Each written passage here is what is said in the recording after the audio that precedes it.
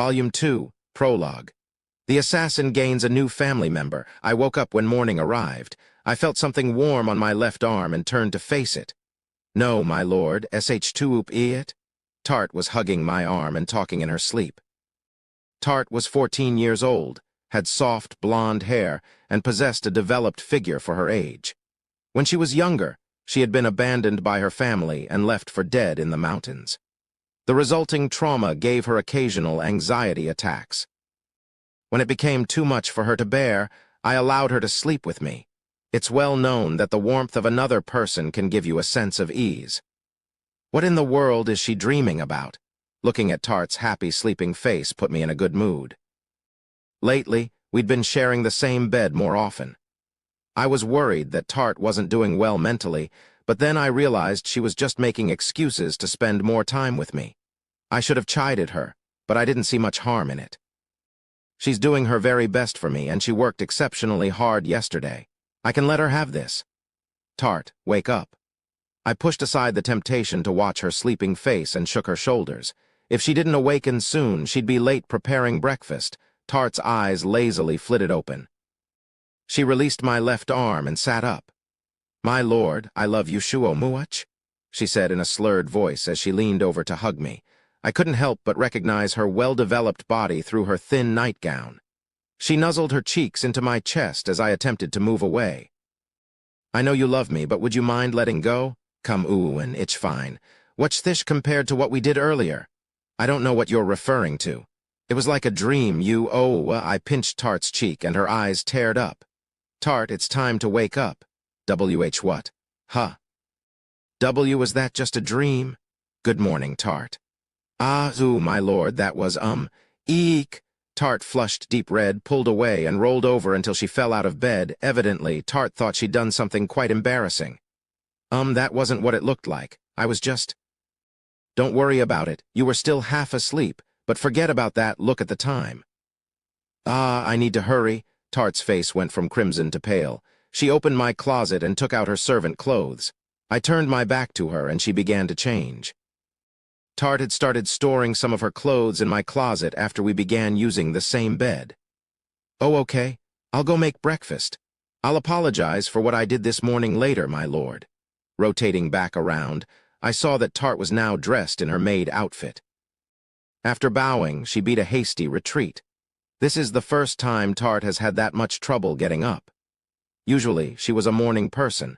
Perhaps all the excitement the other day had left her exhausted.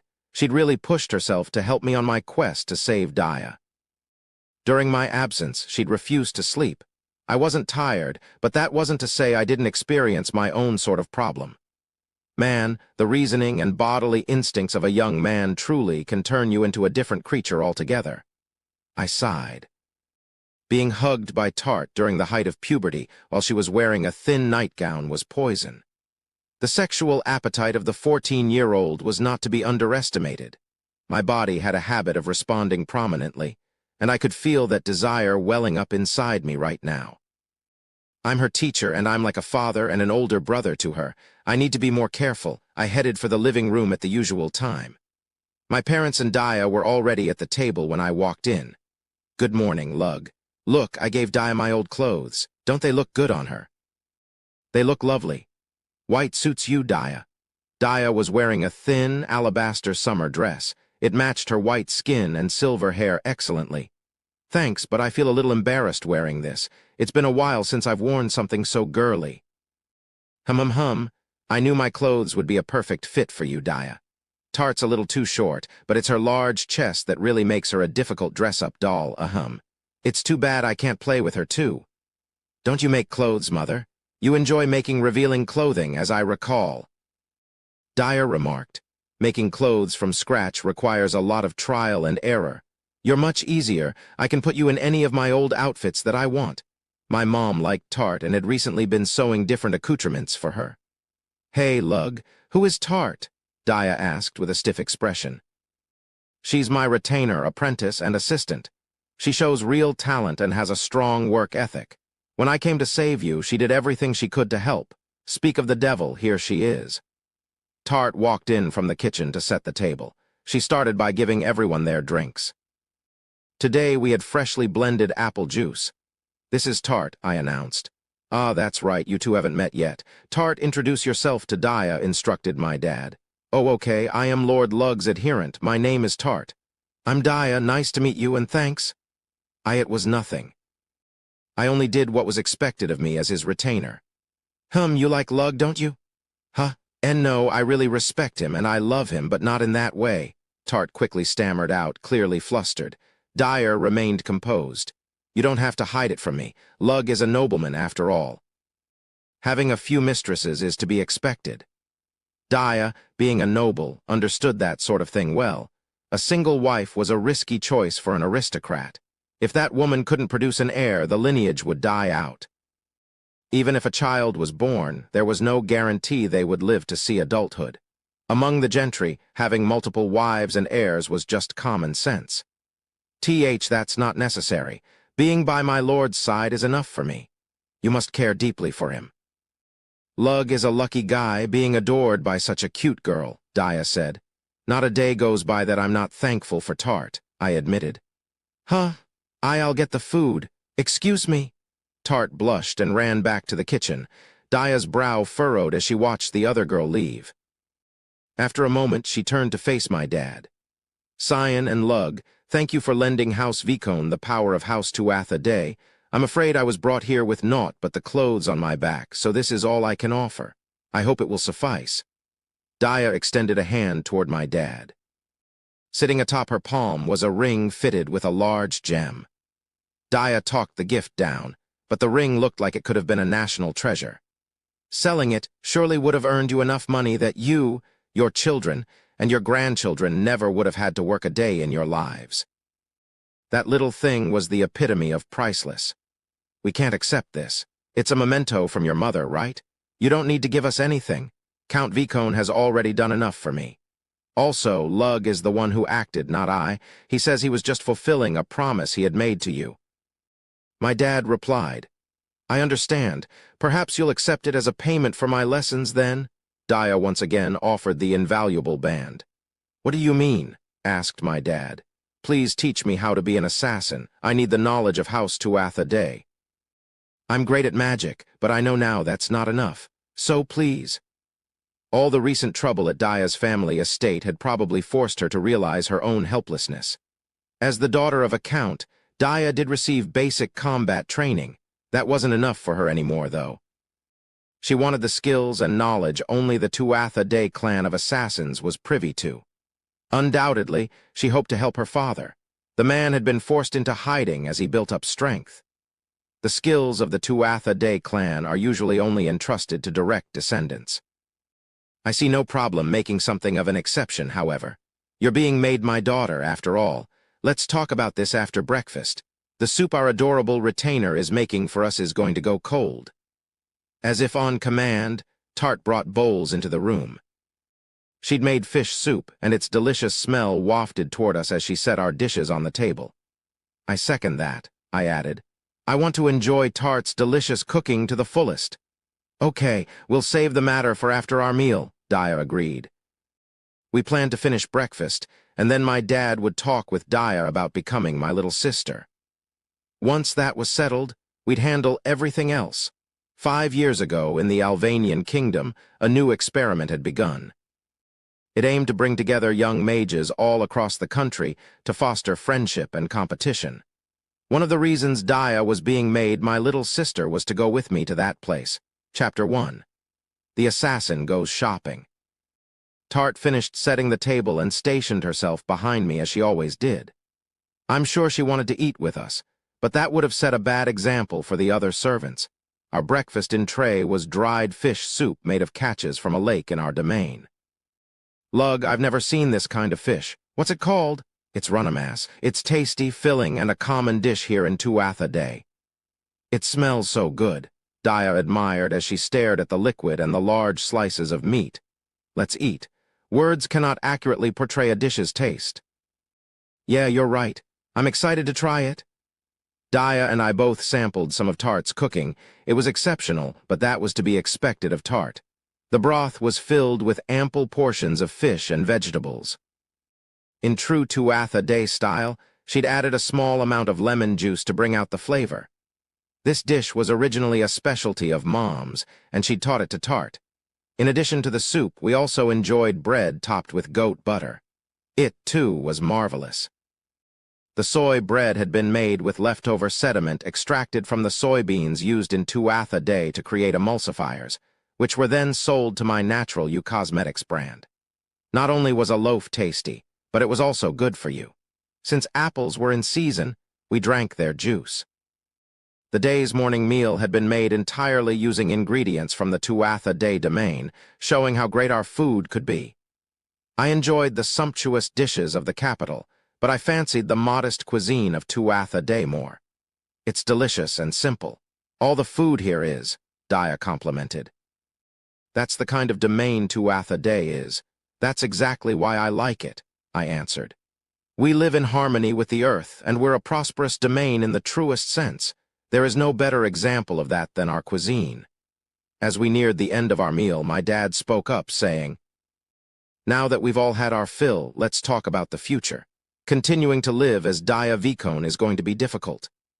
"Yeah, I understand that. I'm a fugitive, after all," Dia remarked. "For that reason, I have prepared a new name and identity in the family register for you. You will be Claudia Tuatha Dé, Lug's little sister." "What? But I'm 16 years old. It doesn't make any sense for me to be Lug's little sister." "I know that you're older, but it's the only identity I have prepared on the family register. It wouldn't be impossible for me to make a new one, but identities made without proper preparation are easily exposed. I prepared the Claudia identity on the family register 14 years ago. I doubt anyone would be able to discover it's fake. That younger sibling character had been prepared as insurance in case a particular situation came to pass. But won't people find it weird if I say I'm 14? It's sure to sound suspicious," Dia muttered, not on board with this proposal. Mom put a hand on her shoulder. "It'll be fine. You're short, you're still baby-faced, and even your chest is tiny. Heck, I think 12 would work." That wording hurts my feelings. Also, I don't want to hear that from someone over 40 who looks like they're in their 20s. Youthful features run in the Vicone family. But it's not such a bad thing. When you reach my age, your friend's skin will dry and they'll begin to sag in various places, but that's not something we have to worry about. It was a fairly convincing argument, especially coming from my mom. As someone who looked half her age, she was living proof. Just like her, Dia would probably never age. In a way, my mom's youth was a mystery deeper than magic. "I'm still growing. I'm taller than I was last year, and my chest has gotten bigger, too," Dia protested. I wouldn't get your hopes up. I felt the same way," my mom replied with an air of experience. Evidently, she understood where Dia was coming from. Can we return to the topic at hand?" Dad cleared his throat to regain everyone's attention. My mom's appearance had actually caused trouble for my dad as well. They elicited quite a bit of gossip whenever they went to parties or other social functions. People would regularly say he was too old for her. There is one more reason you need to be 14. In the Alvanian kingdom, all mages are made to attend a royal academy for knights from the summer of their 14th year to that of their 16th year. Attendance is compulsory for nobles, and commoner mages are welcome to attend through an application. The Alvanian Kingdom's Royal Knights Academy? I've heard of it. The school must have been famous if Dia had heard of it. Until yesterday, she hadn't been living in the Alvanian Kingdom. That's right. As you know, the strength of an army depends on how many spellcasters it has. But just having mana alone isn't enough to make one useful in battle. For that reason, the young mages in this country are trained in the art of war to be called upon in times of emergency. That's the purported purpose of the academy anyway. None doubted the power of mages. Just by enveloping themselves in mana, they rendered the swords and arrows from ordinary soldiers completely trivial, and they gained enough strength to cleave through an armored person with a single stroke. Untrained amateurs were incapable of employing that incredible power to its fullest. That's why all mages now spent 2 years training. Because the Alvanian kingdom maintained only a small standing army and relied on its nobles for almost all of its military strength in times of emergency. Having capable magic users was very important. "Do you mean to say there's another reason for the academy?" Dia inquired. "That's right. The nobles in Alvin have a strong sense of independence. Many don't even see themselves as subjects of the kingdom. They view themselves as kings of their own little countries. That sort of mindset creates closed-minded people. The kingdom wants to use the school to expand the worldviews of young members of the aristocracy. Interacting with other nobles their own age should instill them with a greater sense of scope and loyalty to Alvin they would not otherwise have. My generation may have forgotten where its allegiances lie, but the next generation will not. I think it was mainly for the second reason that this system was introduced 5 years ago. Ah, so that's why nobles are forced to comply, while commoners are not. The reason my being 16 would look bad is that people would think I skipped out on the mandatory attendance, reasoned Dia. Correct. If you are 14, you'll be able to go to the academy this year. I want you to go to study with Lug next month. My dad failed to mention that the hero had also recently been discovered. They were the same age as me and had similarly been born a noble. Whoever they were, they would be attending the academy. It was the perfect chance to get close and ingratiate myself with them as a school friend. These next 2 years would be the perfect opportunity for me to study the hero as much as I wanted. Assassinating them was sure to be a cinch if I could get close to them. Okay, I'll be Lug's younger sister. It's a little unfortunate, though. I wanted to marry Lug someday. As Dia smiled sadly, my dad tilted his head in confusion. Why would being brother and sister make you give up on marriage? Isn't that obvious? Because we're siblings. They can't get married. What are you saying? That's normal in Alvin, commented my mom, also appearing confused. Guess I need to fill Dia in.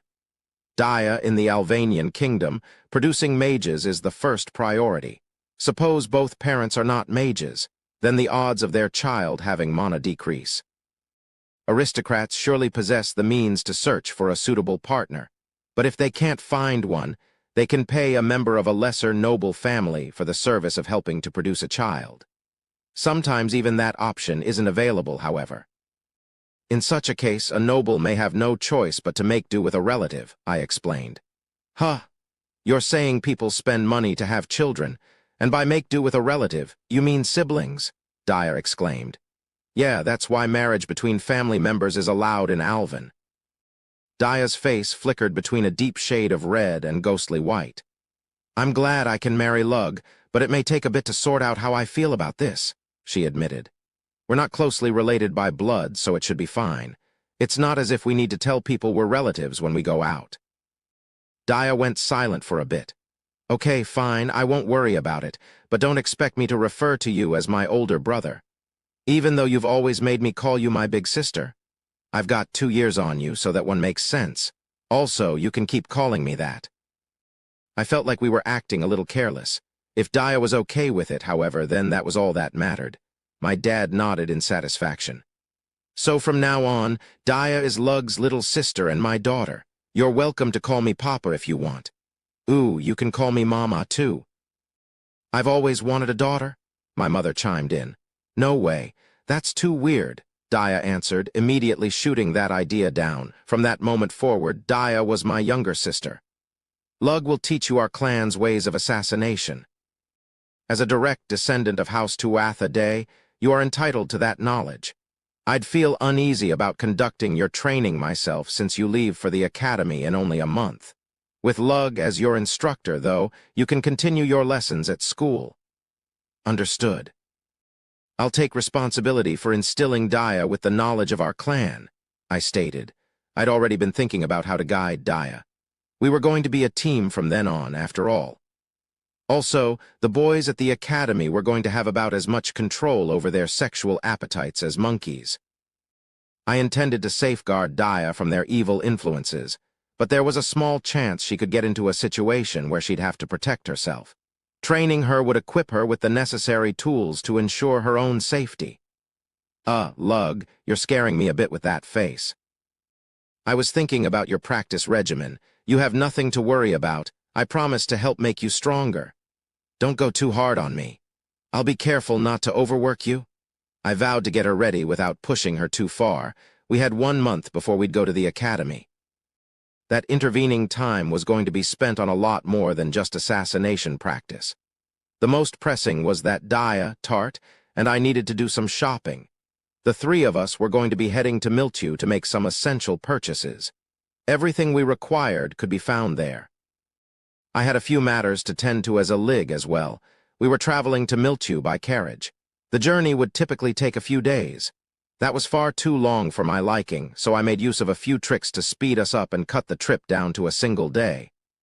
I can't believe how fast we're going. Everyone we pass looks at us in shock. I'm using a little bit of medical magic. I cast some spells to increase the horse's physical ability and stamina recovery. I'm also changing the horse every time we stop in a town. There's no limit to what one can do with money and magic, I declared. Sometimes it's hard to believe you're human, Lug. Ah, I almost forgot. Let's go on a date once we get there. Tart looked on in jealousy as Daya snuggled up against me. Conveniently, Daya works as a nickname for my new little sister, Claudia. If you're fine with it mostly being shopping, then yeah, let's make it a date. We're going to Miltu to buy things we need for the Royal Academy. You read the letter, right? I did. I'm not sure what the purpose of some of these items is, though, Daya admitted as she took out the list. The school had sent a similar missive to every 14-year-old noble mage. It included a permit for entry into the Royal Academy and a list of things we needed to bring with us. Lord Lug, would it be okay if I went to the academy with you? Of course. I need you, Tart. I want you at my side. I'm pleased to hear it. I'll do my best. Common folk could apply to attend the academy so long as they had mana. Aristocratic students were also permitted to bring a retainer with them. Those servants were even allowed to take classes with their lords or ladies. Tart was in a unique position to apply as either a commoner mage or a servant, but the latter afforded her more flexibility, so we went with that. Whoa, so this is how Lug picks up girls, Dyer remarked. I didn't mean it that way, I shot back. I'm not angry. It makes me proud to see you do so well with the ladies. Our carriage continued to move with incredible speed. I prayed for nothing to go wrong in Miltu. We arrived in the city ahead of schedule. It was the first time I'd come as Lug. During my 2 years here, I'd lived as a lig baller of the Baller Company. Walking the streets, I passed many people I recognized, but none of them noticed me. It was a funny feeling. Let's look at athletic wear first, since tailoring will probably take a few hours. I was talking to Daya, but when I turned around, she wasn't there. Tart laughed. She raised a finger to point where the other girl had ventured off to and led me there. Lug, what's this? Daya asked, entranced by the sweets being sold at a food cart. She looked cute as she drooled. The trolley was carrying baked bread made from dough filled with honey and various flavors of jam. The smell wafting from the cart was sweet and pleasant. This is a popular sweet in Miltu called Barta. You pick the jam you want when you order. They're delicious. I have to try one. There are so many jams, I don't know which one to pick. All right, I've decided. I'll go with loquat jam. What kind of filling would you like, Tart? I like apricot. Excuse me, sir, can we please have 1 blueberry, 1 loquat, and 1 apricot? Coming right up. Look at you, young man. How'd you end up on a date with 2 beauties? Jealous, right? I said, grinning jokingly. You bet I am. I'm so jealous I'm gonna do this. While laughing merrily, he gave us all a large serving of jam on our Bartas. It was kind of him to treat us, and I tipped him accordingly. Once they were ready, I handed Daya and Tart their sweets. Thanks, Lug. Wow, this is good. Sorry for pressuring you into getting me one, my lord. No need to worry. These are cheap, and I was hungry, too. I bit into my Barta. Not only was the honey-filled dough sweet, but it was moist as well. In contrast, the jam had a refreshing tartness that made it seem less sugary. It kept the taste from being overpowering.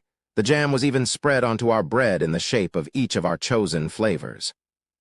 You could see many food carts selling Bartas throughout Miltu, but very few were as good as this one. My merchant's instinct was telling me to entrust this man with a full store. Maybe I'll mention that to Balor next time we meet. This is delicious. It looked like a lot of food, but it's not very filling, so I think I'll be able to finish it no problem, said Daya. I'm surprised, too. I want to know how to make this jam. This is so much better than the kind I make. It's a little frustrating, admitted Tart. This is probably the best Barta in Milchew, I remarked. Hey, Lug, can I try a bite of your blueberry one? It looks really good, requested Dia.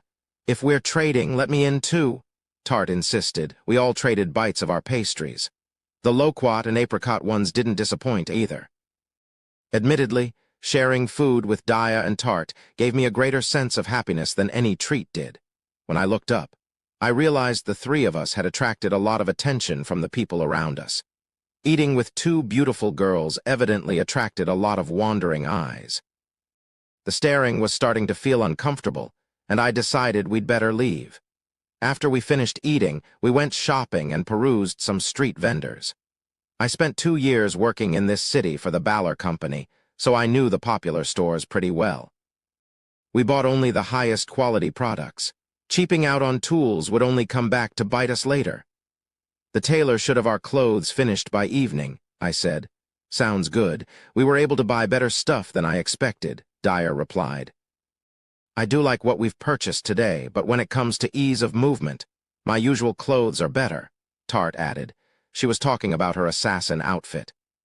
The Academy's list made it clear that a student could bring anything to use as athletic wear, so long as it was easy to move in. Unfortunately, those assassin outfits were made using the secrets of House Tuatha Dé. Wearing such a secret material in public wasn't allowed. Those Tuatha Dé clothes are functional and comfortable, but they're a little embarrassing. They're very form-fitting, Dia objected. You have nothing to be shy of, Dia. Your body is lovely and attractive like a fairy, Tart reassured. That wasn't flattery. Dia's chest was flat, and she wasn't very tall, but she didn't look like a child.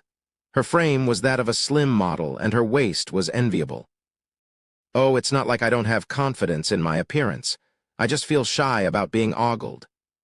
There's nothing to be done about that. You have to do what it takes to ensure ease of movement, I declared. The best way to ensure mobility was to wear form-fitting attire. An inevitable consequence was that such garb displayed the contours of your form. My lord, can I have a little time later for a personal errand? There's something I want to buy, Tart suddenly asked. Sure, but what are you looking for? I inquired. I need some new underwear. I've gotten bigger, and it's difficult to find that sort of thing in Tuatha Dé. The quality of such products is better in Milchew, too. Ah, so she's getting bigger. For a moment, I thought I saw a coldness in Dia's eyes as she gazed at the fidgeting Tart. Our final stop for the day was at a blacksmith to buy some swords. My magic could forge blades, ones that were undoubtedly better than could be found in any store in Milchew, but I couldn't use them in public. For that reason, we'd sought out the most skilled crafter in the city. No sooner had we entered than I felt someone watching me. It almost felt like we were being appraised. This isn't a toy store for kids. Get out of him. You don't look like ordinary children, especially you, boy. That blonde girl, too, all right. I suppose you can pick something out. The man tending the store looked to be in his mid-30s. He gave us a stern look when we first entered, but his expression quickly softened. I'd heard he was picky about customers, but I hadn't known he took it to such an extreme. Thank you. Can we also purchase a sword for Dia? For this girl, please? I'm going to be training her. I don't mind. She seems quite capable. If you're going to be teaching her, then she's no doubt worthy of using a sword of mine. I can't tell him, can I? We were only going to be using the blades we bought from him during classes.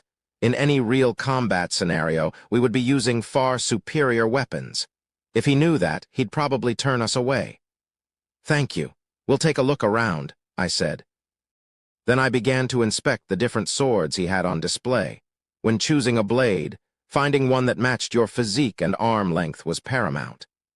I picked out several weapons that seemed suitable and carefully examined their make. Then I decided on everyone's swords and had Dia and Tart take a few test swings with the ones I'd chosen for them. It feels so nice. Mine fits me well, too. Actually, the grip isn't quite right. It would be better if you could change the material to something softer. Can we go ahead and get these? I asked the blacksmith. I was about to propose the same thing. It makes me happy that you understand swords so well.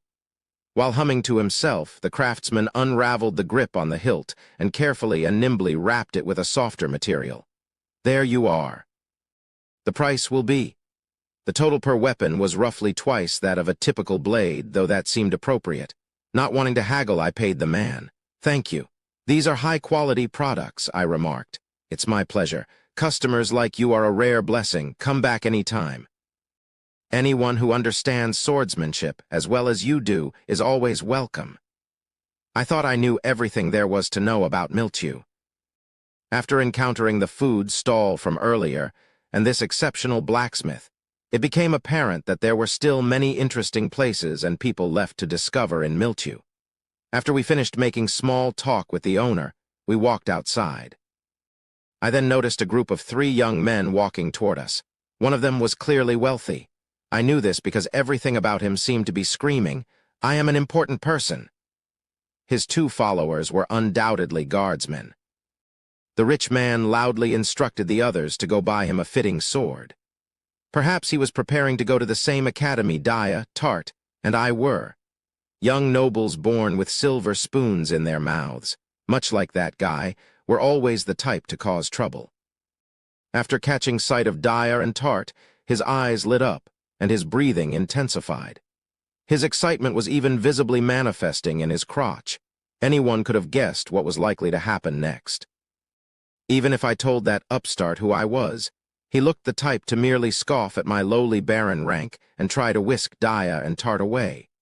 Using my position as an assassin to scare the haughty noble was obviously not an option. This guy looked too stupid to understand the importance of the connections I held as a doctor. Either. Our social standing differences meant I couldn't win in an argument, and striking the young man would only lead to problems down the road. What should I do here? The answer was simple. All I had to do was nip the situation in the bud before he had a chance to cause any trouble. I quickened my pace and walked ahead of Tart and Dia. Taking long strides, I passed one step ahead of the rich man as he advanced toward the girls. A few paces after we parted, he and his swollen crotch fell to the ground. The guards' faces turned pale, and they ran to help him up. I'd fired a wind bullet at the noble's chin, throwing off his coordination and causing him to fall. Using a trick of mine, I hid my mana until the moment I cast the spell and knocked him out from his blind spot.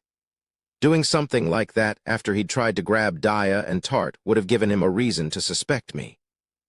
Because I'd knocked him out before he made a move, however, there was nothing that could tie me to the fall. My work complete, I slowed down and reunited with Dia and Tart. That guy fell really suddenly. What happened to him? Asked Tart. It's been scorching out lately. Maybe he got heat stroke. Conjectured Dia. There was no need to tell them. I'd just saved them from danger. That would only ruin the fun we were having. That's everything we needed to buy. What are we doing next? Dia inquired. I made a reservation at an inn for us. Take the rest of the day to rest, then go sightseeing with Tart tomorrow morning. I have something I need to do, so I won't be joining you, I replied. That's strangely vague. Are you hiding something, lug? Are you meeting a local wife or something? No, nothing like that. It's for work. Dia wasn't entirely wrong. I was visiting Maha after all. Getting together with her wasn't without essential purpose, though. All right. Tart, let's have fun together tomorrow.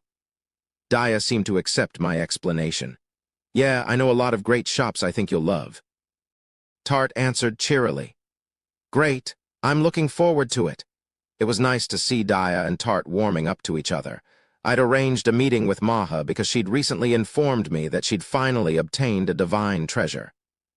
While I was genuinely happy she'd managed to find a powerful weapon, I was more interested in anything that could be gleaned from studying a divine treasure. If I analyzed it, there was a possibility I'd be able to make them myself. Chapter 2.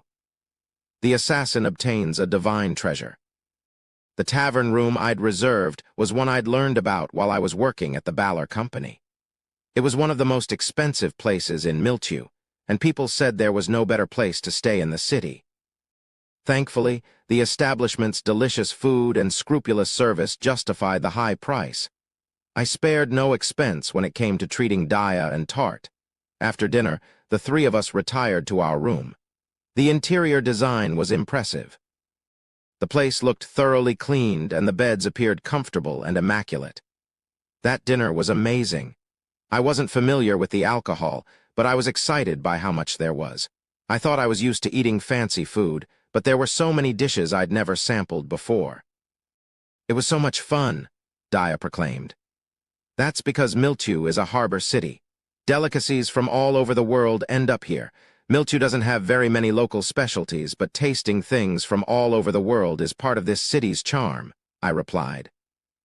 Wow, now I really can't wait to go exploring tomorrow. You're right to be excited. It's impossible to be bored in this city as a tourist. We sank into a lively discussion about Dia's sightseeing plans for the following day. Tart would have typically participated in such a conversation, but something seemed to be making her uncomfortable. My lord, is it okay for me to be treated to such fine things? I'm only your retainer. It doesn't feel right to me. I'm not used to being looked after. It makes me feel uneasy. At the moment, Tart wasn't wearing her servant clothes but was instead dressed in finer attire. I'd bought them for her before we arrived at the inn. Her 2 day servant clothes were cute, but I wanted to see her in something nicer every once in a while. That's why I'd picked out something I thought would look good on her. I'd done the same for Dia, too. Tart was lovely, and my chosen garments rendered her indistinguishable from a noblewoman. She turned the heads of many men while we were out in the city. You have to spread your wings now and then, Tart. You've got to feel constricted doing servant work every day, I said. There's no way I'd grow weary of taking care of you, my lord. I'm happy to hear you say that, but you need time for yourself. Also, I don't get many opportunities to eat with you. Eating with you makes dinner a lot more fun. You enjoy eating with me, that makes me happy. Oh, okay, I'll give in just for today.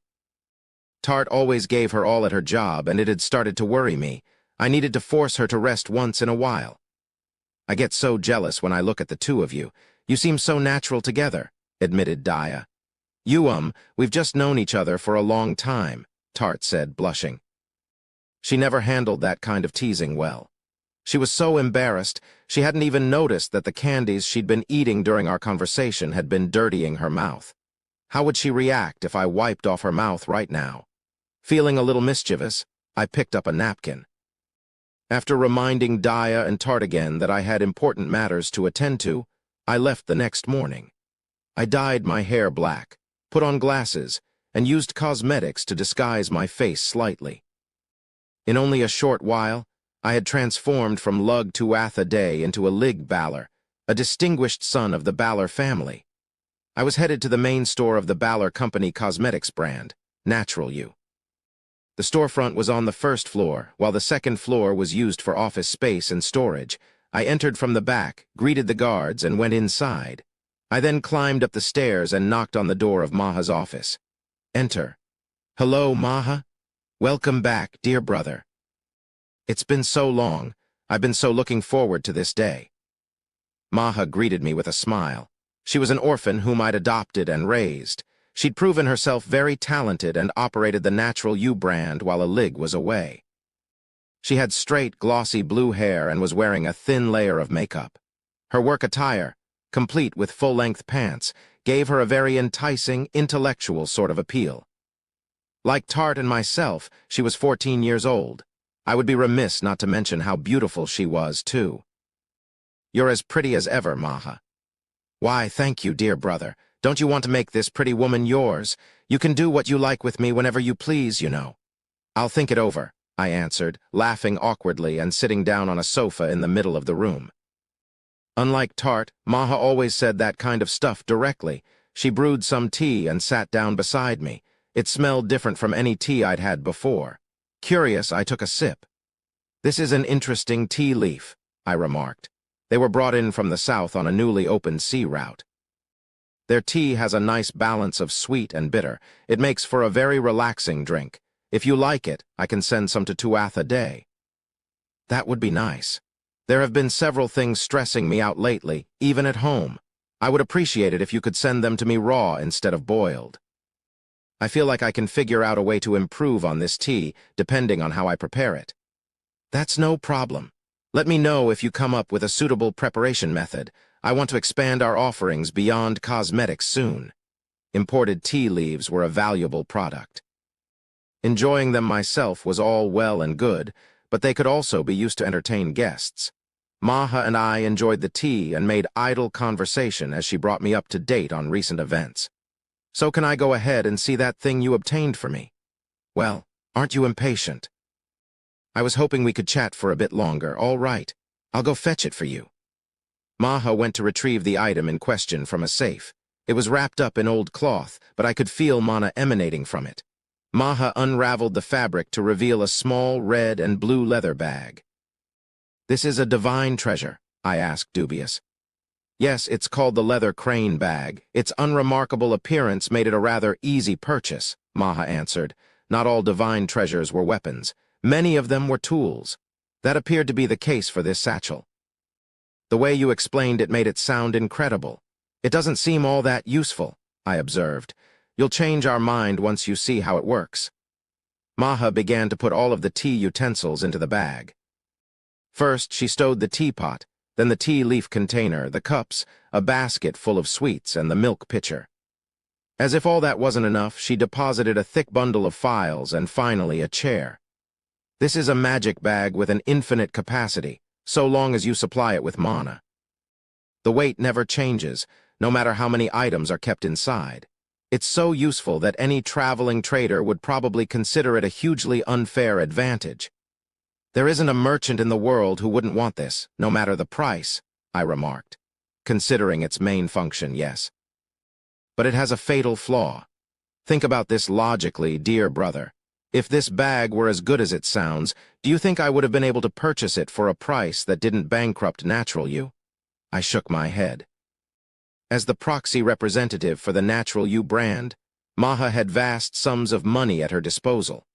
However, even with a veritable fortune, I doubted it would have been enough to buy such an incredible bag. Probably not. Balor, for example, would offer 3 times as much as us. He would be confident he could recover his costs in just 2 years. "There is no way we could outbid the Balor Company," I said. "That's exactly right. There is a fatal flaw that prevents this bag from being worth that much. Its capacity does not increase unless you supply it with a decent amount of mana, and as soon as the mana supply runs out, this happens. Suddenly, all the contents of the bag exploded out at once." "I see. So you can't use it unless you're a mage, and even then, filling it with a constant stream of mana without pause would be draining." "Can I take a look at it?" I requested. "Go ahead," Maha replied. I poured mana into the leather crane bag. By doing so, I was able to get a sense of how much its capacity could be increased. If an average mage poured their full mana output into the satchel, the total would probably be enough to fit 1 horse-drawn carriage. However, any typical magic user wouldn't be able to hold that output for more than 3 minutes. The legendary item would, at best, be a glorified backpack. A normal rucksack that didn't drain mana was preferable. "Now I see why merchants don't want it," I said. "It's too unreliable for business." "But you, dear brother, you can probably employ it as an assassination tool." "You're right. I'm sure it'll come in handy." As an assassin, being able to carry your weapons without drawing any suspicion was very important. That said, it felt like a waste to use a divine treasure for something so mundane. As my mana capacity was 1,000 times higher than the average mage's, using the bag continuously wasn't a problem. That everything would burst from the little container if my mana flow was interrupted for even a second was a big risk, though. "Actually, wait a second. I can probably make use of those," I muttered. I took a far stone out of a small pouch. Far stones were gems I carried around as weapons. I'd filled each one with as much mana as what 300 normal mages could produce. I used them as explosives, but I'd also devised a way for the little spheres to release their mana at a steady rate. I poured power into the far stone, made it so that it would continuously release magic energy, and put it into the leather crane bag. If I do this, it won't put any strain on me, and the bag will have a steady supply of mana. As I'd expected, the leather crane bag absorbed the mana that the far stone was steadily releasing, and its capacity increased. "How much do you think the bag can fit?" Maha inquired. "Half a carriage's worth." I could increase the capacity even more if I hadn't set the far stone to release energy at such a slow rate. I answered. That's incredible. How would you feel about offering it and some far stones to the natural you brand? That would probably increase our profits, but I'm going to have to decline. I want to investigate this divine treasure thoroughly. If I can find some commonality between divine treasures, I might be able to develop a countermeasure for any I may have to deal with in the future. I might even be able to devise a way to create some divine treasures for myself. This bag is quite convenient. I'll make good use of it. Such a wondrous pouch was more than a convenient tool. I was already pondering ways to weaponize it. With a little bit of work, I believed it had the potential to become one of my trump cards against the hero. Thank you, Maha. You found something truly extraordinary, I stated. Are words of thanks all you have for me? Maha pressed. What, is there something else you want? Yes. I want you to kiss me. Maha leaned her face toward mine, glancing up at me amorously. No doubt she was just trying to tease me as she so often did. Haha, if you don't want to, then we can just have lunch or something. Okay, sure. Wait, what? You wah. Maha, having fully expected me to turn her down, was shocked.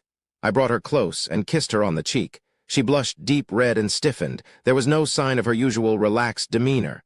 How was that? I asked. Maha had trouble responding. I don't. She looked down at her hands and finally managed to force out some words. I'm so happy and embarrassed. I don't think I'll be able to focus on work at all today. She looked so cute that without thinking, I kissed her on the cheek again. Maha let out a panicked cry and froze up completely. Seeing her in such a state proved amusing, so I watched until she regained her composure. Maha was always teasing me.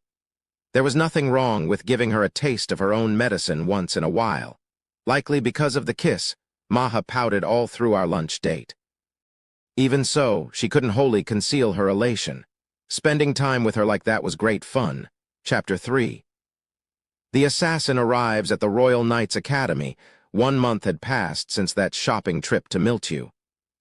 Dia Tart, and I had finally arrived at the academy, or rather, the town surrounding the academy. The academy was a 2-hour carriage ride north of the royal capital. Apart from being a school, the place also functioned as a stronghold. It safeguarded the capital from any invaders coming south. Nowhere else in the world could you find so many mages in one place. Even students could be called upon to fight. Concealed within the most massive bulwark in the country rested a modest-sized town. My 2 companions and I were headed for the academy located in the middle of that settlement. We're here, my lord. It's almost time to put all of our studying to the test, Tart exclaimed. I'm exhausted from all the studying we've done this past month. It's gotten so bad that I've even had dreams about Albanian history, Dia groaned. The 3 of us had been spending the recent weeks preparing for our entrance exam. The test didn't determine admission to the school, but rather, what class you were placed in. No noble's education was exactly the same. All students were divided into groups based on their level of knowledge to ensure efficient instruction. We'd been studying hard to be assigned to Class S, the best of all. I had a particular reason I needed to be placed high. After passing the time by chatting, we arrived at the Royal Academy at last. We told reception we were there to take the entrance exam, after which we were guided to an entrance that doubled as a plaza. Wow, there are so many people here, Tart remarked with wonder. There are more adults here than there are students, though, observed Dia. Most of them are likely parents who have come to see their children off. I imagine they're worried about how their kids will do. The test score has a large impact on your family's worth, I explained. Wow, really? That's a little sad. Wait, what's that? I followed Dia's line of sight and spotted an outrageously dressed individual. Didn't expect to see Prince Charming here at the academy, I quipped. Wah, surely that's overdoing it, Tart added. That is a little much, Dia agreed. Ahead of us was a boy riding a white horse. Perhaps in an attempt to match his steed, the young man was garbed in fancy alabaster clothing embroidered with gold thread. Everything about him was showy. It did, however, look like he had the mana to back up that ostentatious attitude. He was quite handsome, and he wore his outfit well. Quite unlike myself, he was flaunting his mana for all the world to see. The emblem on his mount's bridle made it clear that he was the heir of House Ainz.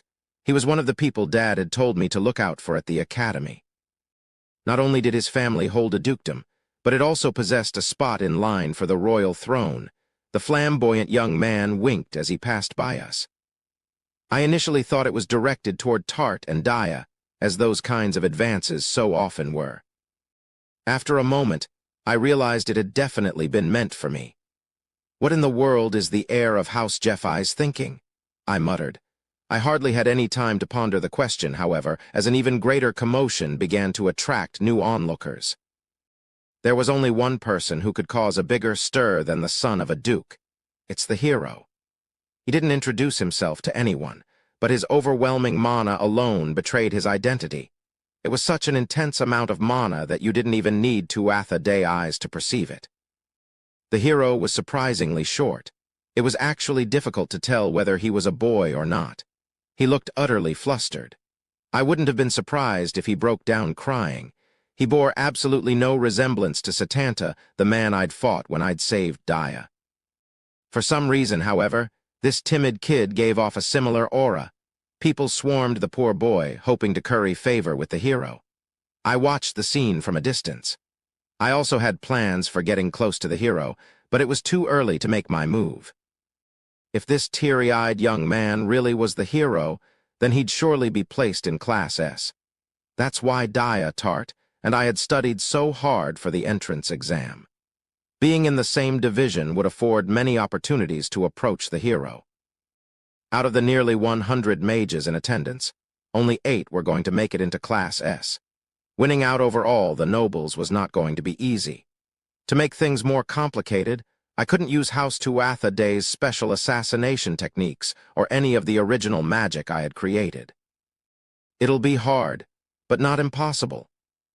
I'd gained plenty of knowledge and experience during both my lives. Even without using my unique strengths, Daya, Tart, and I should have been capable enough to accomplish anything the Academy threw at us. When it came time for the test to begin, students filed through the school entrance. A chorus of encouraging cheers echoed at our backs. Things hadn't even commenced yet, and there was already such a huge ruckus.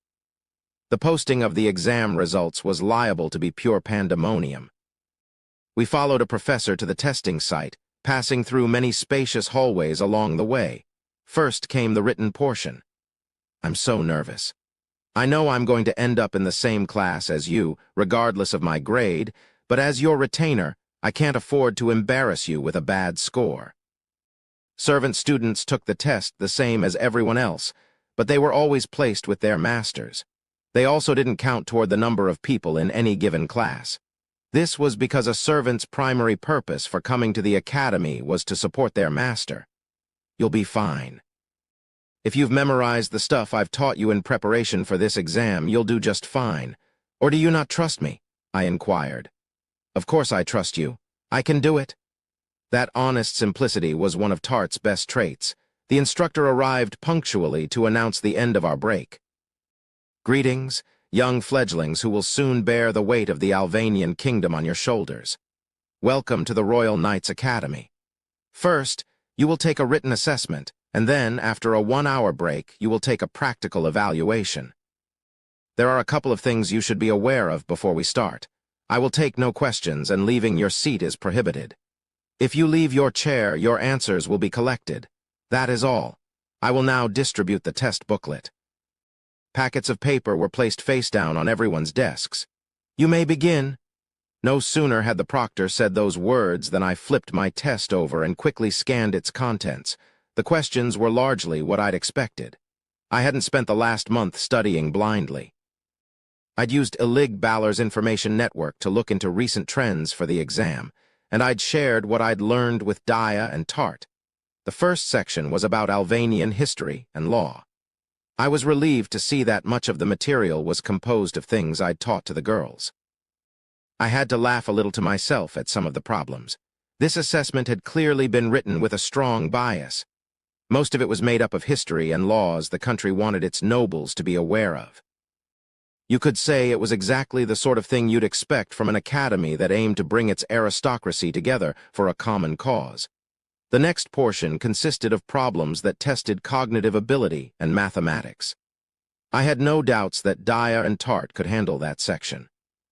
The way things were progressing, I didn't suspect any of us would have trouble placing among the top scores.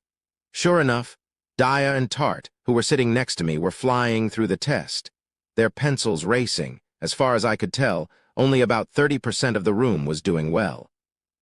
Young nobles should have had no problem answering questions about their native history and laws, but that wasn't the case for lower-ranking aristocrats. Their parents typically taught them a version of the past that painted their lineage in a favorable light. They were only instructed on the parts of history their parents wanted them to know. Even if a young person in such a position possessed a genuine interest in the past, books were expensive, and it was challenging to figure out which tomes contained true historical accounts and which had been modified. Many volumes were filled with complete nonsense. On this assessment, the environment in which you were raised was even more important than your intelligence. Once again, I felt grateful to have been born a member of House Tuatha Dé. Doing well on the written portion ensured that I'd be able to get away with holding back during the practical exam. I had to make sure I got high marks. The first half of the test ended, and our break time began. It had ended up taking 3 hours, so we were all understandably exhausted. None of it had been broken up by subject, so we'd had to do the entire thing in one go. One applicant had been fighting the urge to go to the bathroom the whole time. Eventually, they gave in and had to leave their seat, flushed and crying. An even more incredible student peed their pants intentionally so they could continue to take the test. Clearly, they didn't want to sully the reputation of their family name by leaving the exam for something trivial. We all staggered outside like weakened zombies. Dia, Tart, and I walked into a spacious courtyard and found a bench to rest on. Dia immediately set to talking excitedly about her performance on the test. "I'm sure I got over 90% right. That's a good score, but I'm nervous about how that will compare to everyone else." "I don't think I did quite as well as that," Tart admitted. "It was entirely stuff you taught us, though, my lord, so it was pretty easy for me, too." "I'm glad it went well.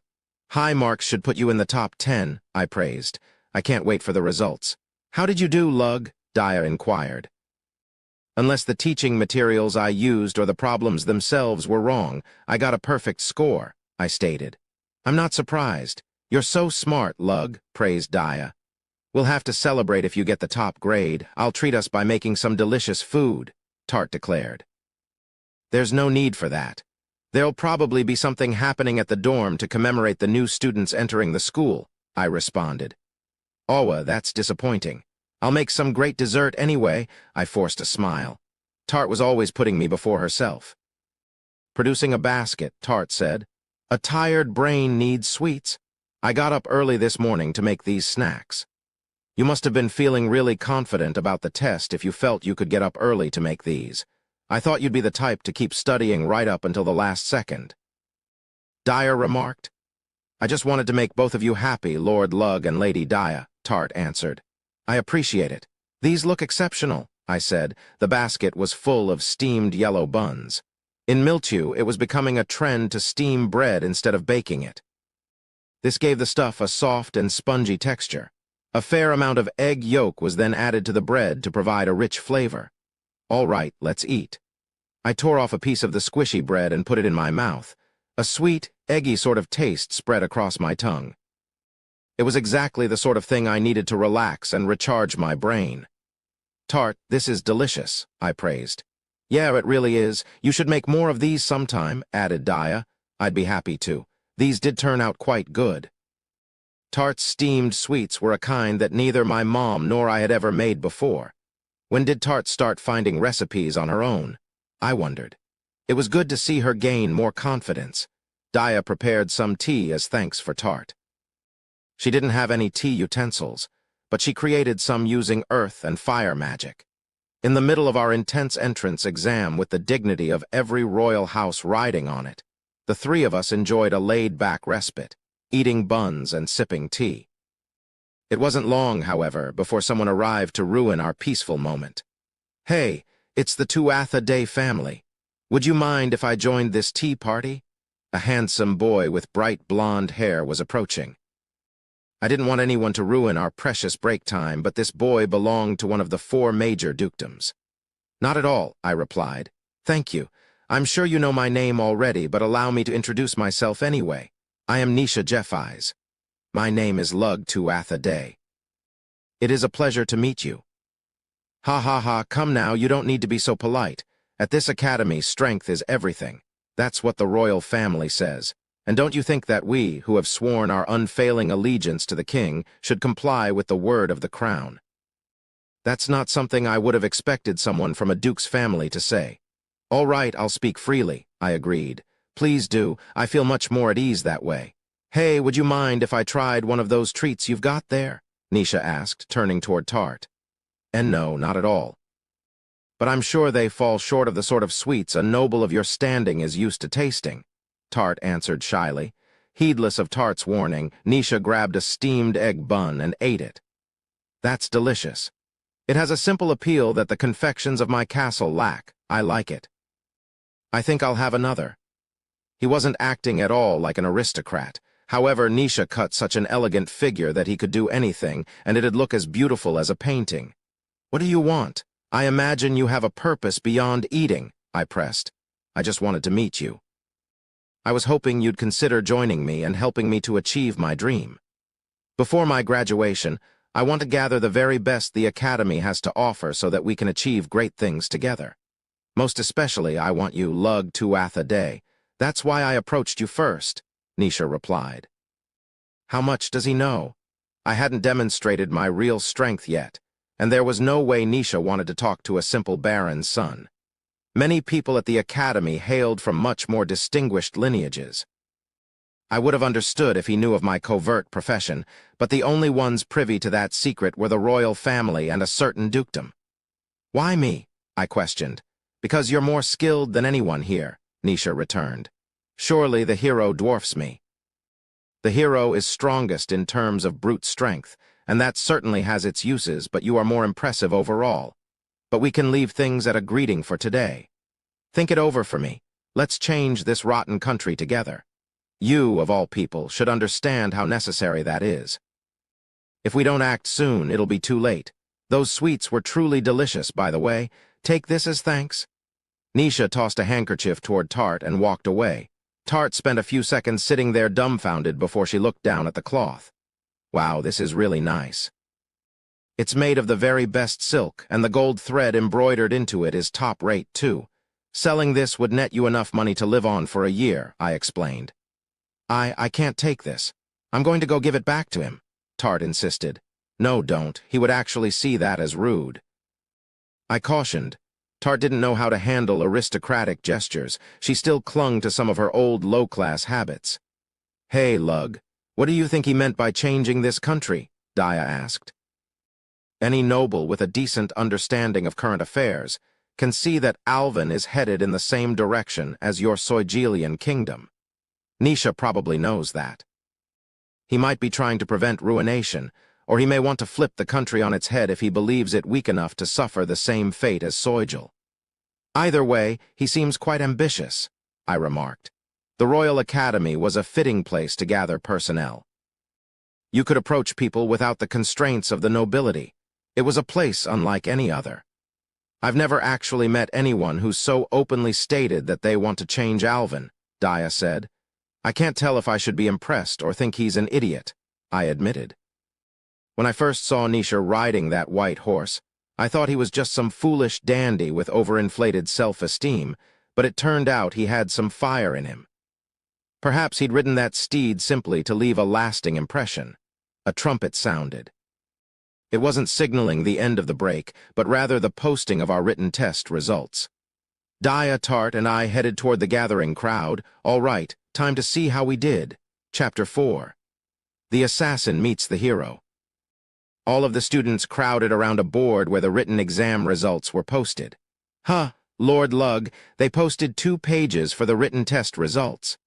Tart cocked her head to one side. The servants' results are posted separately, I explained. Because servants were placed in the same class as their masters and didn't count toward the class's registry, their scores were only recorded for reference. For that reason, their results were also posted on a different list. Yes, I did it. I ranked number 1 among the servants. I'm so relieved I didn't bring shame to Lord Lug. 6th is written next to my name. What does that mean?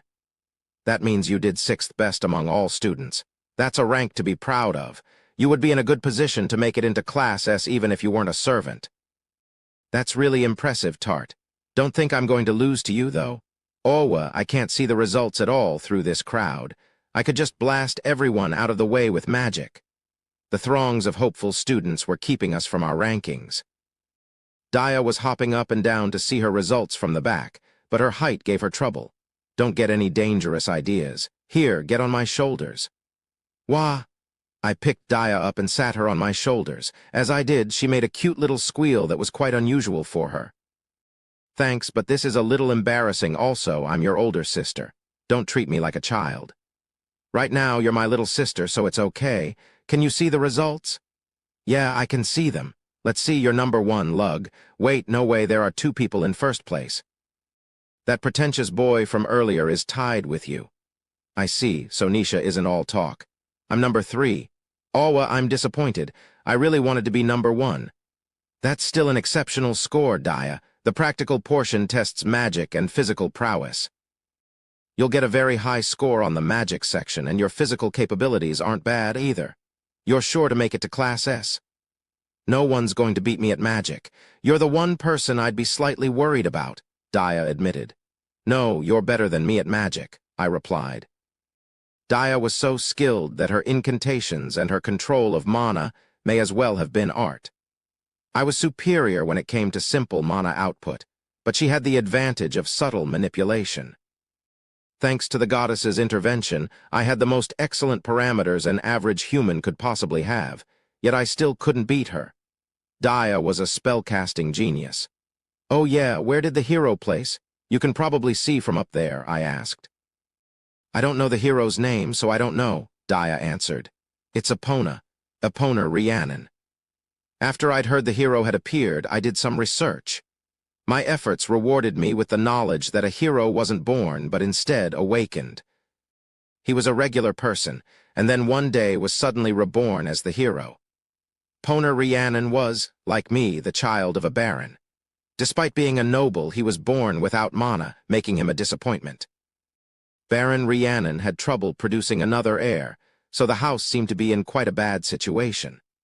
There were also several other things about Epona Rhiannon that were quite strange. He was listed as male on his family register, but the more I looked into him, the more I wondered if he might actually be a girl. Seeing him in person did little to dissuade my doubts. Let's see, Epona, I can't find him at all. Ah, there he is. He's 8th from the bottom. Thanks. That's all I wanted to know. I set Daya back down. Such a grade was typical of a normal baron's child.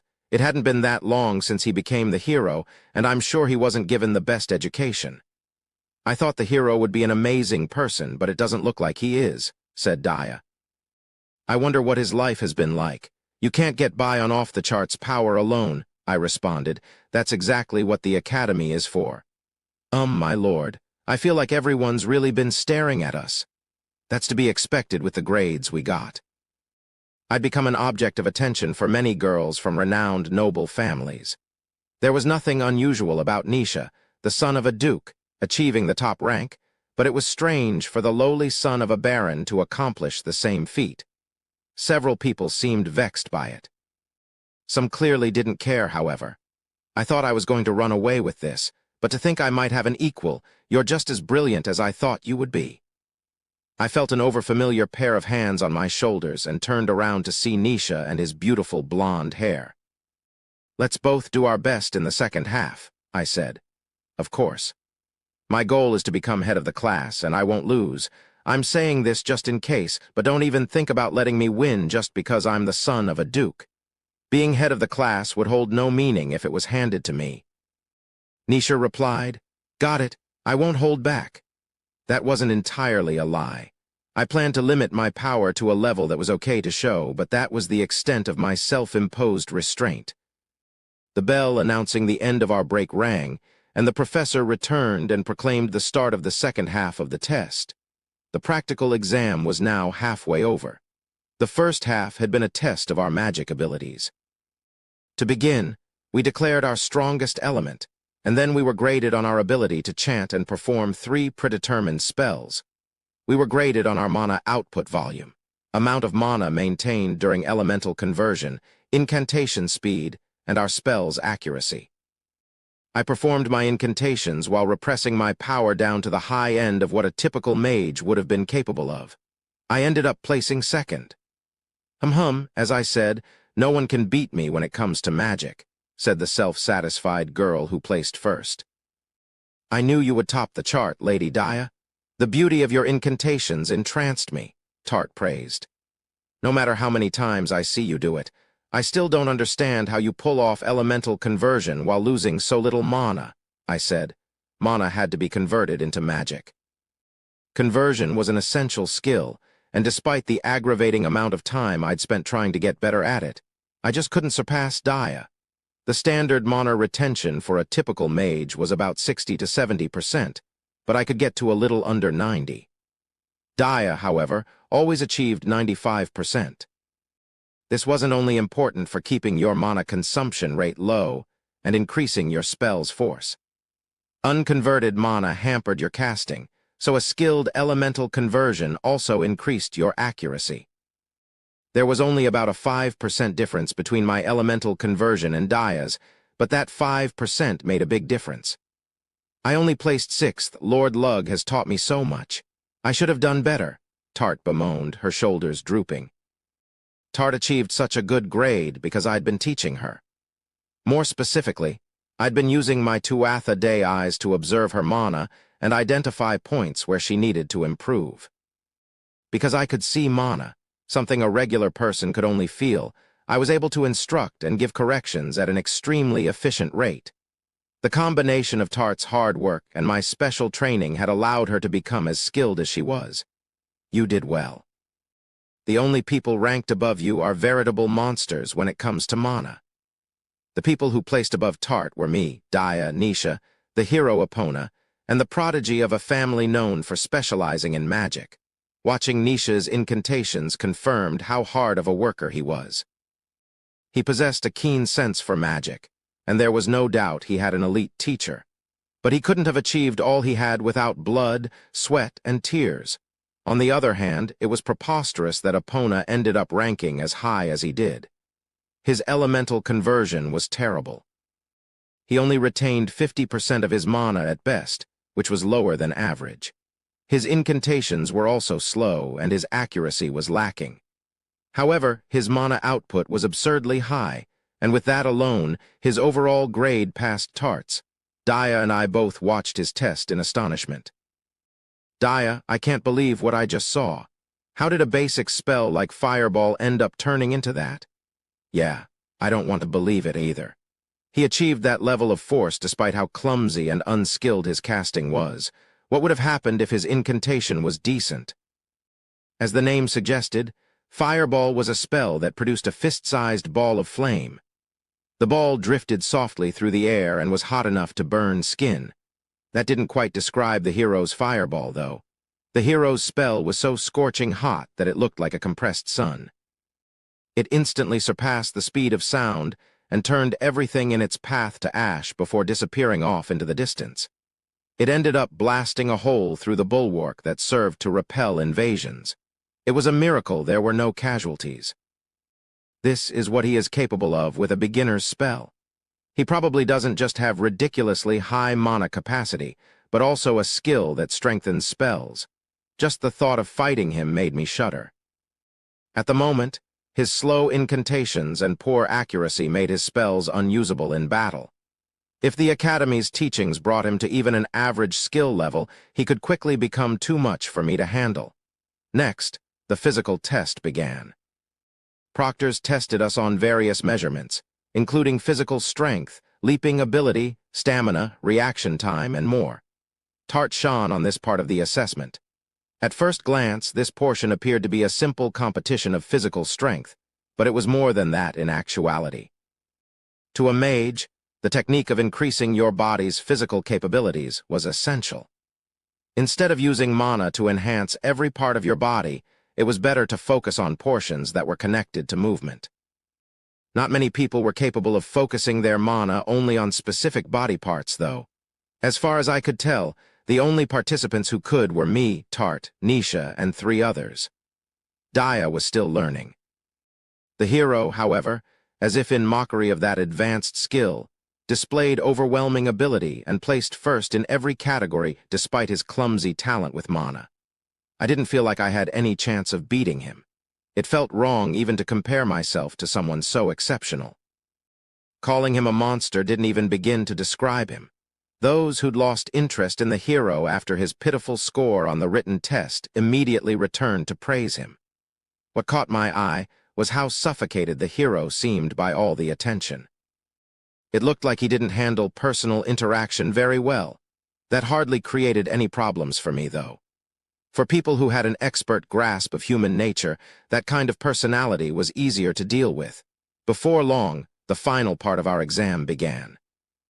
This last bit tested our combat skills. Knights in active service from the Royal Albanian Order served as the students' opponents. Their weapons were blunted, and there were doctors at the ready. The majority of students weren't expected to have any chance of defeating a knight. More than victory, proctors were observing what sorts of action students took during the sparring matches. The arena at the Royal Academy was huge, with 6 rings set up within it. Tart had to leave for the waiting room because her match was one of the first. This left Daya and me alone to watch from the stands. A few matches had already ended. "It looks like there are a lot of impressive people here," Daya observed. "Yeah, I'm glad at this chance to see the strength of our classmates so soon," I answered. House Tuatha Day wasn't the only family that valued combat education. Other clans were known for producing knights. They staked their statuses on military prowess and trained their offspring in the ways of war from an early age.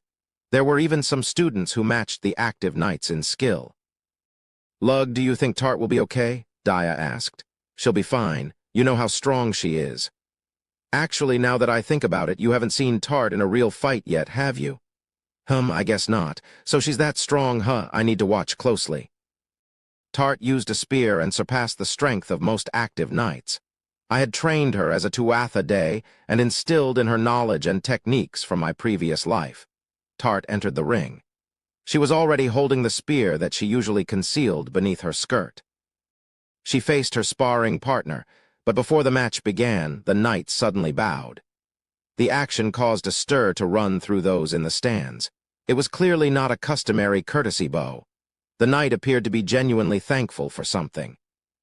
Tart looked bewildered and unsure of what to do. The knight then said something to her, and Tart's face flushed deep red, after which she frantically made some kind of request. The arena grew noisy as people wondered what was going on. Tart and the knight immediately began the match as if nothing had happened, and Tart ended up winning. She attracted everyone's attention. The shock that a female servant defeated a knight was palpable. Many people were suggesting that Tart had seduced the knight into throwing the match. They couldn't believe that someone who was both a girl and a servant could have won in a fair fight. 2 students sitting next to us were among those spreading rumors. "I have to get out of here for a bit. What these people are saying is too terrible," Daya said. "Hey, don't worry about them." Anyone who can actually fight can easily tell Tart's true skill from the way she handles her spear. "The people who don't get it don't deserve your attention," I responded. "That's true, but..." "Relax. They'll get what's coming to them. More importantly, your turn is coming up." If Daya let her emotions get the best of her now, it could affect her performance. Unlike her, I could use those feelings to enhance my capabilities. I'd said what I did to calm her down, but I was just as angry at all the people insulting Tart. I promised to make them regret making such accusations. I have to go. Cheer me on and take care of Tart, okay?" Daya left, and Tart returned shortly afterward. I asked her what she and the knight had been talking about before the match. He recognized me from when I was getting combat experience on the battlefield. He said I saved his life once, and he thanked me. "So you met back then, huh?" While we were in Miltu, I decided that Tart didn't have enough combat experience. Using some of my connections, I got her onto the battlefield for proper action. Yes, I would never have expected to see someone I fought with back then, so I was surprised. It looked like you made some request. What was that about? Well, he said he was going to tell the professors about my service on the battlefield and the embarrassing nickname I was given during that time. He meant well, but I asked him not to do it. You do realize that now you have to tell me what your nickname was. You can't share this with anyone, my lord. It was the Electric War Maiden. I really don't want to be called that in front of anybody. The Electric War Maiden. It fits her fighting style. Tart's physical strengthening was exceptional, and her mastery of wind allowed her to reach incredible speeds. Her flexibility and reflexes even afforded her full-body control at top speed. The Electric War Maiden was quite a fitting moniker. Tart did possess lightning-fast speed. She wasn't without her weaknesses, though. Tart was still growing, which could cause problems as she got even faster. At her current top speed, she could only barely maintain full-body control. Any swifter, and it would no doubt become difficult for her to execute her attacks. If things continued as they were, her speed would surpass her ability to perceive objects in motion. She'd probably need Tuatha Dé eyes before long. Oh yeah, when is your fight, my lord? I've been looking forward to it so much. I'm one of the last, so it's gonna be a little while. For now, it looks like Daya's match is beginning, so let's cheer her on. You should have told me that sooner. Daya's match commenced. She was wielding a sword. It was clear from the beginning that she was at a disadvantage. She put up a good fight, but the match ended in defeat after 5 minutes. Daya's main fighting style was with magic. I'd started instructing her on the basics of close-quarters combat, but she was still a learner. She also got really unlucky with her opponent. He was very talented, even for a knight. He wasn't the sort of opponent Daya could best. Oh, she was so close. She did well enough to get a good score. What's important is she demonstrated her capabilities. At her current strength, we can't ask for more than that. The crowd clapped for Daya. She had given it her best effort, after all. Daya left the ring, and Epona took her place. His opponent was the commander of the Royal Order. The man was top among the knights not just in rank, but also in strength. He was wearing a full suit of armor. It wasn't any ordinary plate, either. It was made of a scarce metal called mithril, which was significantly stronger than iron armor. To some, it might have seemed excessive, but I thought it was a wise decision. Even with the commander's elite equipment, the risk of being killed in a match with the hero was high. No sooner had the bout begun than the hero disappeared. Immediately, he reappeared in front of the commander with his little fist raised. The commander instantly vanished from sight. A moment later, there was an intense boom. As I scanned the area, a second thundering sound echoed through the arena. I finally found the commander collapsed in the stands. Peering at Epona, I saw broken fragments of mithril scattered around him. He smashed that armor with his fist. The hero was terrifying. I thought I understood that already, but this was ridiculous. Not even my Tuatha Dé eyes could register his movement. If it had been me standing there in place of the commander, I would have suffered the same fate. Unfortunately, Epona was only going to get stronger from here on out. Epona's not quite at Satanta's level yet, but he'll surpass him within a year. Actually, it might only be a month, I muttered. I wasn't sure assassinating him would even be possible. I need to become stronger, I vowed to myself. My turn was fast approaching, and I needed to head down to the ring. Tart, I'm heading down. Okay, I'll cheer as loud as I can. My test results all but guaranteed my placement in Class S at this point. I'd planned on playing it safe by losing intentionally while making it look like I put up a good fight, but seeing the hero's absurd strength left me fired up. I might just have to put in a little real effort. Chapter 5.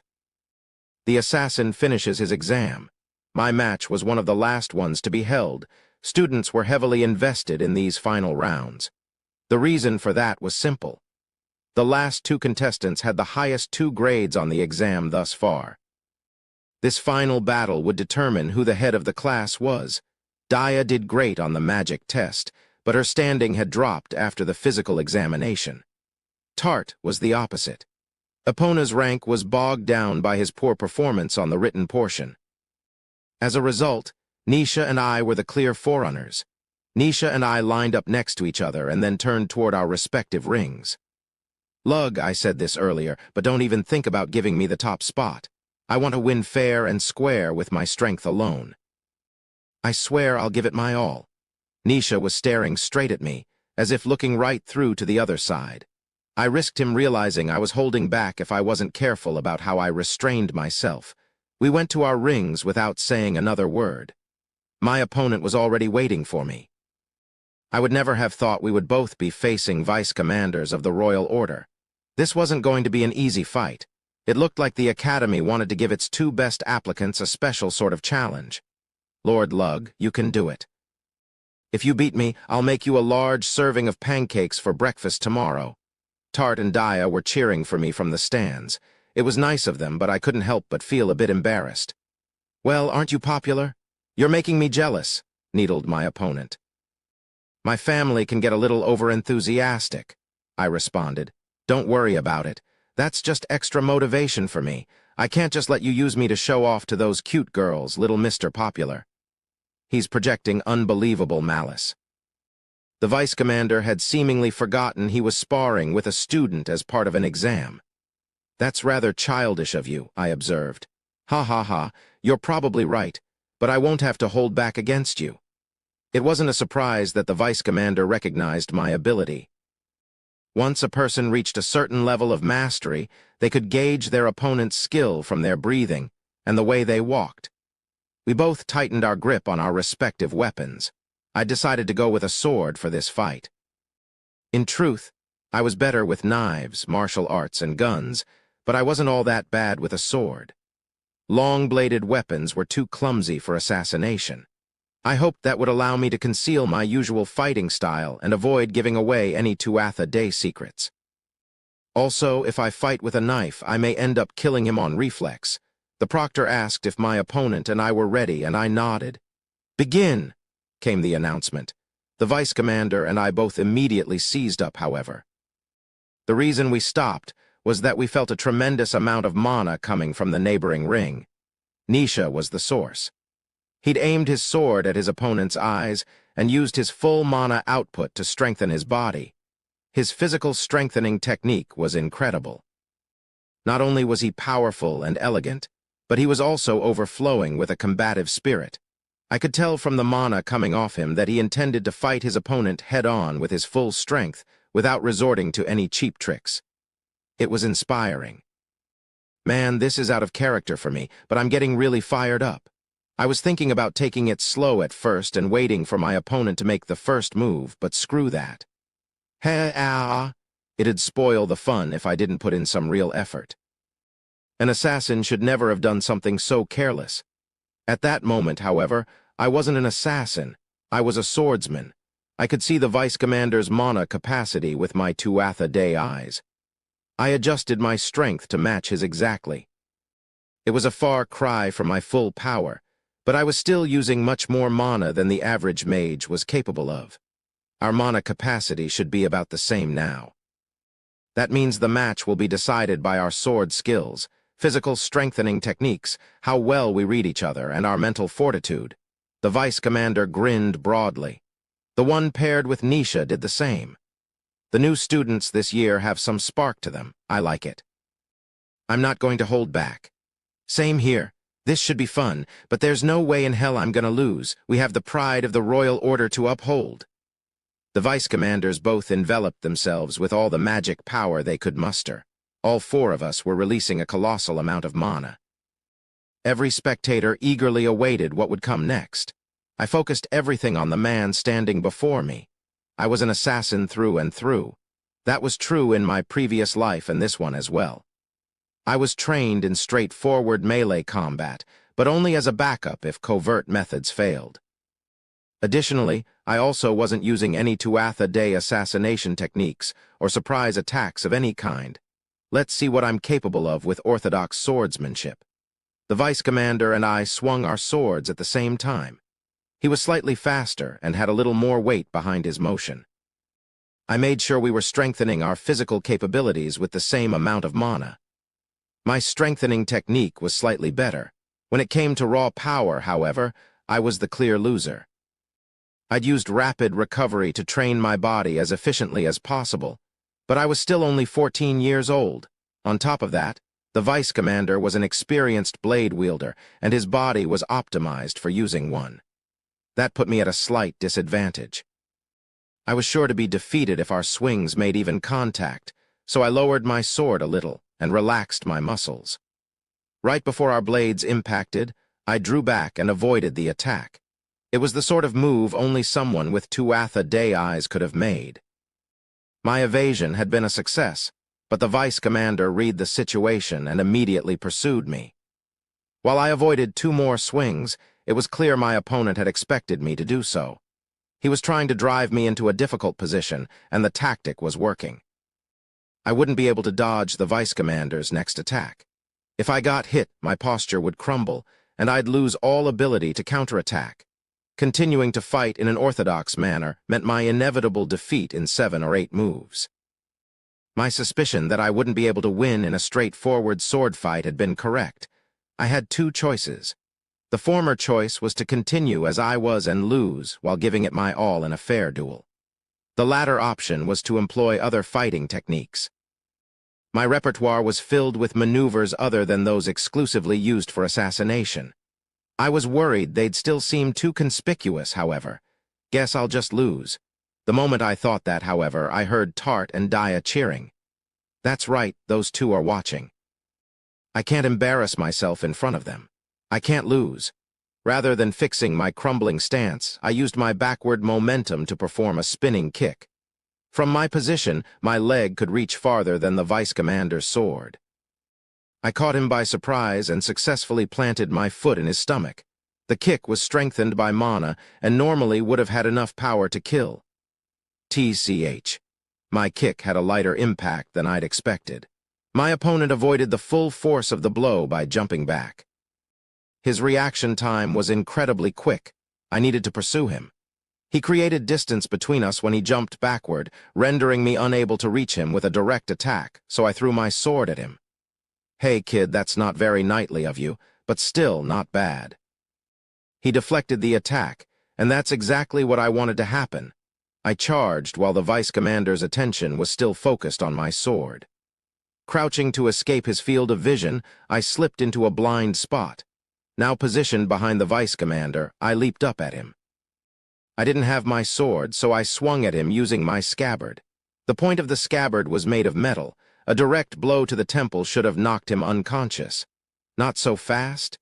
Man, you're pretty good. My strike had been from my opponent's blind spot on his non-dominant side, but he was still able to block it with a gauntlet. That vice commander title wasn't just for show. He repelled a second thrust using his sword, and my scabbard flew from my hands, whirling through the air. It wasn't a surprising development. Scabbards were much more challenging to grip than proper weapons, so it wasn't hard to knock one aside. This ends here, kid. The vice commander raised his sword overhead to prepare for a downward swing. Without a weapon, I was at a considerable disadvantage. The best course of action was to get as close to the vice commander as possible, so I rushed forward. What the? He wouldn't be able to swing his sword down at me if I was at point-blank range. Hesitating to close the distance could have cost me the match. What's more, I wasn't moving in just to avoid. I was preparing an attack of my own. I rushed forward, spun in the air using my momentum, then used all my strength to hit him with a palm strike as I landed. Using this method, I could release a powerful attack even at point-blank range. Ha! My motion landed with the sound of an explosion. It wasn't a simple palm strike. The maneuver was an intricate move designed to create a massive burst of mana and energy within my opponent. The vice commander was sent flying through the air. He came to land outside the ring after spinning 5 full times. The proctor rushed over to him. And then, the winner is the first-year student, Lug Tuatha Dé. He called out my name as the victor. Phew, I pulled it off. It ended up looking like a one-sided match, but I would have lost if I hadn't spent most of the match stalling. That vice commander had actually blocked 2 attacks that were supposed to defeat him. It was only my 3rd attack that had done him in. The reaction from the crowd was divided into 3 camps. Woohoo, you're so amazing, Lord Lug, you beat a vice commander. I never doubted you. Your lug, after all. When you get back, I'll give you a kiss. People were cheering enthusiastically like Tart and Dia. Some others were dumbfounded that a first-year defeated a vice-commander of the Knights. The last group was filled with those who were annoyed that a lowly baron's son was enjoying such success. A doctor rushed over to the fallen vice-commander and began treating him. After about a minute, the vice-commander opened his eyes. He'd focused all of his mana and spirit into his stomach the moment my attack connected. I'd succeeded in knocking him unconscious, but I could tell when I struck him that I hadn't hurt him too badly. This is disappointing. All I ended up doing was making you look good, little Mr. Popular. You caught me off guard by using that rough style of combat instead of the nobility's elegant swordsmanship. If only I'd seen that coming, I might have won. I was planning to fight in a more standard style at first, but as soon as the match began, I realized it wasn't going to work. I ended up winning, but I feel like I lost. We exchanged bitter smiles, then I reached out my hand and helped him up. Well, regardless, you beat me handily. I'm looking forward to what you'll achieve in the years to come. You should join the Royal Order when you graduate, the vice-commander offered. I'll think about it, I answered with a bow. I'd ended up winning, but I knew that my method of victory had lost me a few points. The judges undoubtedly preferred students who succeeded by overpowering their opponents with traditional methods. Wondering how Nisha was doing, I looked over at the ring next to me. His intense battle was still raging. Unlike me, he was using proper swordsmanship. Nisha was employing the royal style. It was Alvin's most prestigious bladework form and had been improved upon by countless instructors throughout the generations. It tended to lean too hard into the beauty of sword fighting, but it was powerful nonetheless. Nisha was performing it to perfection. I don't think there were many as competent as him. The battle seemed to be a stalemate, but Nisha was slowly gaining the advantage. His superior mana output was making the difference. The vice-commander was more skilled in terms of swordsmanship, but Nisha's magical power gave him a more significant edge. When the vice-commander ran out of mana, the battle was as good as over. The vice-commander lost his physical strengthening, which threw off his stance. Nisha saw through this immediately. Recognizing the vice-commander's weak grip on his sword, Nisha delivered a decisive blow and knocked the weapon out of his opponent's hand. He then put his blade to his opponent's throat. I win? I surrender. Geez, the rookies this year are no joke. The commander and we vice-commanders were all defeated. Losing puts a bad taste in my mouth, but it looks like this country has a bright future ahead of it. After Nisha's match ended, the crowd burst with applause. Unlike when I won, everyone was cheering. His victory sparked no jealousy among the students, as there was nothing unusual about a duke's son winning. It didn't bother me. I had Dia and Tart's support, and that was good enough. When I won, they'd cheered for me louder than anyone else. Nisha smiled at me. I have no idea which of us is going to come out on top. It'll all come down to the judges, I said. In reality, though, Nisha had an 80–90% chance of being named head of the class. The professors preferred that kind of traditional fighting style. It would also be easier for people to accept the son of a duke as head of the class over a baron's child. There wasn't much of a difference between us on the assessment, so Nisha was sure to be chosen if they decided based on opinion. After another break, the students once again gathered at the entrance of the academy. The gate was opened, and parents all rushed through at once. They were eager to see where their kids ranked among the student body. Placement affected a noble house's prestige. First, the rosters for all the classes except for Class S were posted. Shrieks and roars of anger sounded in response. Some cried, some fainted, and some were even choked by their parents or told they were being disowned. So much for the elegance of aristocracy. Before long, the time came for the reveal of the top 8 students. A middle-aged man walked up onto a stage. He was the headmaster of the academy. Greetings, everyone. It is now time to introduce the members of Class S.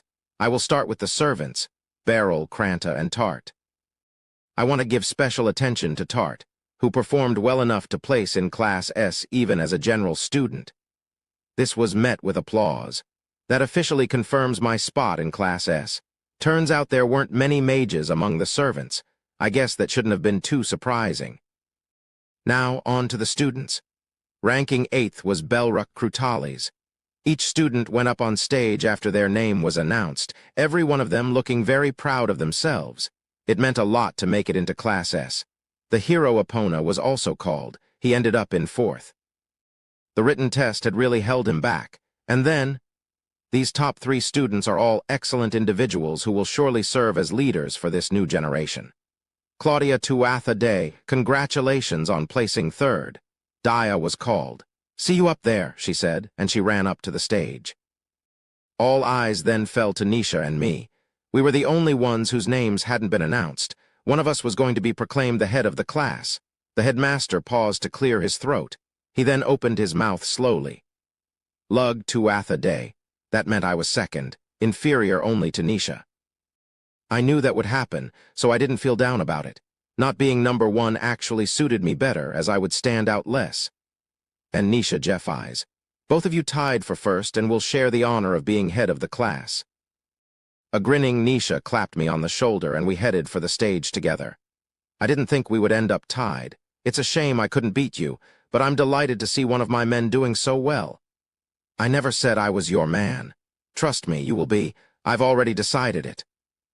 This guy is ridiculous. Amid adulation and envy, Nisha and I made our way to the stage. How in the world did Nisha get to like me so much? It wasn't all bad, I supposed. His distinct presence was sure to keep attention away from me. With him around, fewer people would approach me unhappy that I was having such success, despite being a baron's son. Regardless of how things played out, I succeeded at making it into the same class as the hero. Now all I had to do was become his friend. That didn't seem a particularly daunting task. Chapter 6. The assassin receives a secret mission.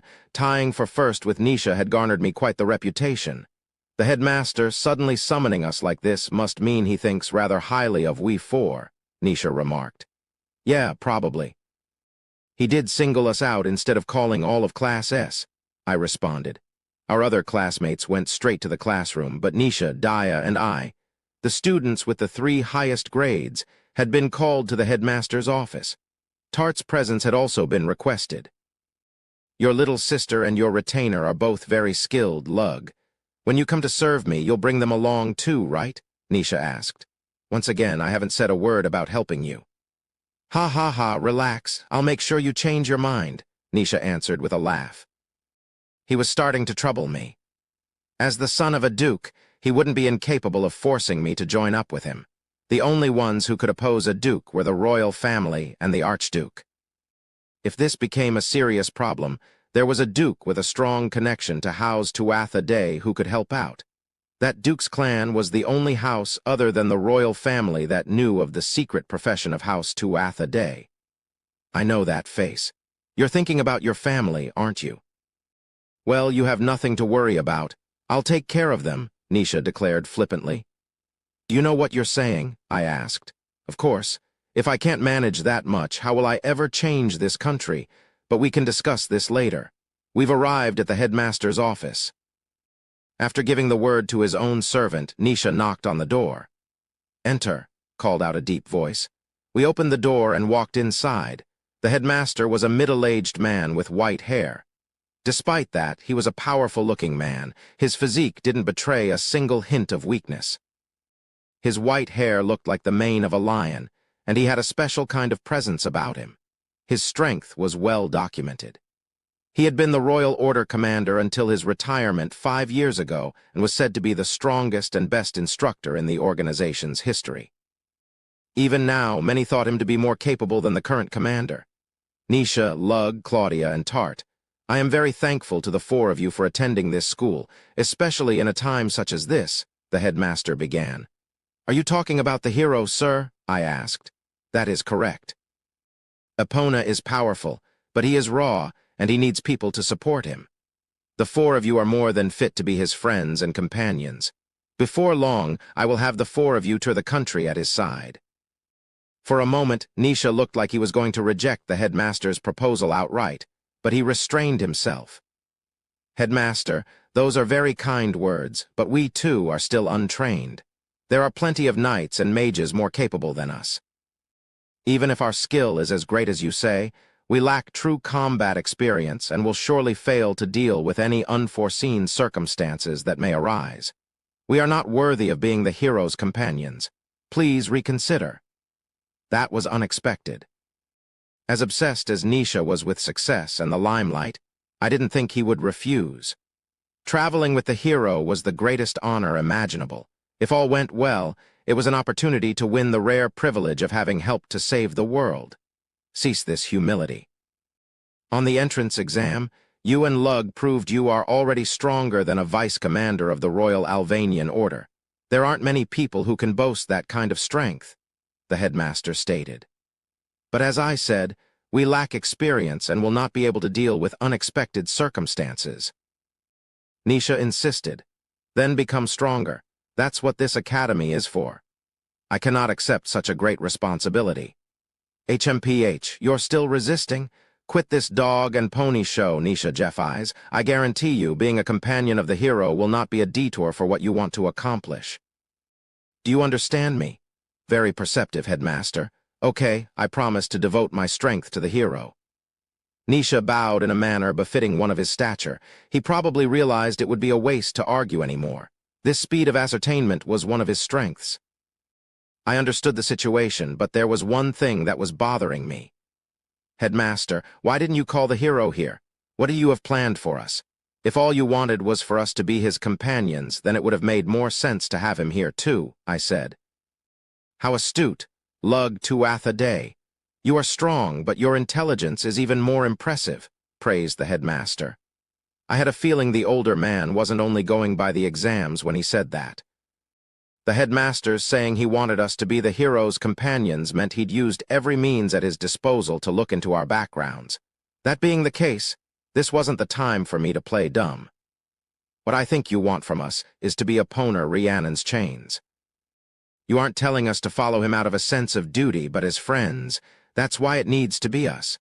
There are plenty of people more skilled, but only we can fulfill that sort of role. Honestly, though, I feel a little reluctant, I said. Ho, ho, ho, you are correct. I would expect no less from a Tuatha Day.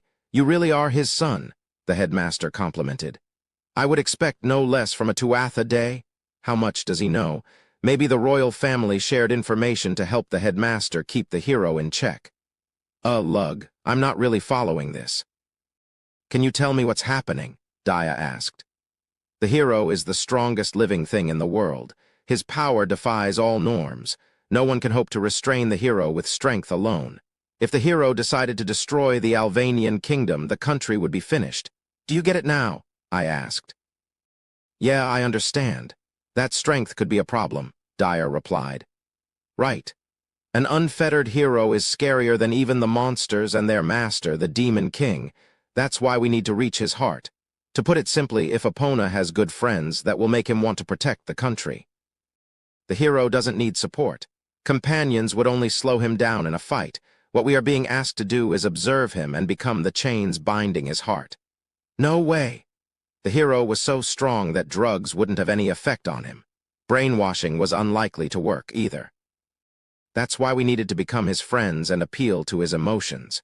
It was cruel, but it made sense. I have nothing to add. It is all as Lug said. Whether you think you can do it or not, I want you to try. In a way, you'll be offering a service to Alvin greater than even the hero himself. You can expect a suitable reward, the headmaster assured us. Tart's shoulders had begun to shake. She looked like she was going to say something, though she remained quiet. I met her eyes and urged her to speak, and she timidly raised a hand. What would happen if this conversation were to leak outside of this room? It would be treason against the kingdom, treason of the highest order. Failing at this task would end in the same result, the headmaster responded coolly. He was saying that the four of us and all others involved would receive capital punishment. If Tart were to be accused of sedition, my parents and I would also be executed. Nisha and I made eye contact, and we both forced a smile. This was quite a responsibility to heap upon a group of 14-year-olds. Understood. Let's become Epona's dearest friends, Nisha declared. I will do my best to make that happen, I said.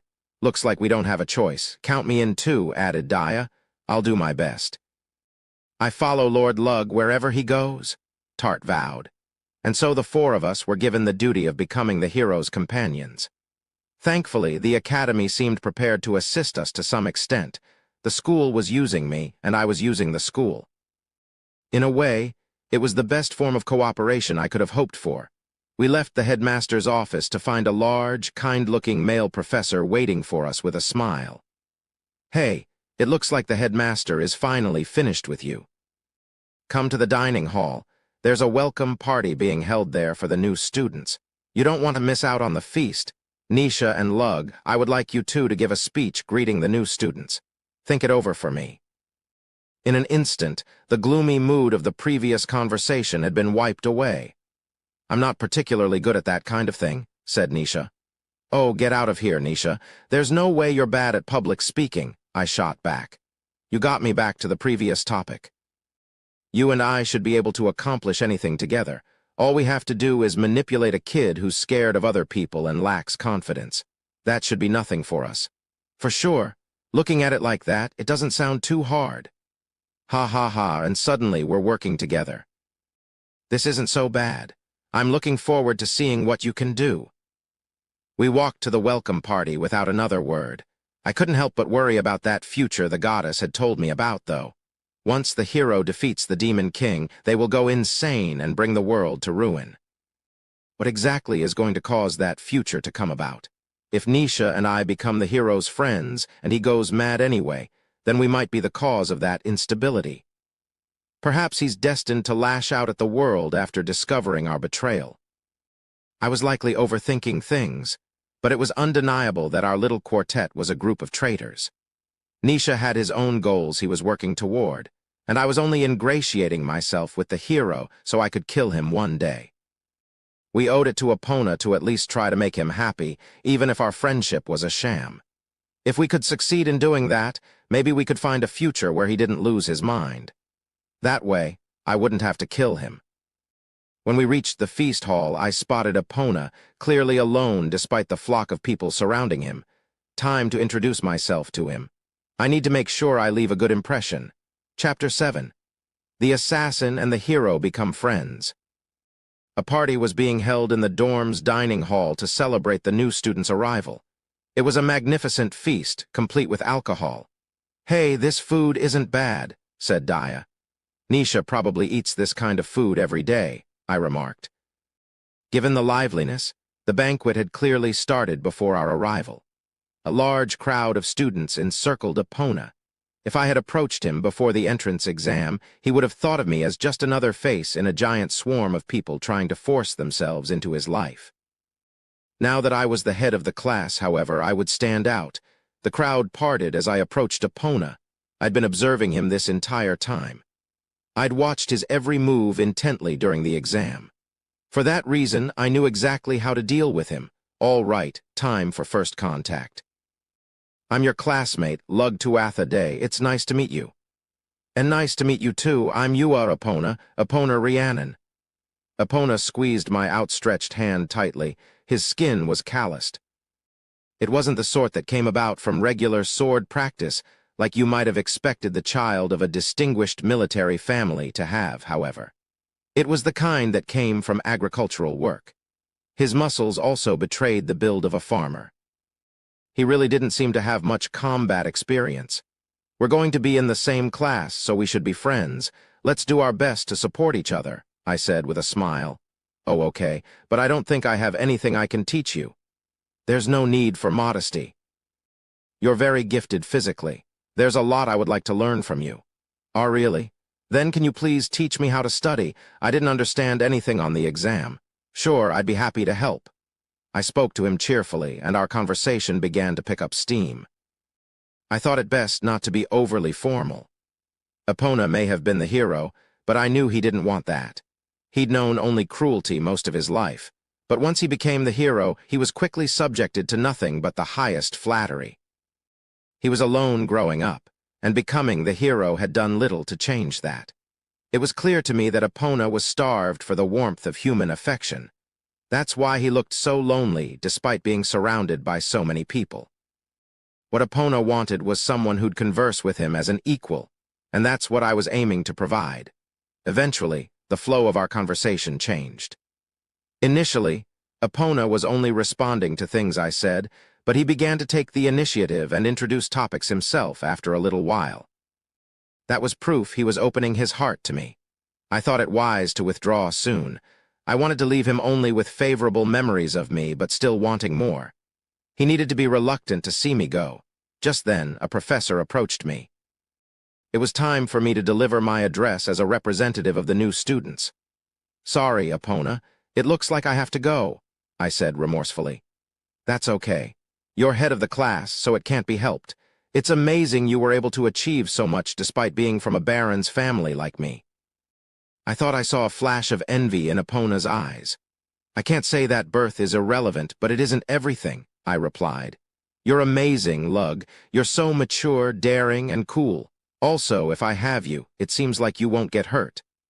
Epona said that last part in a barely audible whisper. I probably wouldn't have heard it without my enhanced hearing. "It seems like you won't get hurt." What did he mean by that? Nisha and I moved to a location in the dining hall where we would stand out the most and gathered all the new students' attention. Nisha spoke first. "I don't feel like dragging this out, so I'm just going to say what is foremost on my mind. I want to compete with every one of you. The growth I will gain contending with you all is the main reason I came to this academy. Force me to improve by threatening my spot as head of the class. Let's all strive to get stronger together. That is all I have to say." After his extremely manly speech ended, the students erupted in applause. "Well, isn't he cool?" That's not going to be easy to follow up. Nisha gave me a mischievous look. Clearly, he'd given me a tough act to follow on purpose. His words hadn't been a lie, though, so I couldn't be mad at him for it. Nothing he'd said had been merely to rile everyone up. All right, I need to focus on my speech. I'm up next. Every one of us left our homes behind to come here. Honestly, 2 years is a long time, and I'm sure there are plenty of us who would rather have devoted this time to developing our own domains, I began. A good number of people laughed. Even still, we were summoned here to pledge our allegiance to the Albanian kingdom. I swear to you that your time here will not be a waste, and that you will gain a lot during your tenure at this school. I want everyone to think of it that way, because this country's prosperity depends on our growth. Let's all do our best so that 2 years from now, we'll look back and be glad we came here." Daya and Tart clapped loudly, and then applause spread through the rest of the crowd like a chain reaction. My speech was pretty corny, but it was perfect for the sort of situation I was in. A professor gave some closing words, and Nisha and I returned to the party. Daya and Tart wasted no time in approaching. "Lug, that was so cool," praised Daya. "Yes, your speech was so grand. You really felt like the head of the class. It's a shame there isn't a spell that can preserve sound." Tart said, "Thanks. It was a little embarrassing, though," I replied. "By the way, I picked out some food I thought you might like since you haven't had a chance to eat yet, my lord. Here you go." Tart handed me a plate with a few different items arranged neatly on it. Just as she'd said, it was all stuff I liked, and she'd even gotten me perfect portions of each. "You're a lifesaver, Tart. There's barely any food left. Guess that's to be expected with so many growing teenagers in one place," I stated. "So how did things go with our job tonight?" asked Daya. "Good. I made contact with Epona. A lot of the people hanging around him are looking at me now. I broke off our conversation at the perfect time, so I expect him to approach me before long." I took a moment to look around and noticed someone walking toward me. Then I caught sight of Nisha speaking with Epona. He was going for a different sort of approach to get close to the hero. He's skilled at this, I thought. The higher ranking a noble was, the greater the need to know how to deal with their superiors. The highest members of the aristocracy received special education from a young age for this purpose. I held no doubts that Nisha was perfectly capable. One thing was bothering me, however. Nisha was talking to Epona as if the hero was a girl. Epona was officially a boy. I needed to look into the matter again. Nisha was the son of a duke. Perhaps he was privy to more information on the hero than I was. "Daya, Tart, on the surface your social status means nothing here, but," I started.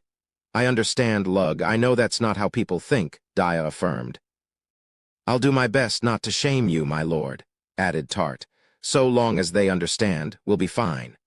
A Class S boy from a notable family of knights sauntered up to me. I wanted to make sure I was on good terms with him. After the welcome party ended, everyone was guided to their assigned dormitories.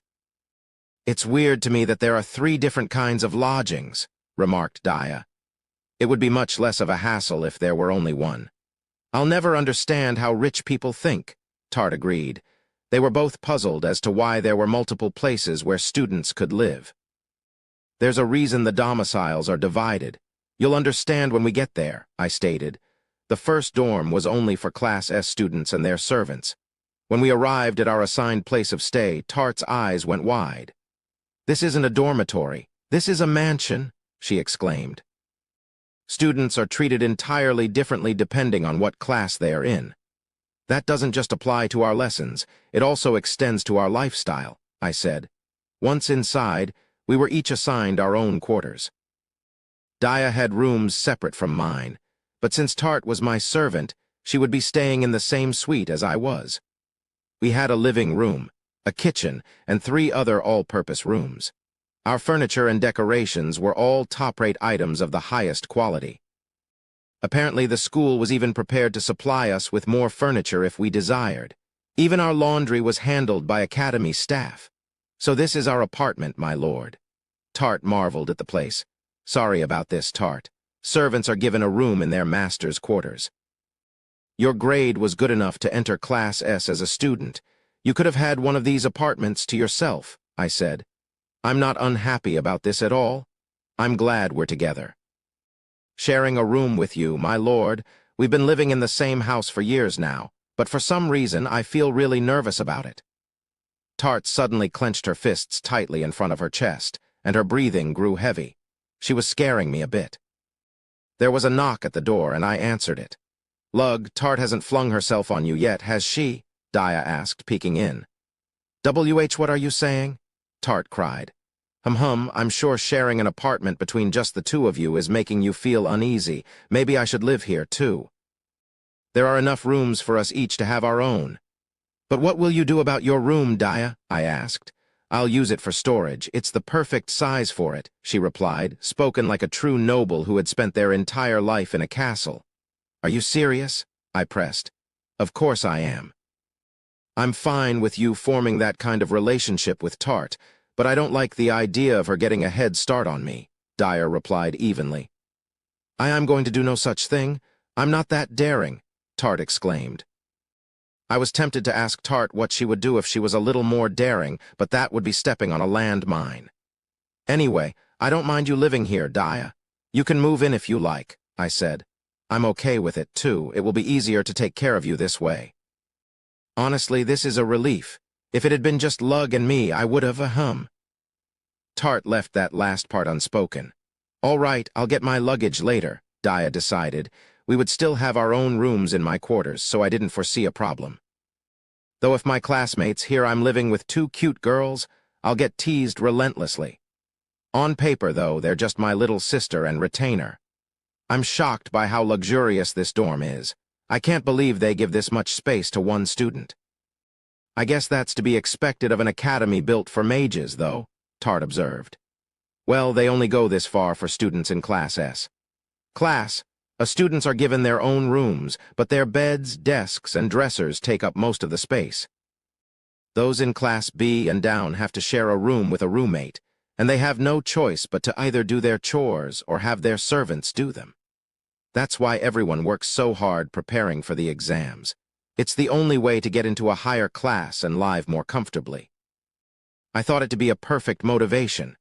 The pupils in the lower classes would undoubtedly study their best so they could get their own rooms. Wait a second, what about the students in Class B and lower who have servants? How do their servants take care of them? Daya inquired. All servants who are not in Class S stay in Class C-S dorm in shared rooms designated for servants. They then travel between that dorm and their master's dorm. That means if my grades drop, I'll be separated from you. That would be terrible. I'll do my best so we can continue living together, my lord, Tart declared. I don't like the sound of that either. I'll make sure to give it my all, too, Dia added. You shouldn't need that kind of short-term goal to want to study, I muttered with a forced smile. In Tart's case, her place of residence depended entirely on my grades, so she didn't need to study. I liked her enthusiasm, however, so I held my tongue. You're right. I still can't get over how incredible this place is. We even have a kitchen. I can use it for baking a cake to celebrate Lord Lug becoming head of the class, Tart said, enthused. Let's leave the cake for after training. There's a workout room in the Class S dorm. You can make reservations, so I'll be able to use it to teach you both Tuatha Dé techniques, I replied. We have everything we could ever want here. All right, leaving the cake for after a workout sounds good. It'll taste even better that way, Dia decided. I agree. I'm going to be studying and training with Lord Lug and then sleeping in the same apartment every night. This makes me feel bad for Maha, admitted Tart. Maha was probably working hard at the store right now. I'd have to give her a request to perform a follow-up investigation into Epona. I needed to learn everything there was to know about House Rhiannon. Dia, Tart, and I headed to the training room. I was taken aback by the variety of equipment and the spaciousness of the place. It looked like our new life at school was going to be quite comfortable. Chapter 8. The assassin goes to class. After exercising in the workout room, I took a shower and returned to the apartment. Before I went to sleep, I took a moment to reflect on the day's training. I had succeeded in creating a new killing move. It was a trick that involved the leather crane bag. The maneuver still had room for improvement, but I was happy to have the basic idea down. Dia had finally established a foundational level of physical strength. Her prior sword training helped her learn the basics in a short amount of time. I planned to move her onto practical training soon. It's fair to say her training was progressing quite smoothly. The problem was Tart. As I feared, her swiftness is becoming too much for her vision. Tart could fight at ridiculous speeds thanks to her training in the Tuatha Dé methods. Her superior physical strengthening technique and the acceleration of her wind affinity also played a part. Unfortunately, her eyes weren't able to keep up anymore. She'd be fine against most elite-level opponents, but if her opponent was as strong as my dad or me, she'd go down easily. There were a few ways to fix this. The first was to train Tart to only fight at a pace her senses could keep up with. That was the simplest solution, but it'd also limit her power. The second method was to give her Tuatha Dé eyes. They would dramatically increase her perception. My dad had already taught me how to perform the surgery. I needed to practice on someone before I did the procedure on my future child anyway. But if I failed, it would mean blindness for Tart. I at least wanted some kind of practice before attempting the surgery on Tart. I'd done the operation many times on criminals, but it had failed on almost all the non-mages. That really only served as a way to memorize the steps in the procedure. To be absolutely safe, I wanted a mage to rehearse on. Next time I get an assassination job, I'll secure the target for that. It seemed the best way for me to get what I wanted. I'd report that I'd killed the target, but instead, I'd kidnap them, practice implanting the Tuatha Dé eyes, then kill them. The biggest problem with that plan was I wasn't going to have many assassination opportunities while at the academy. My dad was handling requests while I was away. The only exception would be a target at the school itself. My dad was sure to hand such marks over to me. A bell sounded in every dormitory, signifying that it was time to wake up. I changed into my uniform, left my room, and went to the living room. I looked at my reflection in the mirror. My uniform was black with a blue outline. I had an armband garnished with the golden symbol of Class S. The armband was a quick indicator of which class a student was in and determined the treatment they'd receive at the facilities throughout the academy. Good morning, my lord. Morning, Tart. Your uniform looks cute on you. It fits me well and is really easy to move in. I like it too. Tart gave a spin, her skirt fluttering in the air. Her outfit was somewhere between a maid's attire and a school uniform. The servants' clothes had a different design so you could tell them apart from the students. I think I like yours better. It's cuter than mine, Dia said sleepily, rubbing her eyes as she entered the room. Dia's garb possessed a more elegant appearance. It hugged close to her slender frame. You think so? I think that uniform definitely suits you better, Lady Dia, Tart complimented. I agree, you look even better in beautiful clothes like that than you do in cute ones, I added. You're making me blush, but I'm happy. It's good that Tart and I both have outfits that suit us so well. Replied Dia. I couldn't have agreed more, just like how more elegant attire suited Dia, cuter garb befitted Tart. You two haven't forgotten anything, have you? The first day is critical, I cautioned. Have a little faith in me, lug, Dia said back. I checked multiple times yesterday, so I'm fine, Tart answered. Okay, breakfast is ready. Tart brought plates of food into the living room. The main dish was corn soup. She had also made freshly baked bread with lettuce and soft scrambled eggs placed on top. I had some of those after spreading Tart's special tomato sauce on them. Where'd you get these ingredients? I asked. Last night, someone came to our dorm and asked me if we wanted them to supply us with ingredients to make breakfast or if we'd use the dining hall. I asked for ingredients and they were delivered this morning, Tart explained. Good decision. Your cooking puts me at ease. I haven't been able to relax since yesterday, so I'm grateful, I replied. Yeah, I want to eat with just the three of us every day. This is better than eating at the dining hall, Dia agreed.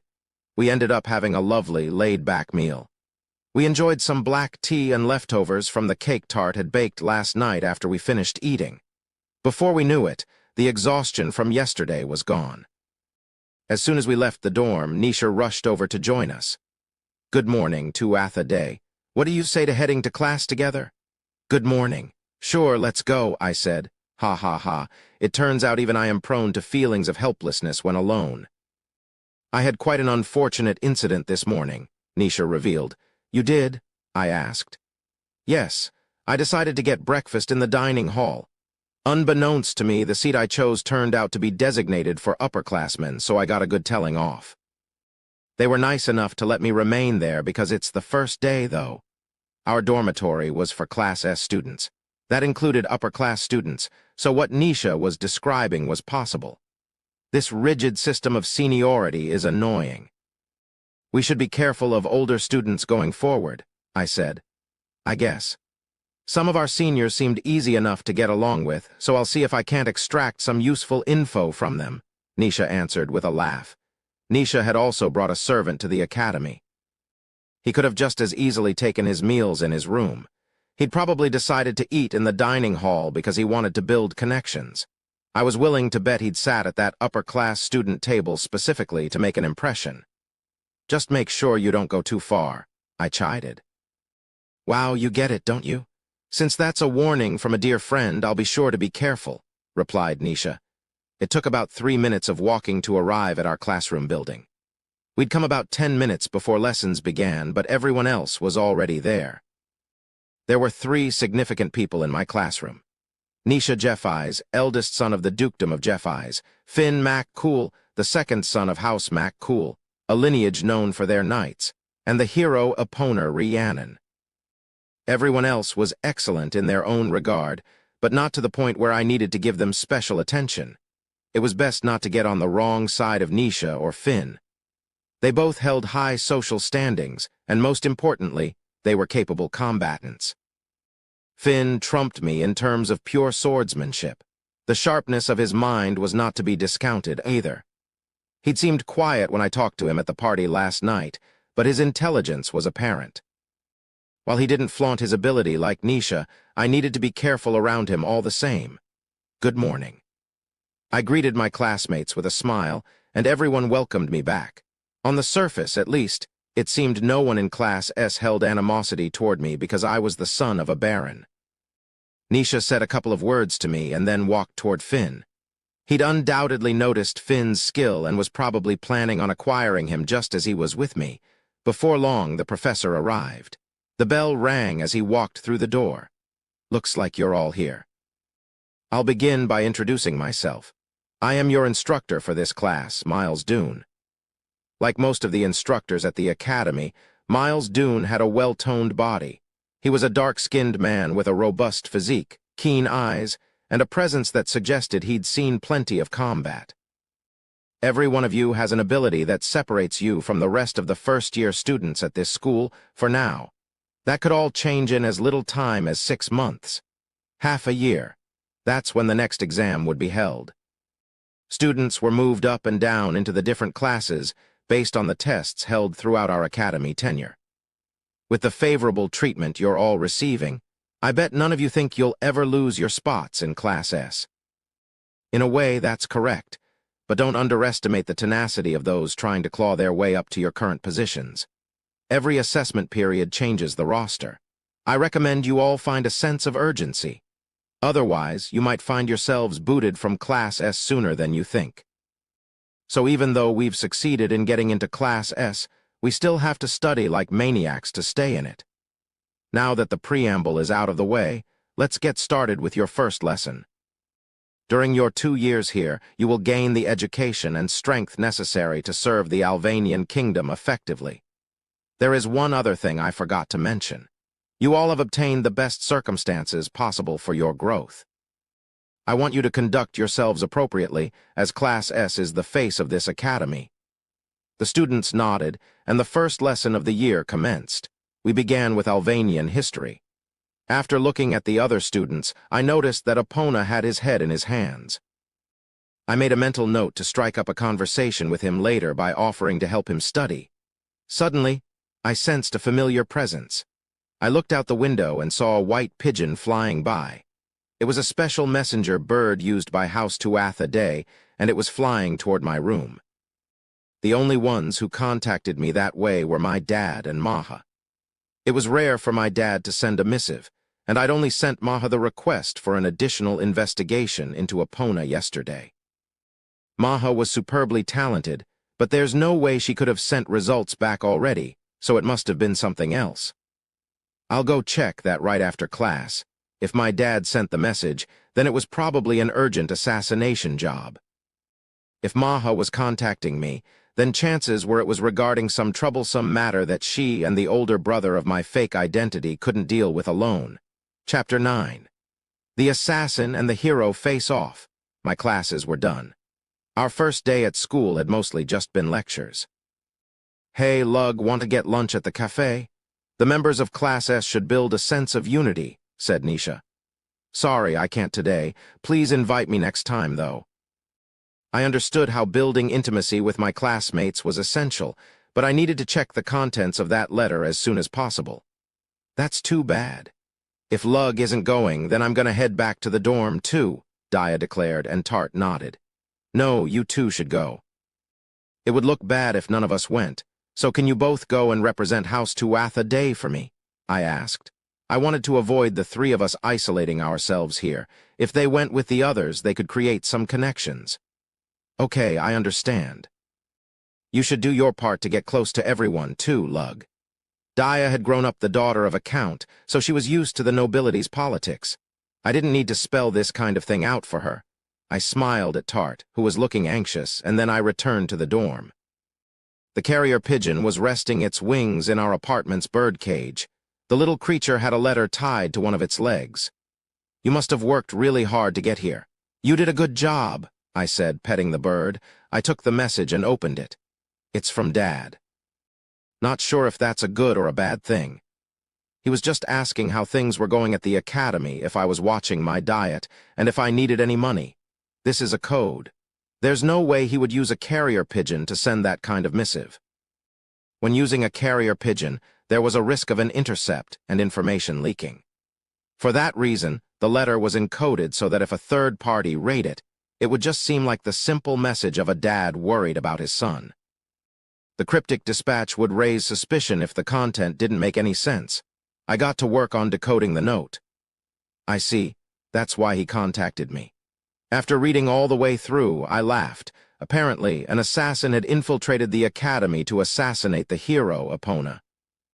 I needed to find that assassin and kill them. The headmaster had already been informed and could provide me with backup. There was no information about the killer, so I first needed to identify them. I need to protect Epona. What kind of joke is this? Like any assassin would actually be able to kill him. Just let them try. From the moment I'd laid eyes on Epona, I'd been thinking about how to off him. Unfortunately, I'd still yet to come up with an answer. Even if I were to catch him completely off guard, it would have been nearly impossible. In my mind, I imagined how best to end Epona if he warmed up to me and approached in a vulnerable state. Even then, I could only see my attempts ending in failure. As of right now, the attack with the highest probability of killing him was Gungnir, and even that would take more than one shot. I could have launched multiple god spears into the sky for as long as my mana would hold and then carpet-bombed Epona while he was sleeping. By my estimation, however, even that plan would have only had about a 20% chance of getting the job done. Who is this idiot who thinks they're going to be able to kill him? Whatever, I'll look for them. Perhaps Epona had some weak point I didn't know about. Despite being tasked with assassinating the hero, it now fell to me to protect him. How ironic. Later that evening, we went to the workout room. I was currently performing a mock battle with Tart. Tart accelerated using both her physical strengthening and her wind affinity. I used the same trick. I was the one who taught her the tactic, so I could do it too. We were moving at about the same speed. There was a clear difference forming between us, however. It was one born of our eyes. Tart was unable to register my actions clearly, but I could see everything she was doing perfectly. She didn't have a chance. The fight ended after about 30 seconds when I knocked her spear down. I knew I wouldn't be able to beat you, my lord. No, you're doing well. I have an unfair advantage. Is it your eyes? I'm jealous. Tart, do you want a pair of these eyes? I did think it best that Tart had them, but it might not have been what she wanted. Of course. If I have those eyes, I can be a greater help to you, and most importantly, it'll ensure that I can be with you forever. If you truly want them, then I think it would be okay to give them to you.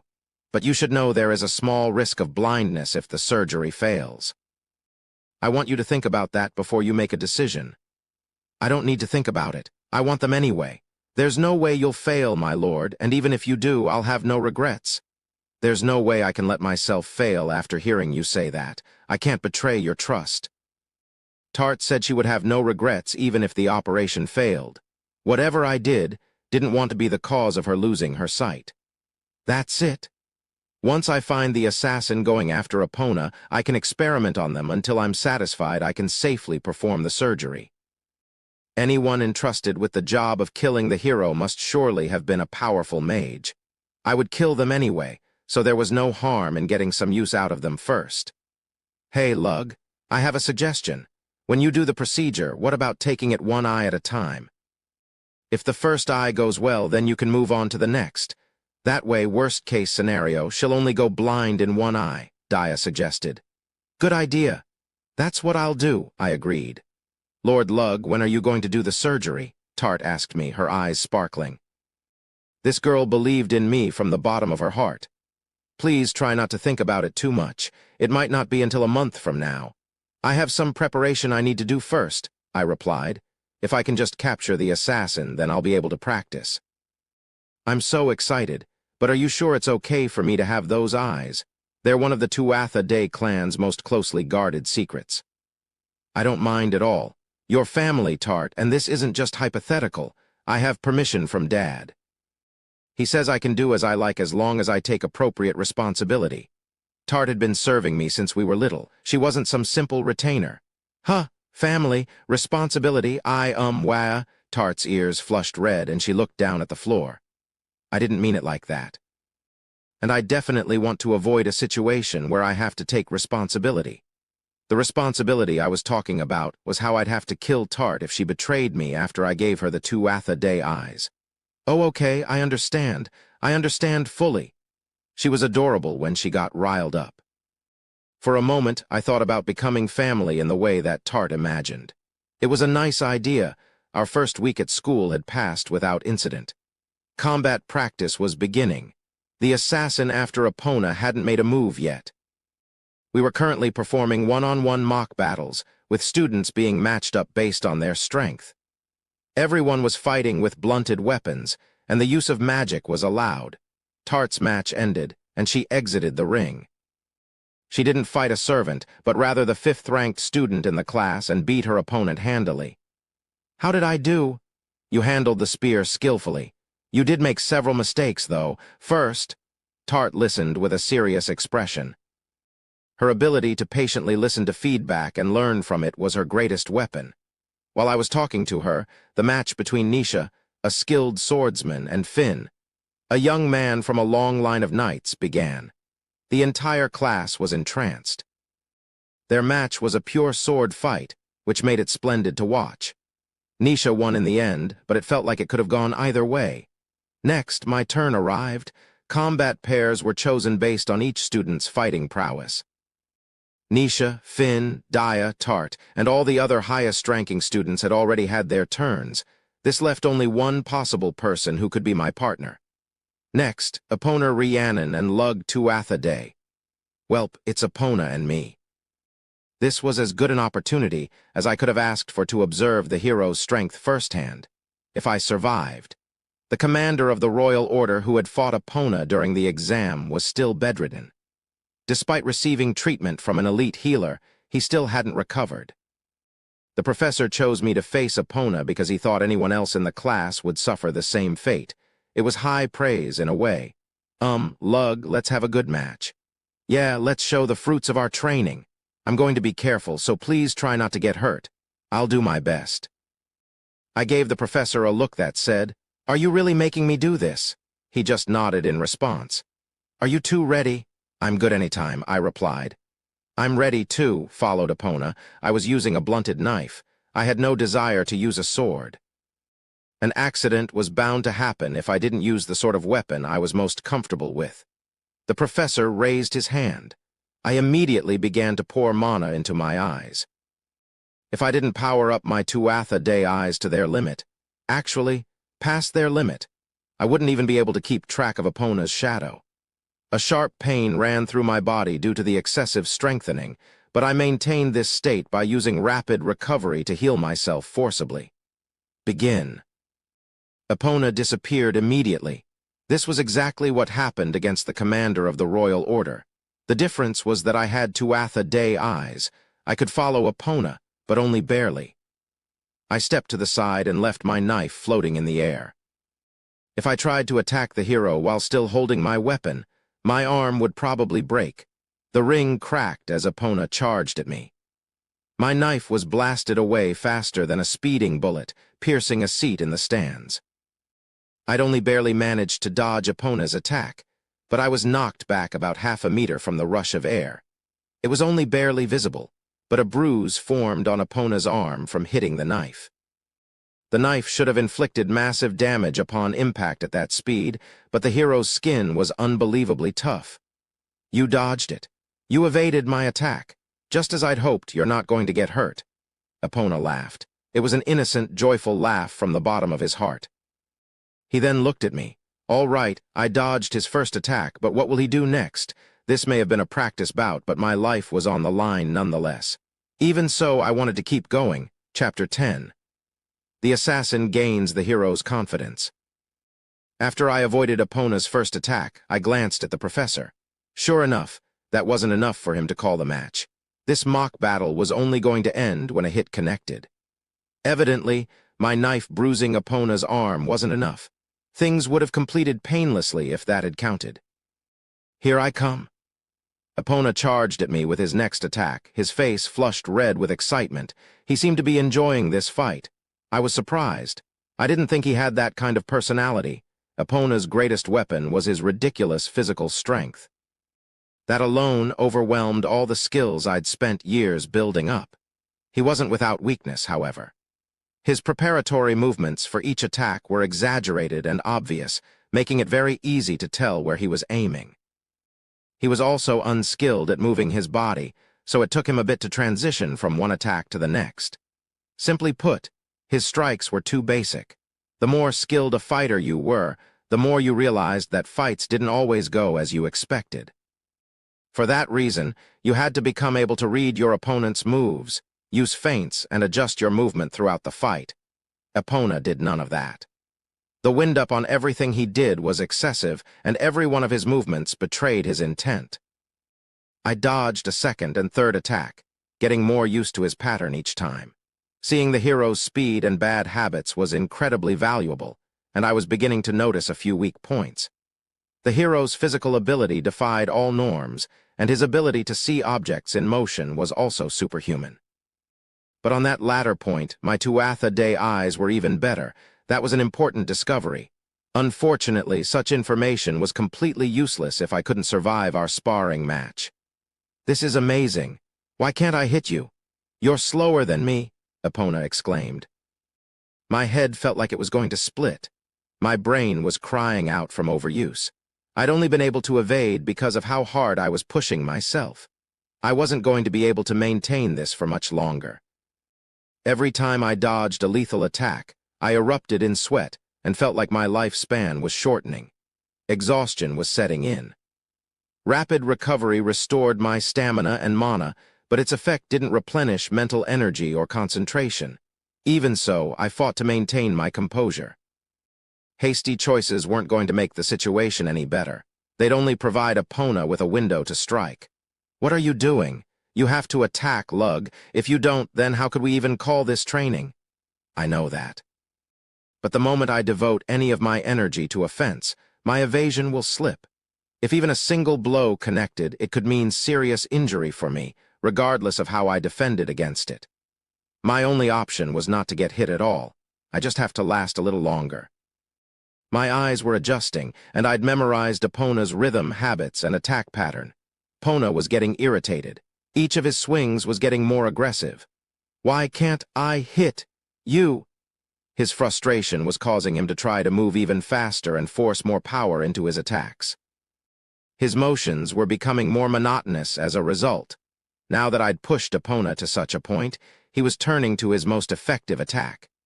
It was the same one he'd used to defeat the commander of the Royal Order, a simple step forward and uppercut. Instead of reading his preparatory motion as I'd been doing, I made my move as soon as Epona entered his attack motion. I saw this strike coming. Actually, that's not the most accurate way to put it. I'd forced Epona into this action. Understanding your opponent's habits and rhythm enabled you to guide their actions. If I hadn't spent so long dodging the hero and reading his movements, I would never have been able to create the timing needed for a counter.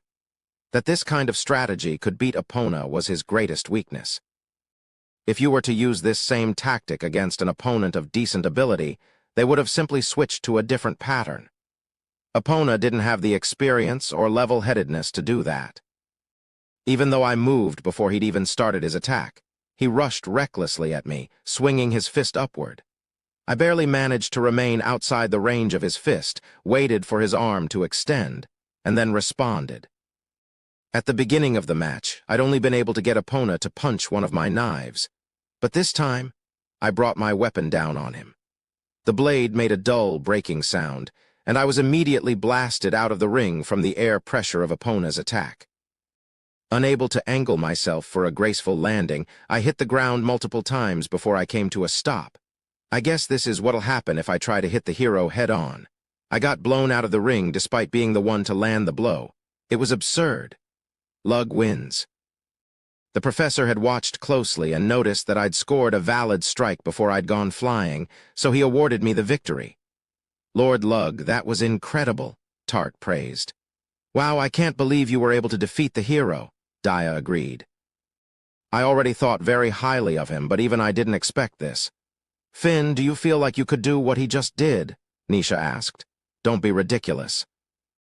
I wouldn't have confidence in my ability to dodge Epona's attacks, much less land a counter.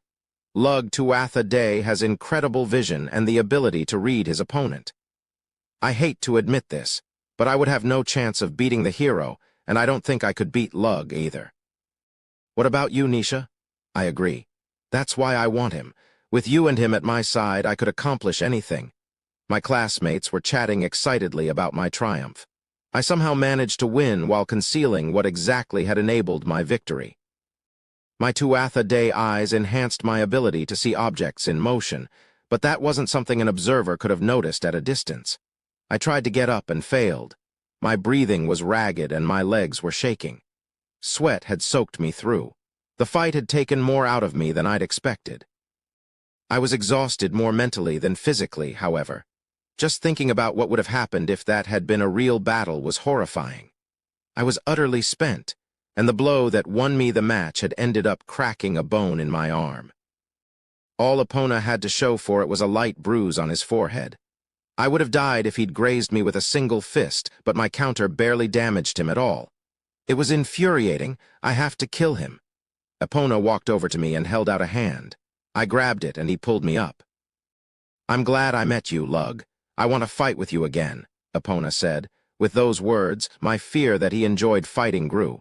An interest in fighting explained why Epona had said something as vaguely dangerous as, "It seems like you won't get hurt." "I'm surprised." "I didn't take you for the type who enjoys combat," I replied.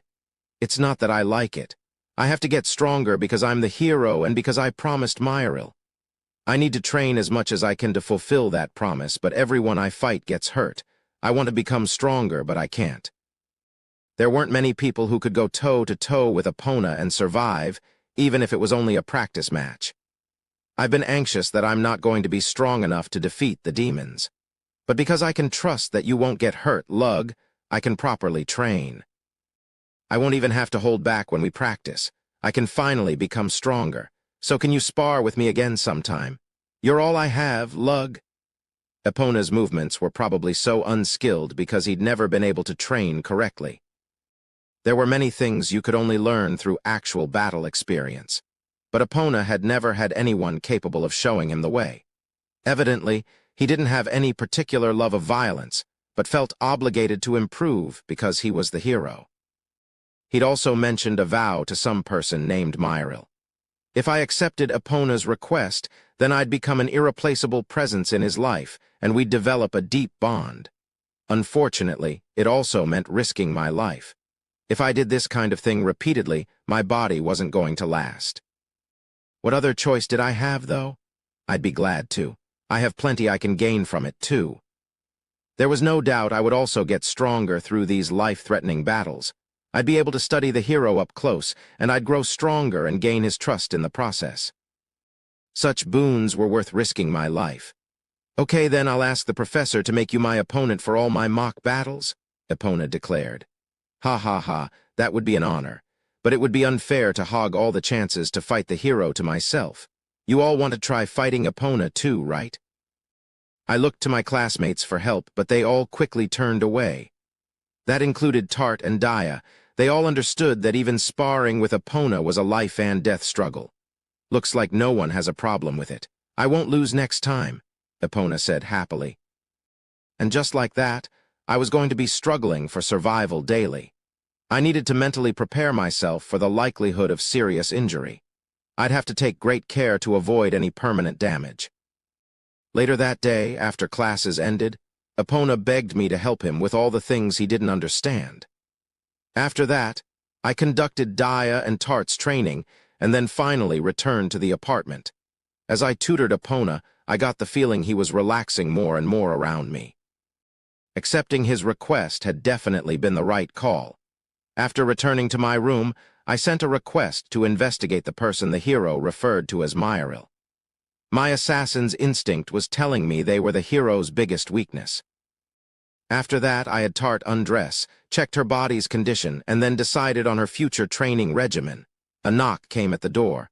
I looked at Tart, and she hurriedly dressed herself and opened the door. It was a boy with blonde hair. "Good evening, Lug. You were marvelous today. I brought you a snack to thank you for putting on such a dazzling performance. Nisha, I'm exhausted, so would you mind leaving?" "Ah ha ha ha, come now, you don't need to treat me like that. I come with more than just this little gift. I have information you've been looking for." "Is it about Epona?" "That's right, she has a secret." "You said she, so Epona is a girl." Epona had been reported to be a boy and had entered the academy under that guise as well. "You sound like you've been suspecting as much for a while," Nisha deduced. "Epona's clothes disguise it, but her skeletal structure is female. Your interactions with her also gave it away. I've been trying to get close to Epona as a friend and equal, but you've been approaching Epona romantically," I stated. "Ha ha ha, so you noticed that. Love would be the easiest way to get in her good graces. All you have to do with girls like her is show a little kindness, and they'll fall for you instantly." Tart glared at Nisha after he said that. She had a pure heart and didn't appreciate hearing that kind of thing. Tart, darling, don't look at me like that. I'm not just toying with her. Any way I can win over the hero will get me closer to my goal. If we form a real romantic relationship, I'll stay with her until the end and love her with all my heart. I'm serious about that, even if I have an ulterior motive, assured Nisha. Really? Tart remained dubious. Am I correct to assume the reason you're sharing this with me is that your advances have proven difficult? I probed. That's exactly right. You seem to have stolen her heart with your performance earlier. My plan would still be on if I could prove to her that I can also safely fight her. Unfortunately, I am not capable of that. I don't know how you were able to deal with her speed, Nisha admitted. Trust me, it wasn't easy. I answered. In any case, that will make romance difficult for me, so I've decided I should get close to her as your friend. This means the closer your relationship is with her, the better. Now, for the main topic. As for why she was raised as a boy. I listened carefully to Nisha's explanation. It turned out to be largely what I'd expected. There were few reasons to raise a noble-born girl as male. Thank you, Nisha. I think I'll be able to use this to get even closer to her, I stated. I'm glad I could be of help. All right, I'm leaving. This is probably too forward of me, but I recommend you don't get too familiar with her. I'll keep that in mind. Unlike you, I don't plan on approaching Epona romantically. Keeping some amount of distance was probably the best decision. I didn't want the hero to get overly attached. Tart was visibly relieved after I'd said I didn't intend to court Epona. Not wanting to make her or Dia sad was one reason I didn't like the idea. Nisha, can I ask a favor? We have tomorrow off. I have something I need to take care of and won't be at the academy. Can you watch Epona for me? I requested. You want me to keep an eye on her? Sure. I don't feel the slightest need to keep that promise, but I'll do it. In exchange, can I borrow Tart for a day? I want to take her out for a date. If that's your condition for accepting the request, then no, I responded without hesitation. I would never use Tart that way. That's disappointing. Let's pretend I was joking. Please don't be mad at me. I only mentioned that because I genuinely like Tart. All right, I'll settle for you owing me one. I'm heading out. With that, Nisha made to leave. Thanks, sorry for the imposition. I said. My asking Nisha to watch Epona had possibly revealed more than I would have liked. Under my dad's orders, I was cooperating with the school to deal with an assassin aiming for Epona's life. This was possible because the Duke, who knew the secret of House Tuatha Dé, made certain preparations for us. The Academy had likely told Nisha about things as well. Lord Lug, thank you for that. I would have gone if you told me to. But I would have hated it, so I'm very happy you refused him for me, Tart said shyly. Of course, you're an important member of our family, Tart. I'll work even harder for you from now on, my lord. Tart looked at me with fire in her eyes. I felt a little awkward, so I looked away and changed the subject. By the way, where is Dia? I haven't seen her since training, I mentioned. She said she had something she wanted to check at the library. After practice, she changed and went straight there. The library here is awe-inspiring. Okay, that's fine. I'll tell her later. I have a request for you, Tart. Can you make a boxed lunch for our day off tomorrow? I'm thinking about going out for a picnic. Ah, that sounds nice. I'll make something special for us. The innocuous outing would help Tart and Dia distress, while also enabling me to test the new, deadly technique I'd been working on. I hope to also use the picnic as a method to trap the assassin after Epona. The site of our little getaway was a secluded spot a short distance from a major road. There, I'd be able to make as much noise as I pleased without any unwanted attention. Chapter 11. The assassin tests a killing move. Dia, Tart, and I were headed off on our excursion. Tart was walking cheerfully while carrying a basket full of food. She must have been looking forward to this, as she had woken up very early to prepare our lunch. Conversely, Dia was in the middle of an exhausted yawn. You really stayed up late last night, I observed. Yeah, but I was finally able to finish it. I found the final piece I needed in a book I borrowed from the library. I'm so tired, Dia replied. Is this for a new spell? I asked. Yeah, one you've been asking for. I've been working on complex and powerful spells for a while, but I've also been toying with the idea of creating magic that prioritizes speed. I compressed information as much as I could to create the shortest formulas possible.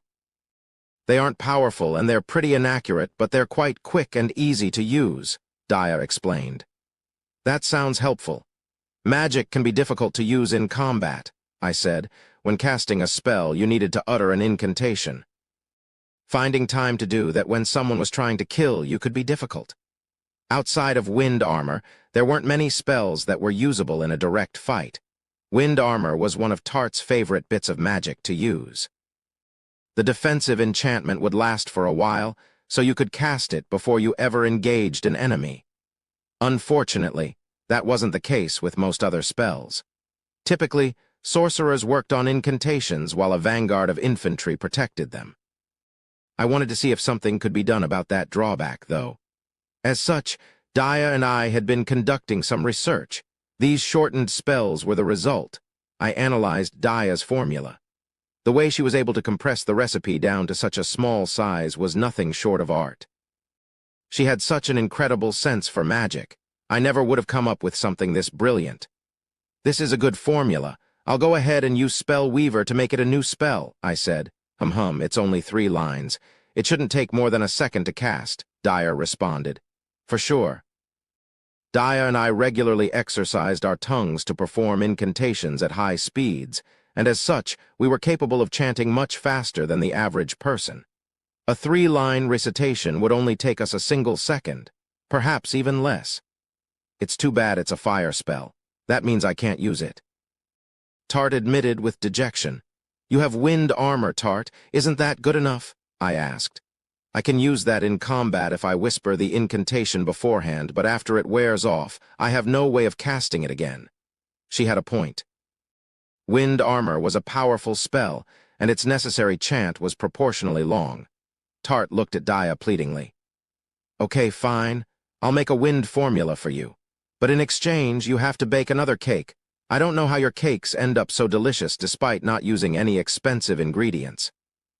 You're not any more skilled than my pastry chef, said Daya.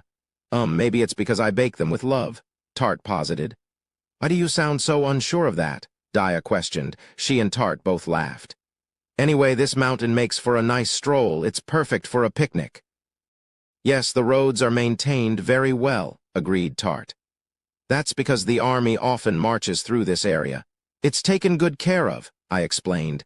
Climbing an undeveloped mountain was very difficult. I was grateful we had a clear path to follow. It gets a bit rough up ahead, I cautioned. People don't often go beyond this point. There's a good spot through this forest trail. So that's why you said I shouldn't wear my servant clothes. If I were wearing that outfit, my skirt would get caught on everything. Yeah, what we've got on now is much easier to move in. The 3 of us were wearing Tuatha-Day combat clothes with robes over them.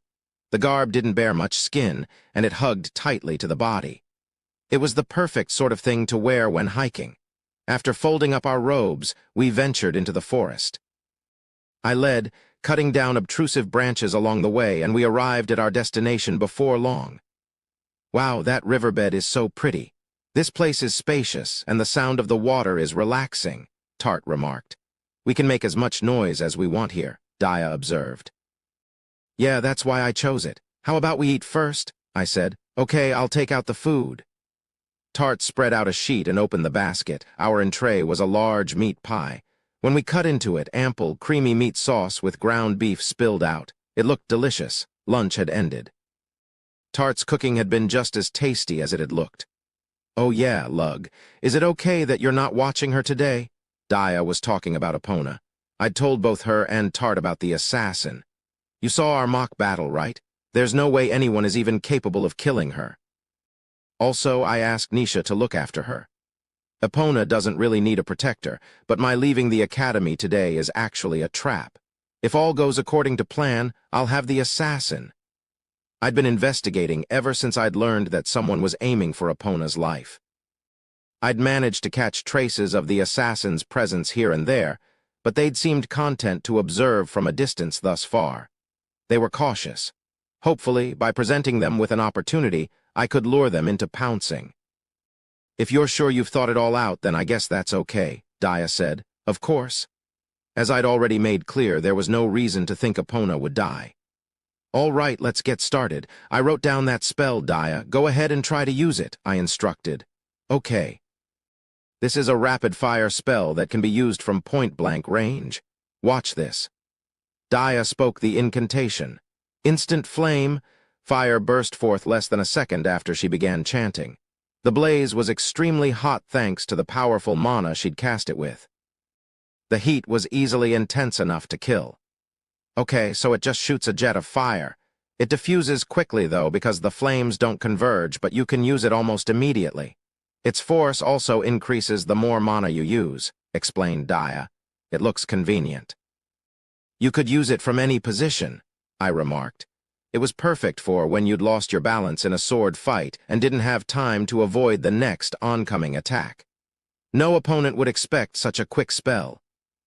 There was no limit to the kind of situations you could use it in, provided your opponent was unaware of the maneuver, of course. You've created something exceedingly useful, Daya, I complimented. I tested instant flame for myself. Not only was it simple to utilize, but it could also create quite the blaze if you put all your mana into it. While its short range was a definite hindrance, the spell's versatility more than made up for that. Seeing you both use it makes me want magic like that even more. If this were a wind spell, I'd be able to blow away my opponent, gather myself, and then accelerate instantly. It would be even more useful than fire, Tart stated. I agreed with her. While a wind version would share some overlap with wind armor, the instant casting time would make a huge difference. All right, I'll make you a wind one. I won't be able to use it, but it sounds like it would serve you and Lug well, Daya acknowledged. That's all I have to reveal today. You're up next, Lug. Okay. Time to unveil a new killing move. I've thought a lot about how to make use of my leather crane bag. In the end, I kept coming back to the idea that it lets me carry around as many weapons as I want. As an example, think about gun strike.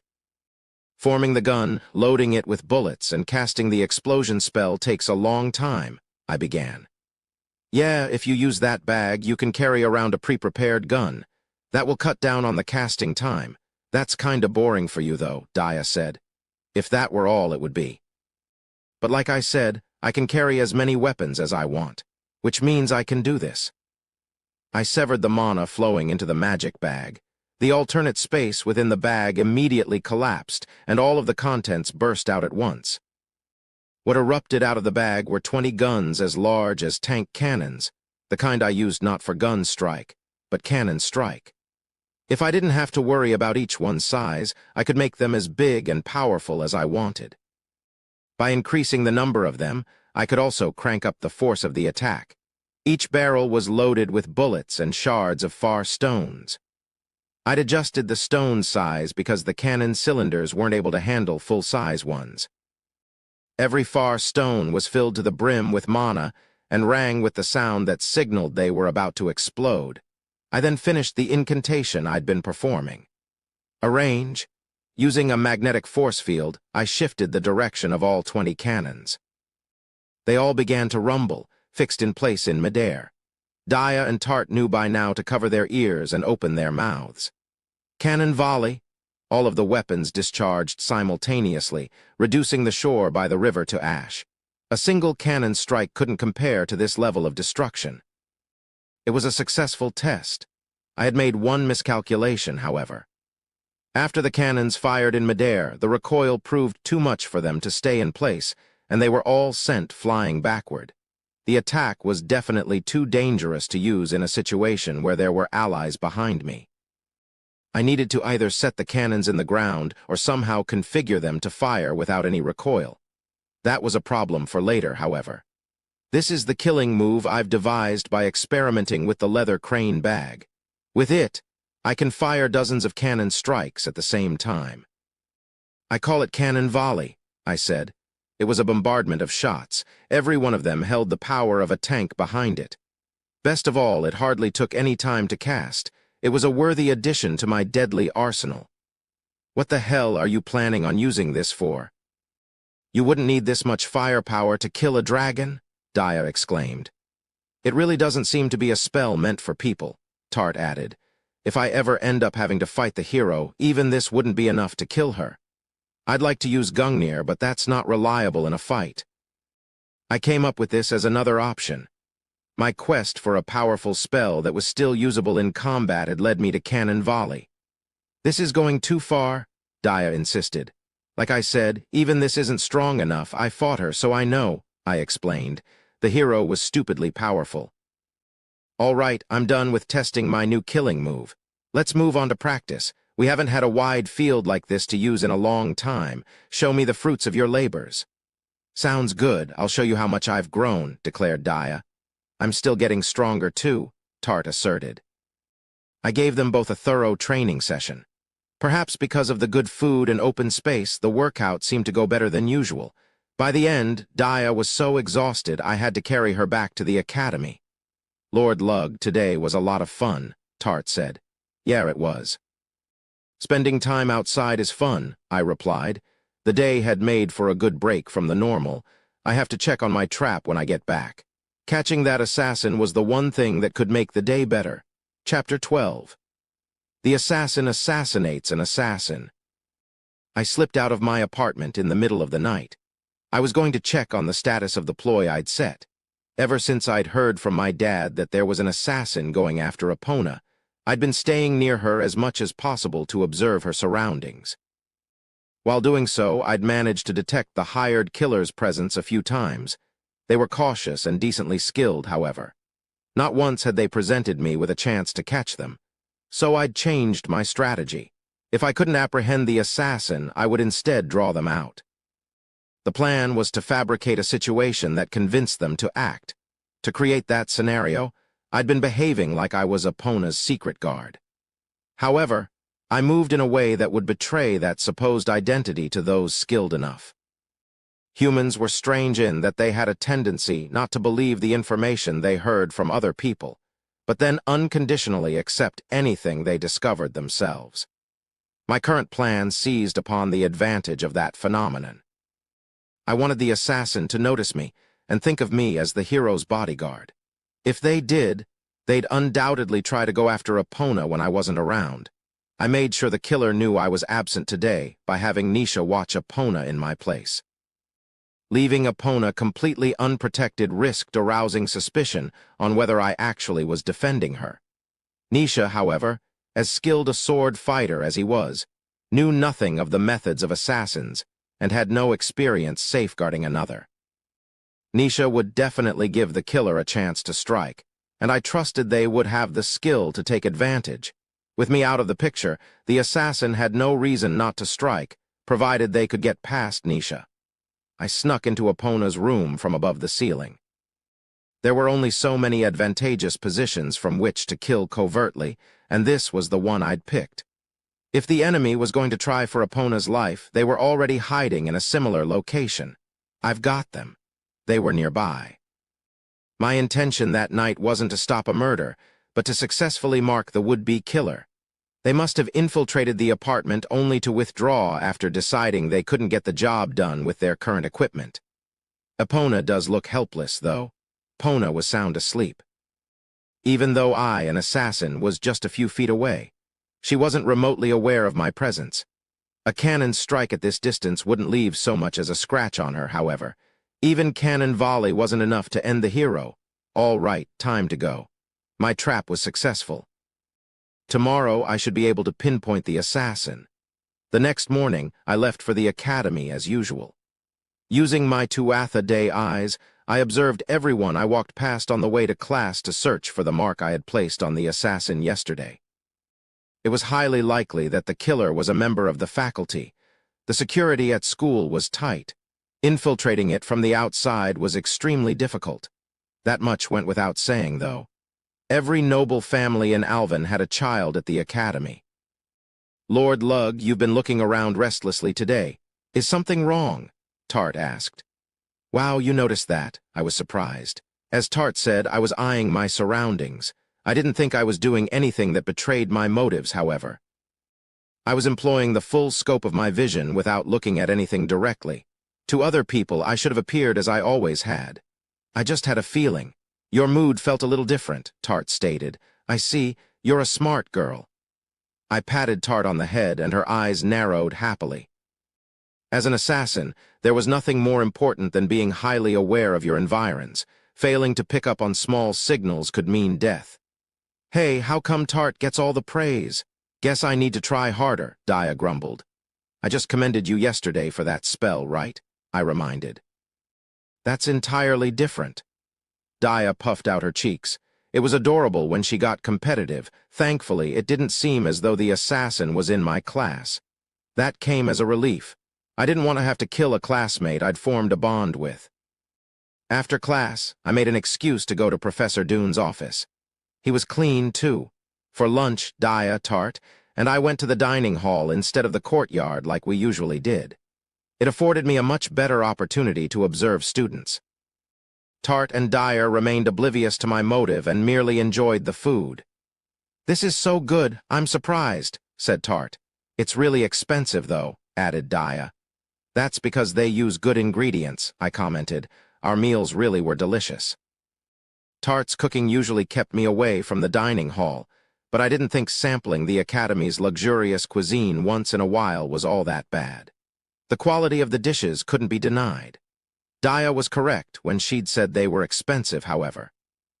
Unlike with breakfast and dinner, you had to pay for lunch out of your pocket.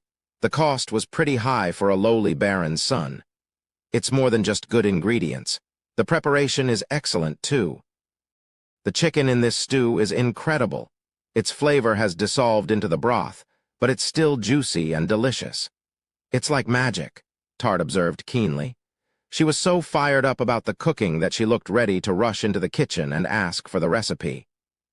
Ambition really was one of Tart's best traits. While admiring Tart, I looked around the dining hall. There you are. The trap I'd placed was a special kind of powder coating. I'd left a bit of the stuff in every conceivable place an assassin might have entered Epona's room from. The dust was a gray-white substance that was nearly microscopic. A person couldn't notice it sticking to them. Water wouldn't wash it away, either. To my Tuatha Dé eyes, it glowed a bright blue. Wow, it's him. The assassin was a Marquia's son who'd only just barely made it into Class A. I felt a sense of undeniable appreciation for my opponent. I'd known this guy to be skilled. With his ability, he could have made it into Class S. Like a true professional, however, he intentionally entered at a lower rank so he wouldn't stand out.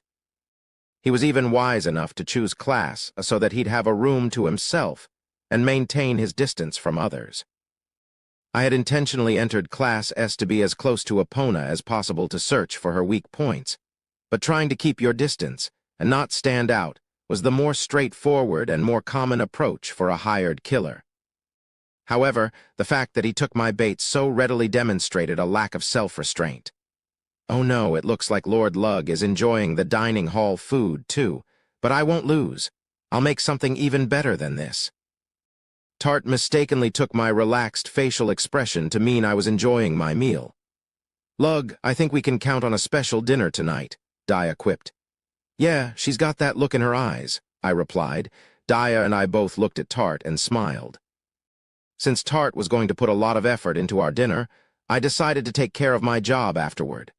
Once classes had finished, I met with the headmaster and a few others. The academy was going to be losing a student, so specific preparations needed to be made.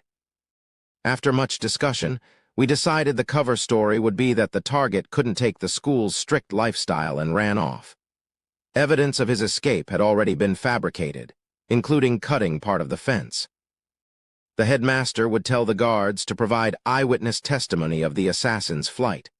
As an extra precaution, some fabric was to be placed on the fence to make it look like the boy's uniform tore as he was running. The hero was paramount, so the academy spared no expense. Later that night, I donned a disguise and snuck into the class dorm. It didn't take any clever maneuvers. I simply walked through the front door while everyone was sleeping and headed straight for the assassin's room.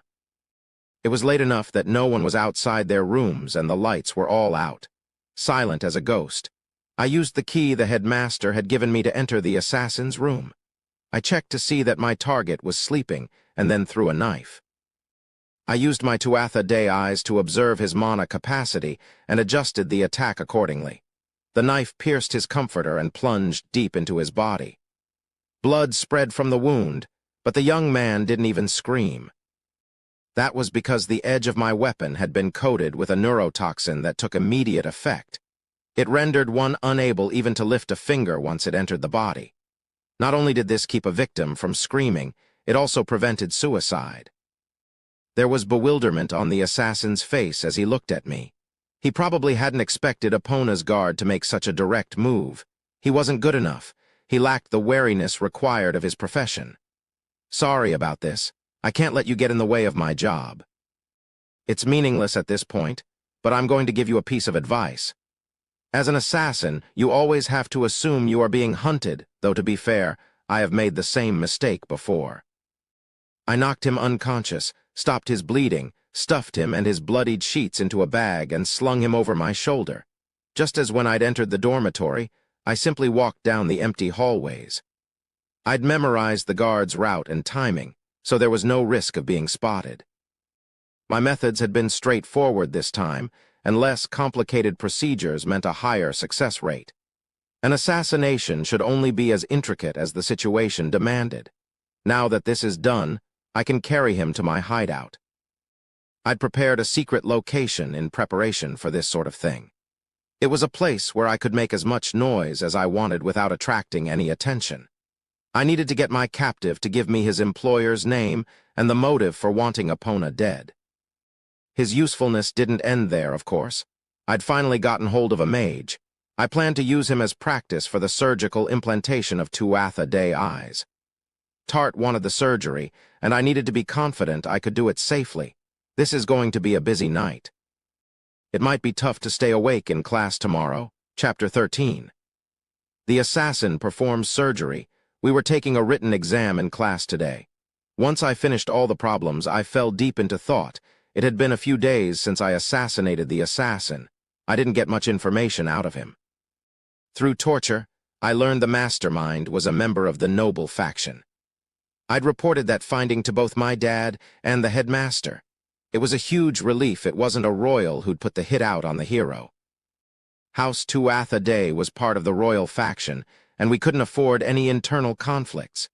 If you looked at the big picture, though, the very existence of such cells spoke to infighting. I had also learned why they were going after Epona. In a sense, it was a very respectable reason. Anyway, it's finally time. I was off to perform Tart's surgery tonight. I'd had enough practice, and we conveniently had a few days of vacation beginning the following day. Tart was going to have to wear eye patches for a couple of days, so conducting the procedure on the night before a stint of vacation was the best time. Your time is up. I'm now going to collect your answer sheets. Professor Dune collected our exams. Shortly afterward, the bell rang, announcing the end of the lesson. Daya and Tart rushed over to me, followed by one more person who'd made a habit of following us around lately. Lug, I did really well on the test this time. It was all thanks to our study group, Epona said. She'd entered this class significantly behind everyone else from a learning standpoint, so I'd had many opportunities to teach her how to study.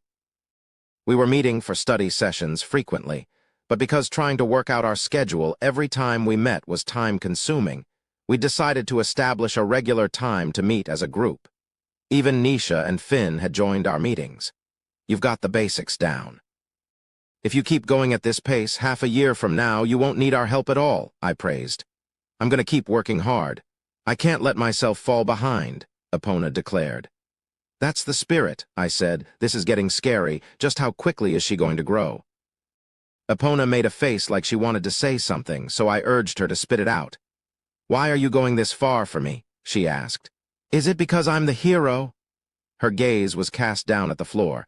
Epona was poor with interpersonal relationships. Even though she depended on me, her lack of confidence made her feel unworthy. In turn, that caused her to grow distrustful. If I said that didn't have anything to do with it, I'd be lying. But I swear that's not the only reason. I help because I enjoy spending time with you. I'm a bad liar. I get in a terrible mood when I'm around people I don't like. Okay, that's good to hear. I was worried you didn't like doing things with me. Someday I'll repay you for all you've done for me, Epona promised. I'd told similar falsehoods many times before, but such deception was necessary. Everything I did was to find Epona's weak points. I had to work toward a future where I didn't have to end her life. We need to get to the library or they'll cancel our reserved seats, Tart said, antsy about the time. Ah, you're right. The library is very unforgiving. If you're late by even a second, they'll give your chair to someone else, Daya affirmed. That's true, I replied. But if the library doesn't work, we can always just go to our apartment. We have plenty of space in there. No, Tart and Daya shot my suggestion down in unison. What's wrong with using our apartment? Tart kept the place very clean. There was nothing damning Epona could find either. My work's nature meant I owned things the hero shouldn't see, but they were all well hidden. Ha ha ha, you're completely under their thumbs, lug. But living under the iron grip of Daya and Tart sounds quite pleasant. How about lending one of them to me? Nisha joked. In your dreams. They're both important partners to me, I shot back. After that declaration, Daya and Tart's faces flushed and Epona muttered, That's so nice. With a look like a child lusting after a toy. Anyway, let's get going. We are truly going to be late if we don't leave now, I urged. Gathering my things, I stood to leave. It was now the evening of our first day of vacation. I was facing Tart, who had a bandage over one of her eyes. Last night, I'd completed the safe implantation of a Tuatha Dei eye. In a few moments, we would know the result of my efforts. I'm nervous. I hope Tart is still able to see out of that eye, Daya admitted. She responded well enough to the surgery, but there is still a minimal chance it could have failed. I'm anxious, too, I replied. That other assassin had made for good practice. I'd only agreed to work on Tart because I'd been entirely sure of myself. Ah, Lord Lug, Lady Daya, it's almost time. Tart pressed her hand against the patch over her right eye.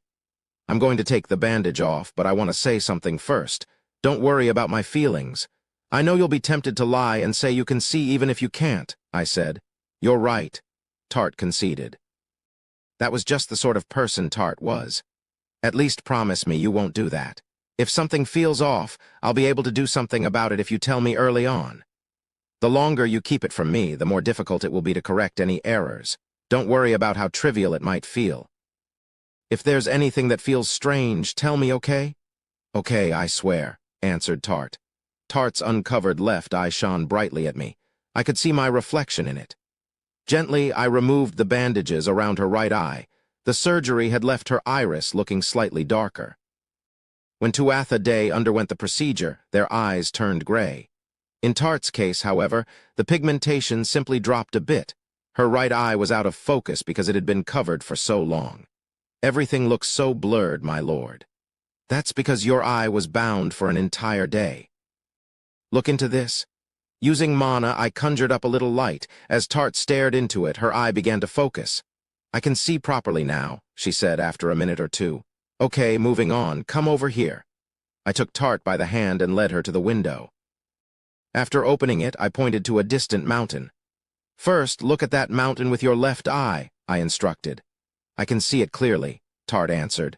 Good, now look at the large tree at the summit. How many branches are there extending from the trunk?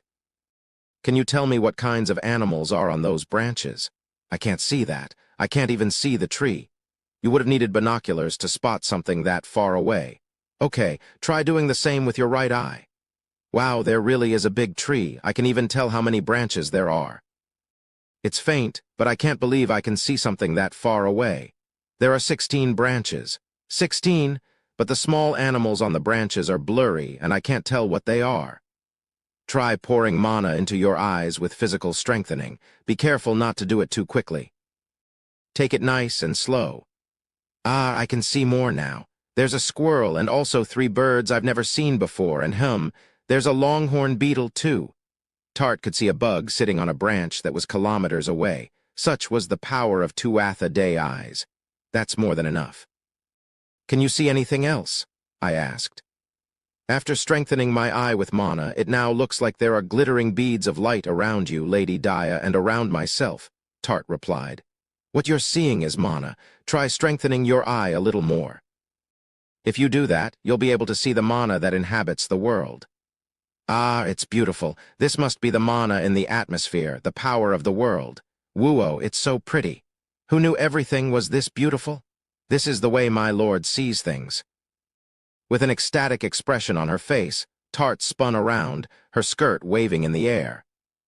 There's no problem with your long-distance vision and your ability to see mana. Now for the real test. I'm going to check to test your ability to see objects in motion. Tart, get as close to the wall as you can, I commanded. Like this? Perfect.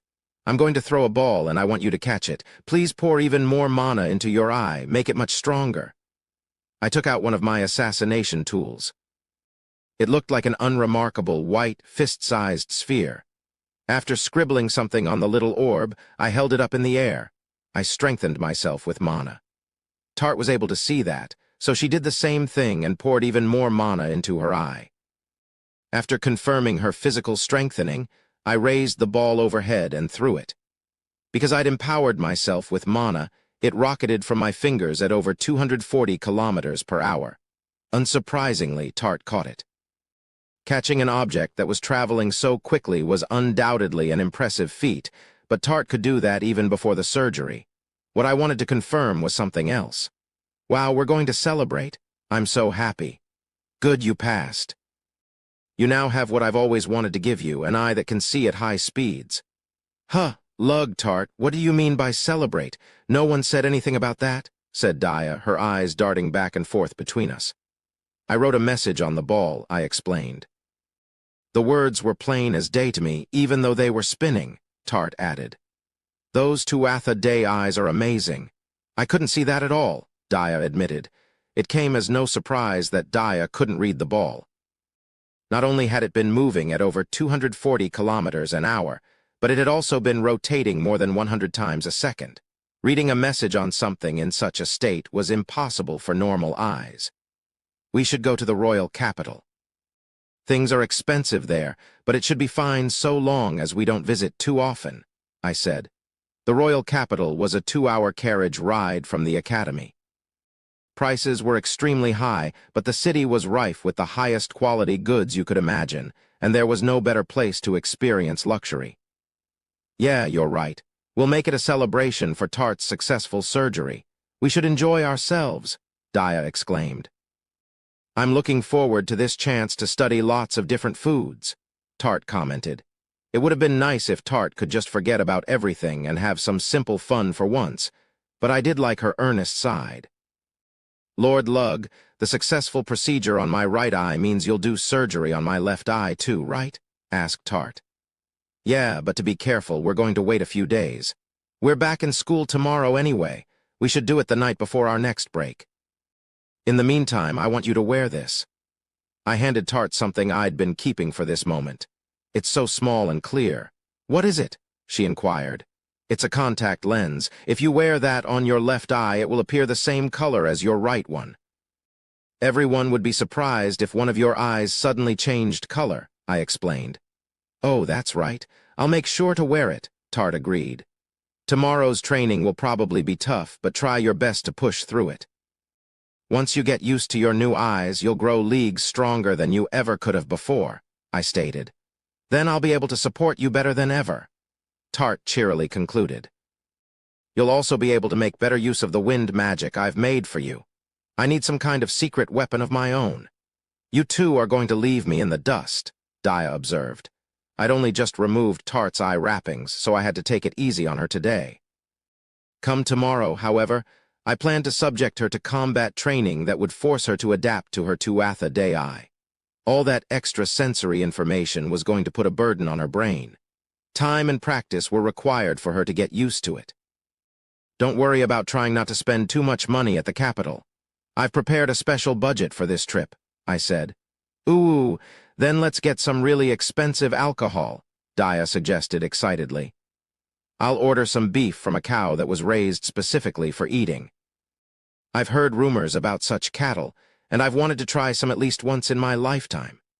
I heard that meat from those cows is significantly softer and tastier than from those that do field work, Tart added. They both knew that holding back when I'd asked them not to would come off as rude. It sounded like we were in for a fun day out. I had to ensure we hadn't been tailed. A lowly baron's son indulging himself at high-class restaurants in the royal capital could start some unsavory rumors. I decided to take the girls to a nice eatery that offered isolated rooms to protect the customer's privacy. Let's all get changed before we leave. We're going somewhere fancy, so we need to look the part, I said. I'll wear the dress you bought me in Miltu, my lord, Tart replied. Oh yeah, I have a dress that will captivate you, lug, Dia answered. I'm looking forward to seeing their dresses. I suppose I should change as well. Interlude: the assassin makes the hero a promise our classes had ended early today. It seemed to me like everyone was having a hard time paying attention during lessons. Once every 2 months, a special event was held to help the students refuel. One of them was happening now. I called out to Epona, who was looking noticeably unsure of what to do with herself. Have you decided what you're going to buy today? I inquired. I have no idea. I don't know too much about the names of the stores and stuff like that, but I am really looking forward to going shopping. My hero's salary is paying me well. Epona held up a leather coin pouch. It sounds like the academy market is going to be very lively. I'm sure you'll find something that catches your eye, I assured. The academy market was the event meant to help students relax. Our school was just north of the royal capital, which was the only option students had for recreation away from the academy. The trouble was that the city was expensive, no matter what you did. Only those chosen could live there, and the stores were tailored to the wealthiest of clientele. That wasn't an issue for those on the aristocracy's upper end, but lesser nobles weren't really capable of enjoying the capital to its fullest. The academy market had been established to deal with that. The school reached out to various popular companies around the country and invited them to run market stalls on academy grounds for 3 days. Goods were set at the same prices as the main stores, so even less wealthy students could have a good time without worrying about travel costs. Many participating companies even provided limited items and debuted brand new products. A lot of my peers could hardly contain their excitement, knowing that popular stores from throughout the Albanian kingdom and even some international vendors were going to attend. Is there anything you two want, Dia and Tart? I questioned. Nothing comes to mind for me, so I think I'm going to walk around first and see if anything catches my eye, answered Tart. There's nothing I want, so I'm going to head back to the dorm, replied Dia. That seemed like uncharacteristic behavior for Dia. She had always been the curious type. I would have thought she would be chomping at the bit for an opportunity like this. As I pondered it further, I realized she'd been restless the past few days. Something was definitely off. I'd caught a glance of her counting her money this morning. It seemed likely that she already knew what she wanted to buy and didn't want to tell us what it was. I'm curious about whatever Dia is hiding, but I'll leave it be for now. You all look like you're having a fun little chat. Mind if I join in? A blond young man was approaching us. Hey, Nisha, we're talking about what we're going to purchase at the academy market. I'm sure you don't have any interest in this event, I remarked. He was a son of one of the 4 major dukedoms. He could afford to buy as much as he wanted, even in the royal capital. I'd also learned he regularly invited people to the royal capital to sway them into joining the little group he'd been building. What are you saying? I love the academy market. There are things money alone can't buy. For example, the main attraction this time is a company called Natural You. Rumor is they're going to unveil a new product here today. As a fan, I can't overlook this opportunity, explained Nisha. You're interested in Natural You? I asked, somewhat surprised. Women aren't the only people who use makeup. Their moisturizer has been a big help to me. It's indeed best for men to moisturize as well, but I hadn't been expecting him to say that. As Nisha had said, the cosmetics brand I'd founded as Ilig Balor, Natural You, was also running a stall during the school event. I was planning on heading over there later to pick up the report for the follow-up investigation I'd requested of Maha. Ah, it's starting, said Tart. The announcement that the market was opening echoed throughout the school. Everyone rushed as fast as possible to the plaza. The academy market was available only to students on its first day. It would be open to the public on its remaining 2 days. That was why all the students were hurrying to buy things today. Once the event was available to outside customers, it would only get more challenging to find what you wanted. We should get moving, or all the good items will be gone, I urged. Okay, are you really okay not going, Lady Dia? Tart pressed. Yeah, I'm fine, don't worry about me, Dia answered. Let's go, Tart. We'll bring home a present for you, Dia, I said. Dia didn't want us around for her secret shopping. It seemed okay to let her do what she wanted this time. Tart and I dove into the swaths of teenagers. Despite only having just begun, the academy market was in full swing. There are so many people here, Tart observed. Just about the entire school is attending, I replied. About 200 students were at our school, but all the live-in faculty brought that number even higher. Because the academy also functioned as a stronghold, there were personnel here for that purpose as well. Tart opened a map that detailed the location of each shop stand. Every student had been given one before the event had begun. The pamphlet also provided simple descriptions for each participating company. There are so many famous stores, I don't know where to begin. Why are all these famous stores going through the trouble of coming all the way here anyway? Asked Tart. Good question. They won't be making a profit from this. The academy allows them to set up the stands only on the condition that they set the prices at the same level as their main retail stores. After all, what these businesses are banking on is turning us into lasting customers and spreading word of mouth. Most of the students here are from noble families. Promoting to students is a good way to gain long-term customers, I explained. The cost of transport alone surely meant many businesses were taking a loss. In the eyes of a shrewd entrepreneur, however, that lost money was like paying for advertising. Many companies undoubtedly had high hopes for those visitors who would arrive tomorrow, and the next day, too.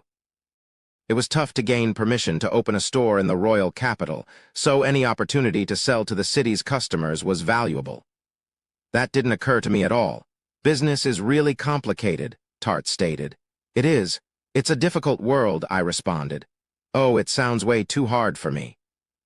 To become a top-rate businessperson, you needed more than just work ethic. Mercantile acumen was also required. Without such things, you were doomed before you ever began. A proper eye for enterprise counted for a lot. Are you sure it's okay for me to come with you too? Epona asked. Of course, I don't mind. You're a classmate and this will be more fun with company, I assured. Yeah, this is the first time I've ever gone shopping with people like this, Tart added. Together, the three of us made our way around the area and perused the stalls. There were tons of exciting products, but that was to be expected of such popular retailers. If you were attentive, you could spot staff from all the stores peeking into rival stalls.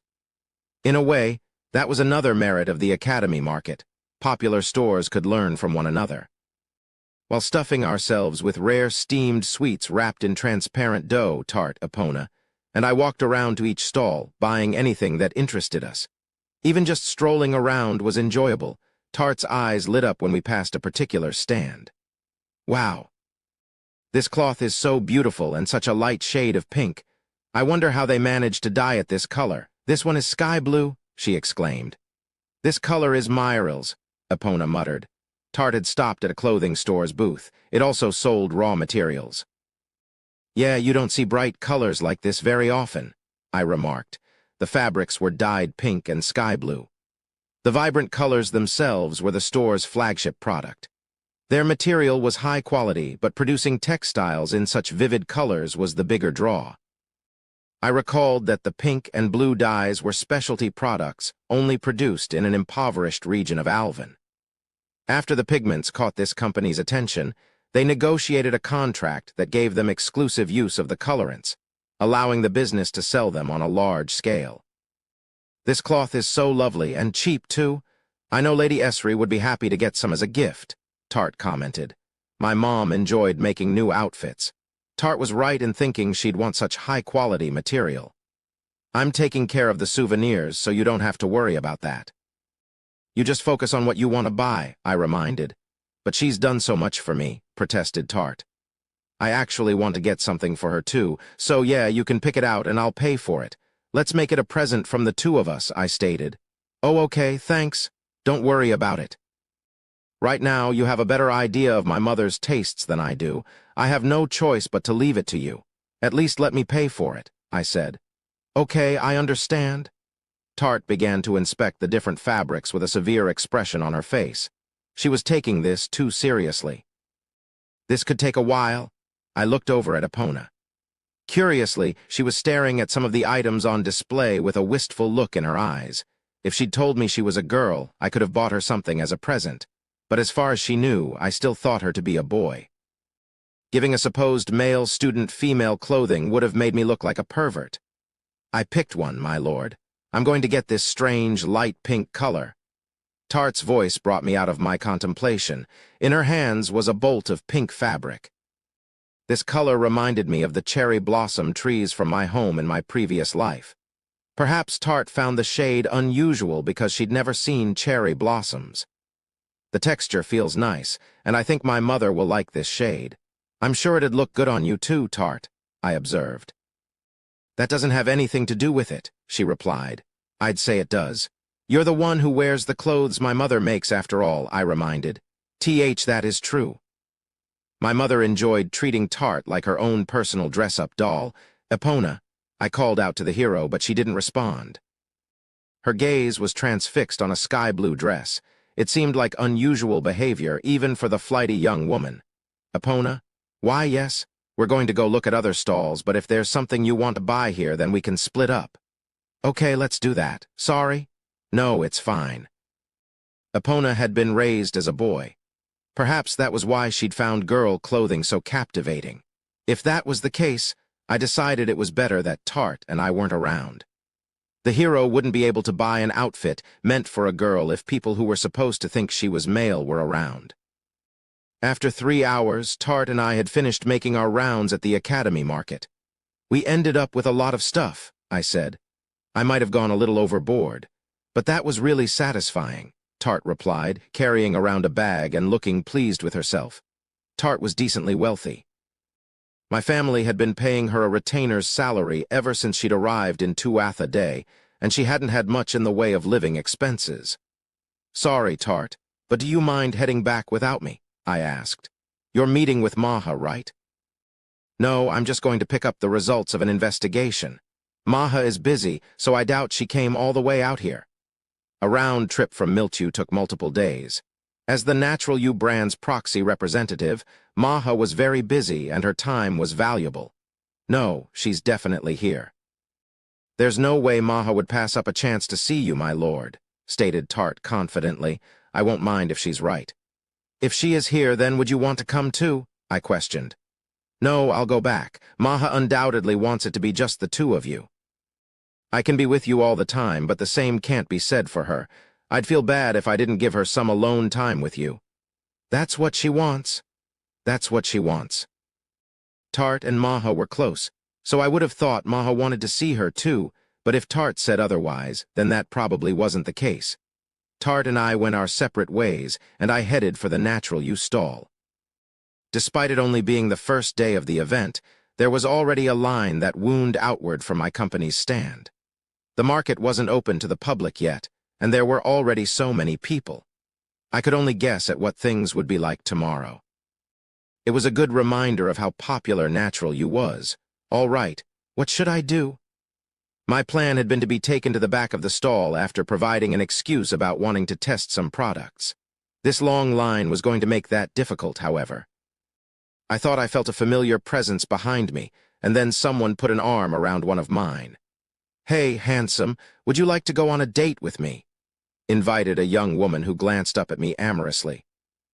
Her sleek blue hair was concealed under a hat today, and she'd used makeup to disguise herself slightly. Instead of her usual attire, she was wearing something sweet and stylish. Even with such differences, there was no way I wouldn't recognize the girl. She wasn't just a friend, she was family. That sounds great. There's a nice pop-up cafe nearby. Want to go there and get some sweets? I proposed. That would be lovely. Shall we be off? Okay. The young girl, Maha, beamed. Tart had read the situation correctly. It looked like Maha had gone to a lot of trouble just to come here and spend time with me. It was surprising to see her in disguise, but that served a practical purpose. As the face of Natural You, Maha had become something of a celebrity. She counted many nobles among her acquaintances. If anyone recognized her, it would probably cause a commotion. We entered the cafe together.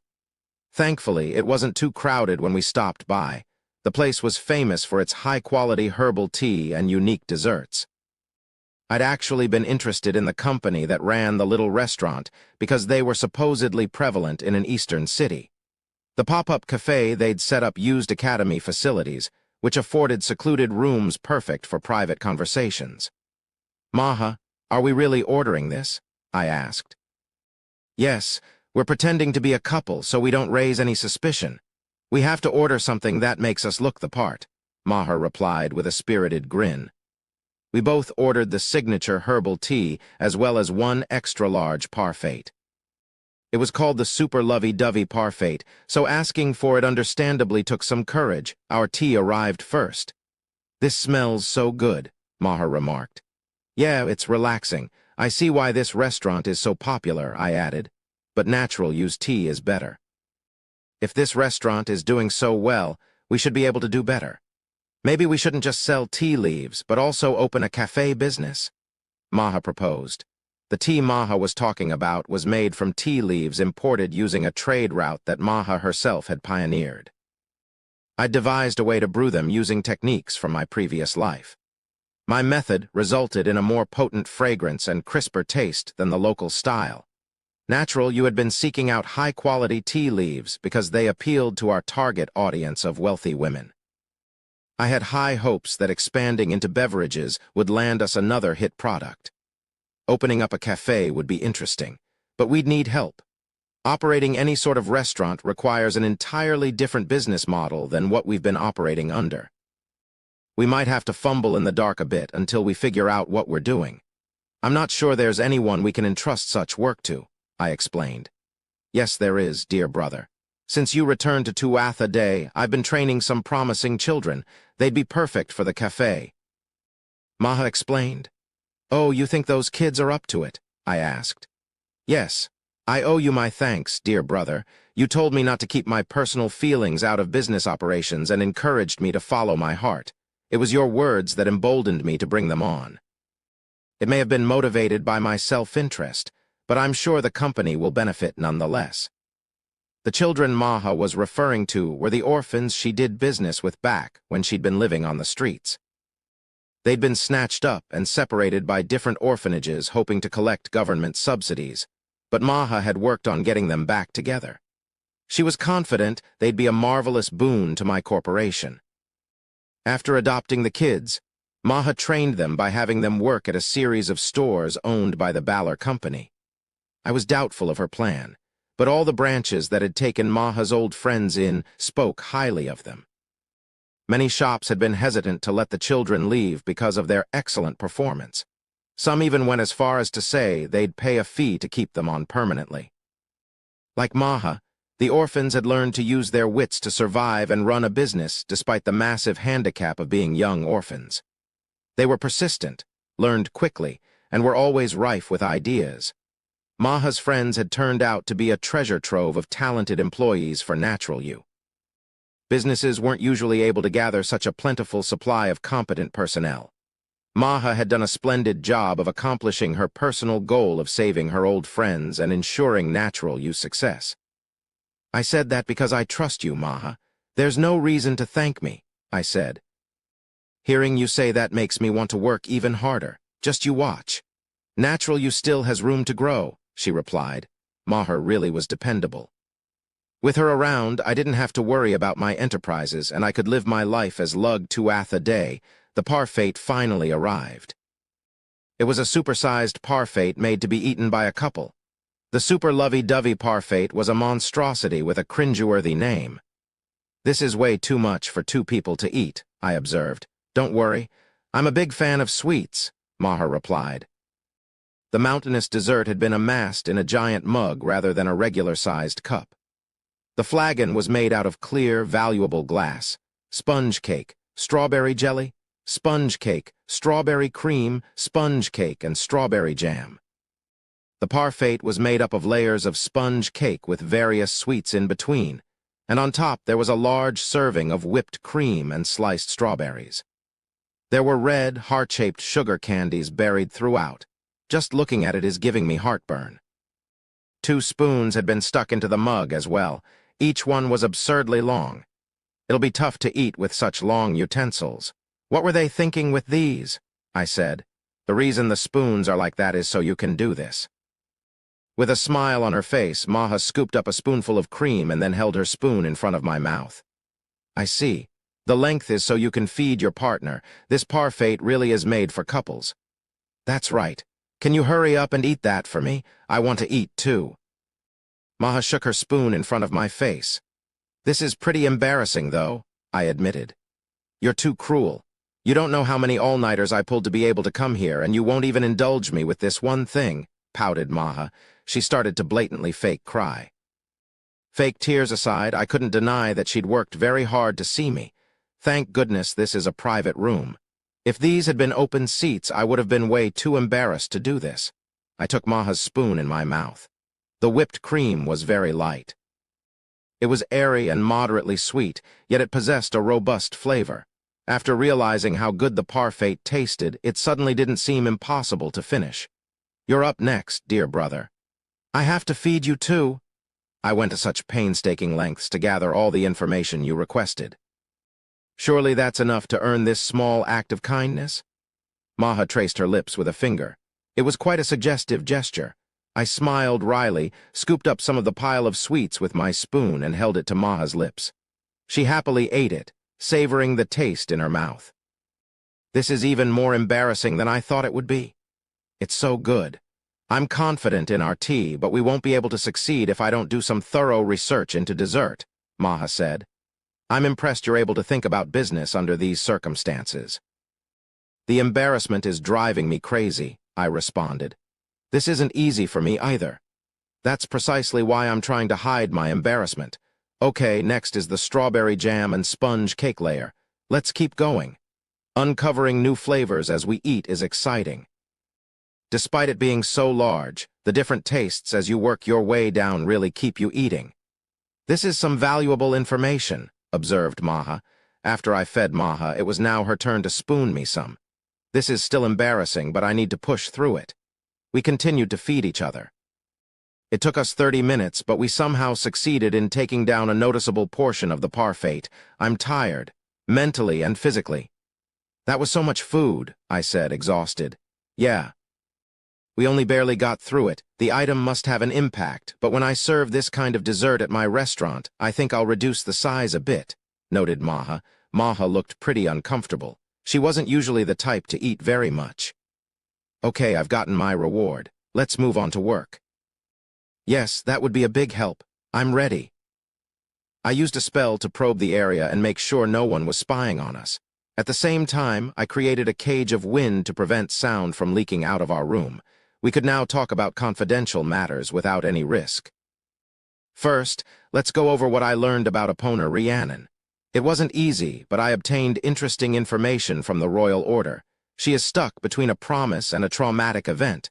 That might be her biggest weakness. Maha handed me a folder of papers, and I quickly leafed through them.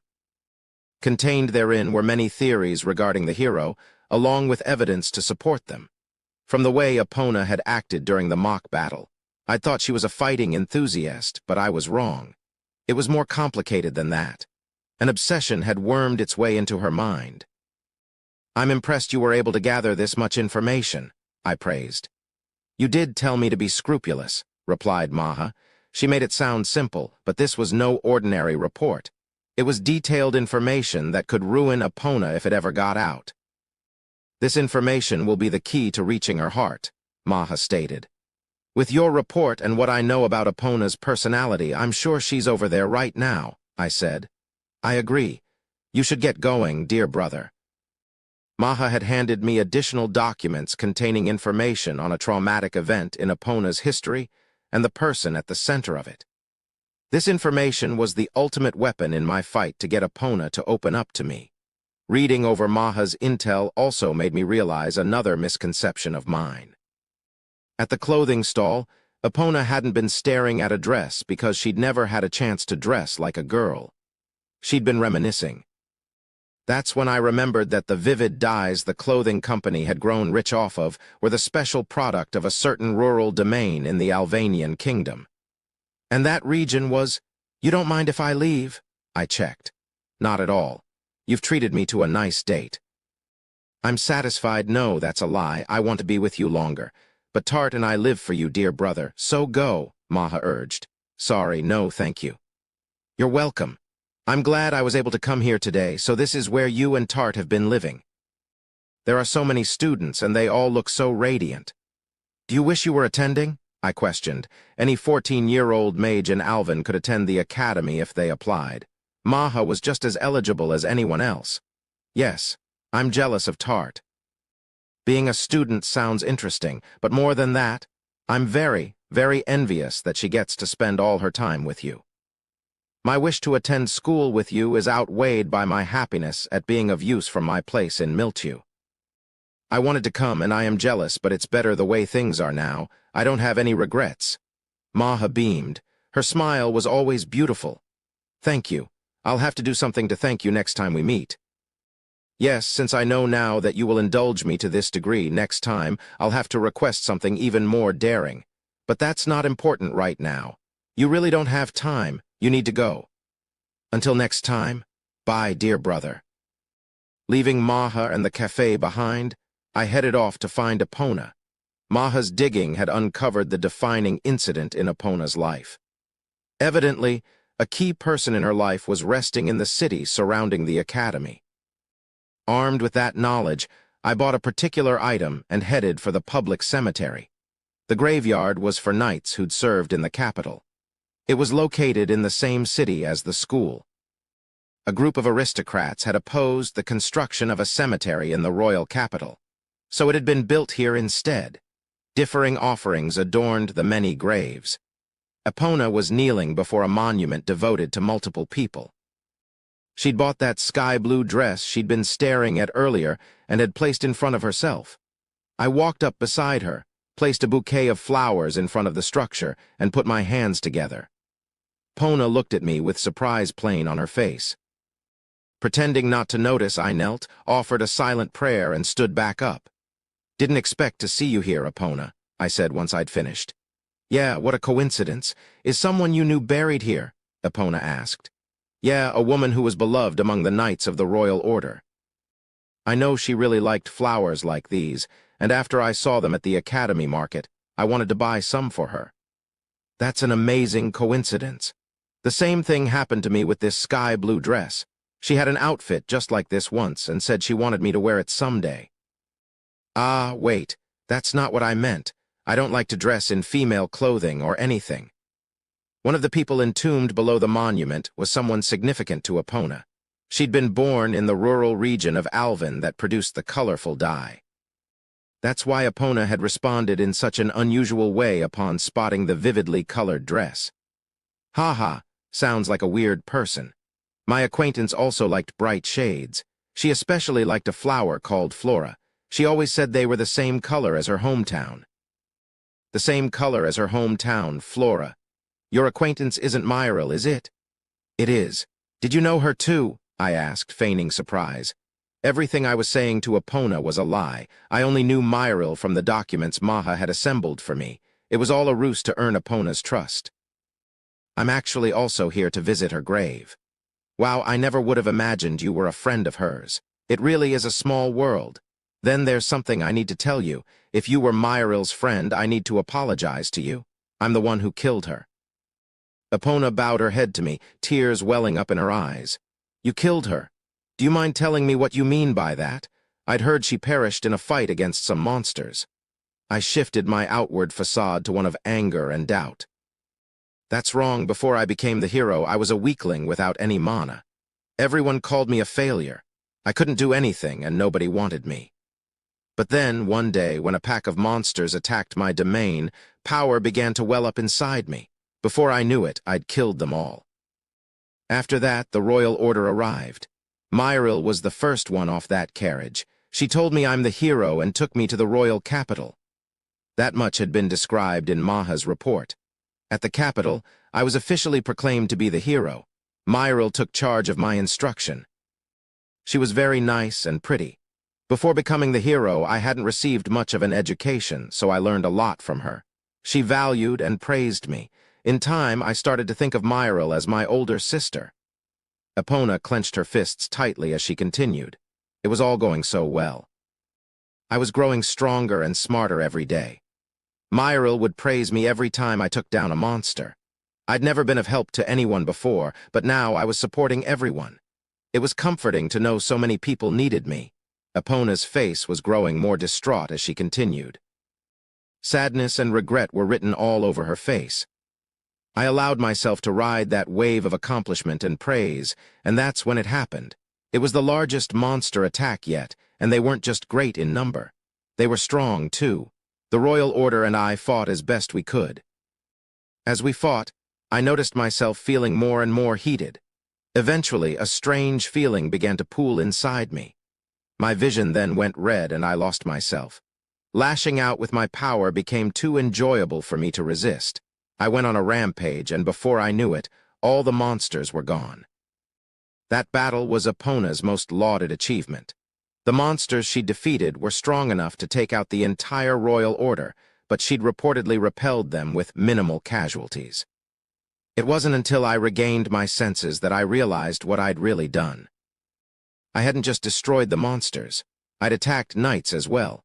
Everyone had gotten hurt because of me, even Myril. After searching for a while, I finally found her cold and covered in blood. The sight of her brought an urge to hit something to the forefront of my mind.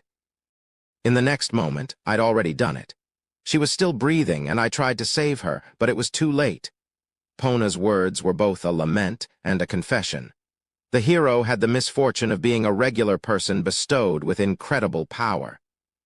She didn't realize there was a bomb strapped to her back that could explode at any moment. What do you think the last thing Myril said to me was, Lug? Do you think that she said she didn't want to die, that she hated me? Epona asked. I doubt it was any of those. The Myril I know wouldn't have said those kinds of things, I replied. Ha ha ha, you're right. Myril thanked me for defeating the monsters and told me I'd saved many people. The last thing she ever said to me was protect the Alvanian kingdom in my stead. A large tear rolled down Epona's cheek. I'm scared. The more serious I get in battle, the more enraged I become. If I wind up in another fight like that one, I could go off and kill someone again. I don't want to fight, but I can't run away. I owe it to Myril not to. Protect the Alvanian kingdom in my place. There's no way I can break that oath. That was Epona's weakness. She was caught between a promise and a traumatic incident. Combat terrified Epona, but it wasn't her own demise that filled her with dread. Instead, it was the concern that she'd slay another person who was dear to her. She'd loved Myril like an older sister. Unfortunately, Epona also felt an obligation to see Myril's dying wish fulfilled. It was both a plea and a curse. Epona had no choice but to fight. Myril had probably asked that of Epona while fully understanding the implication. She'd known that if she didn't, the hero would never step foot on the battlefield again. To prevent that, Myril had used the last of her power to keep Epona in the fight. That woman had been a knight through and through. To the very last, she worked to ensure the safety of her kingdom. I respected her unflinching sense of duty. You despise me for being the one who killed Myril. Are you scared of me? Stay around me too long, and you might end up dead too. No, I don't despise you. Even though you're frightened, you still try to keep your promise to Myril. I finally understand why you were so happy when you said you thought I wouldn't get hurt sparring with you. It was because you don't want anyone to end up like Myril ever again. Epona wanted a training partner. She'd been searching for someone capable enough to survive her learning how to use her immense power without going berserk, and she'd found me. Yeah, I'm very, very grateful to you. I want to become strong enough to resist losing myself when I fight. The thought of killing another person I love is too much. I don't know what I'll do if something like that happens again. I suppose you're not going to want to help me anymore, though. I killed your friend, after all. This was the truth of Epona's heart. Without the key that was Myril, I would have never unlocked it. I will support you as Myril's friend. Myril thanked you, didn't she? She asked you to protect Alvin. It's not my place to condemn you. To fulfill her wish, To help you become strong enough to protect this country, I will lend you my power. You don't need to worry. I'm strong enough to survive a few rounds with you. Feel free to train with me to your heart's content. Should you fall into bloodlust again on the battlefield, I will stop you, I declared. Can I trust you on that? Yes. You know what I'm capable of. Yeah, I do. There's something I've always wanted to say but couldn't bring myself to. Please be my friend. I never dared to say that to Myril. If you're okay with someone like me and I don't frighten you, then please be my friend. I'm lonely. Overwhelming power meant overwhelming isolation. That was something I could never have predicted. Sounds good to me. We're friends, I agreed. I extended my right hand for a handshake. Epona gripped it tightly and smiled as she wiped away her tears. Ah ha ha, I'm embarrassed but happy too. Thank you, Lug. Of course, Epona. And just like that, I became the hero's friend. It was a relationship built on multiple calculated lies. Nonetheless, I still intended to be a genuine ally. That was how I planned to atone for deceiving Epona and using Myril's name. I would make up for my falsehoods by saving the hero. It had been hard to warm up to the hero before. After hearing her bare her heart to me, however, I really didn't want to kill her. I didn't assassinate people like some mindless tool anymore. I'd vowed to live my life for myself. To that end, I needed to search as best I could for a way to save the world without slaying Epona. I would use every method available to me to prevent things from reaching a point where I would be forced to choose between Epona and the rest of the world. Chapter 14. The assassin receives military duty. A few days had passed since the end of the academy market. I arrived in the classroom, and then while I was chatting with Nisha, an announcement sounded over the broadcast equipment. The following first-year students from Class S are to report to Visitation Room 2. Lug, Nisha, Epona, Claudia, and Tart. This is a top priority. If they had called Nisha, Dia, Tart, and me without Epona, this would likely have been about our secret mission. The hero had been called as well, however, so it had to be something unrelated. I wonder what it could be. This must be quite the emergency. We're missing class. I have a bad feeling about this. Nisha and I looked at each other with bitter smiles on our faces. I hoped it wouldn't be anything too bothersome, but that seemed unlikely. We entered the visitation room to find the instructor in charge of Class S, Professor Dune, and a dignified-looking woman in knight's clothing waiting for us. Decorations on the woman's uniform immediately informed us of her skill. Clearly, she held some sort of high position. Professor Dune motioned for us to sit. Once we did so, he used a pen to mark a point on a map hung on the wall and began to speak. Apologies for causing you to miss your lessons. I'll get straight to the point. You 5 are being sent into combat. A village about 5 kilometers west of here is being encroached upon by a horde of around 100 orcs. Orcs use human women for breeding. If left to their own devices, the orcs will multiply and attack the nearby city of Rutolia. We must avoid that outcome at all costs. We're going to set up an ambush and wipe them out before they have a chance to do anything to the village. Monsters had been appearing in larger numbers lately. These portentous events foretold the return of the Demon King. I'd been expecting something like this to happen sooner or later. Our professor laid out a sensible and straightforward battle strategy. The city of Rutolia was the economic center of this region, and it couldn't be allowed to fall. While Rutolia possessed strong defenses in the form of heavily fortified walls, the hope was that we would stop the orcs before sealing off the city became a necessity. However, 3 things were bothering me, and I raised my hand. Lug Tuatha Day. You may speak, Professor Dune allowed. I have a few questions. There should be a stronghold in front of the village. Does the orcs' advance on the village mean they managed to break through the stronghold unharmed? No.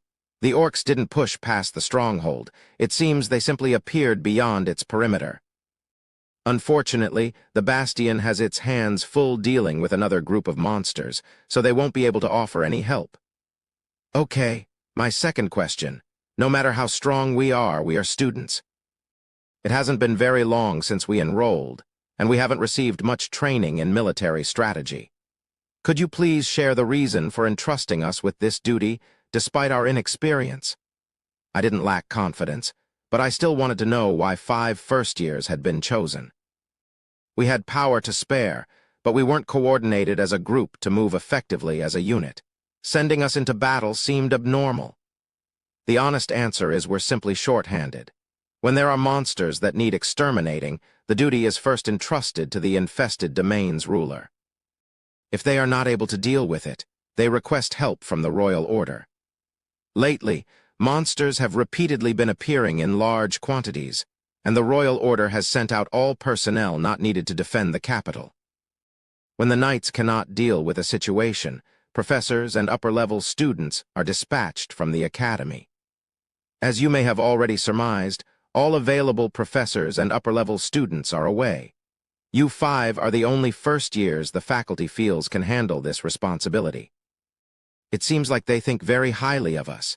I'd never seen an orc in person, but I knew it was suicide for anyone other than a mage to take them on. Suppose the knights from the royal order and the upperclassmen were already off handling other problems. In that case, I could understand why the academy would want to send novice mages like us over ordinary folk with military training. Okay, now for my third question. We are going to be fighting orcs. Considering the worst-case scenario, it'd be best if girls weren't around. Would it not be best to leave Dia and Tart behind? You're exactly right. However, I'll say this, they'll be fine if you protect them. The scale of this horde is huge, and we can't afford to send any fewer than 5 people. Even considering the risks, we need to make sure we meet the enemy with the proper amount of force. I felt an urge to ask Professor Dune if he'd lost his mind. Orcs were giants that stood around 3 meters tall, and they had the strength to match their bulk. They also had a unique method of reproduction. Orcs were an all-male species, and they reproduced by impregnating females of other species. Orcs were incredibly fertile, and they could continue to copulate for more than half a day. Uninterrupted, they would impregnate a female in a single night. The child was born only 3 days later. It was the offspring that was the most problematic. Orc children inherited the best traits of their mother's species. An orc attack not only increased their numbers, but those born of human mothers would possess higher intelligence. If those intelligent orcs took command of the horde, their threat level would increase exponentially. If things went south for us, if Tart and Dia end up impregnated, they will give birth to terrifyingly strong monsters, I said. Don't make me repeat myself. We are aware of the risks. I'm telling you not to let that happen. Because orcs received their mother's most valuable qualities, an orc born from a powerful mage would be both smart and mighty in battle. The last thing I wanted to do was take Dia and Tart to a location brimming with creatures that were filled with lust for human women. Thank you very much for worrying about me, my lord, but I will be fine.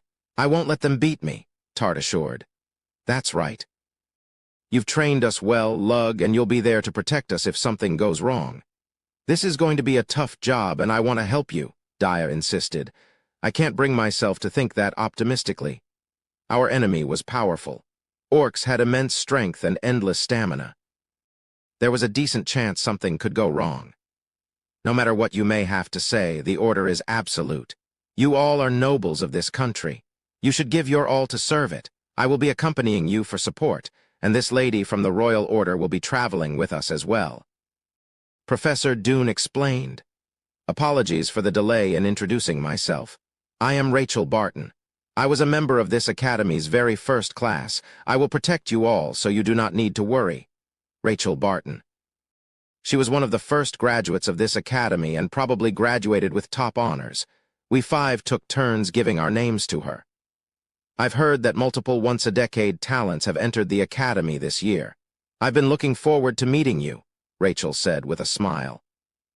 We will work hard to live up to your expectations, I responded, deciding to concede to Professor Dune's orders. No matter what excuses I made, the decision had been set. With Lug and me on the job, we'll be just fine.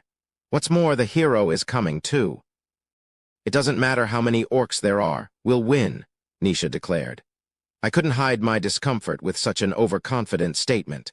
While I didn't say anything about it out loud, there was something even more concerning than our opponents, Pona. I'd fought her many times since our first sparring session. If she went berserk, I don't think anyone would escape unharmed except myself. If Epona could lose it during a mock battle, then the risk of an outburst during a real fight with actual monsters seemed even higher. Not even I was sure what happened if Epona went on a rampage. Epona turned to me and said, "I'll do my best. You've really helped me get more confident, Lug." That's exactly why I'm scared. I'll have to watch out for Epona as much as the orcs.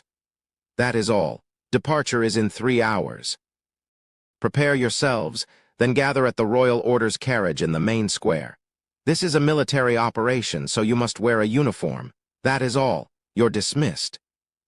Professor Dune turned his back to us as if to convey he had nothing left to disclose. Never had I guessed I'd be assigned duty so early in my tenure at the academy. We walked into the hallway and then headed to our rooms to prepare. Daya and Tart remained with me. Nisha had an ambitious smile on his face as he walked away. Facing Daya and Tart, I cautioned. There are 3 promises you need to make me, or you may not survive. I couldn't say any of this in front of the professor or the knight. Seeing how serious I was, they both nodded with firm expressions. First, stay close to me.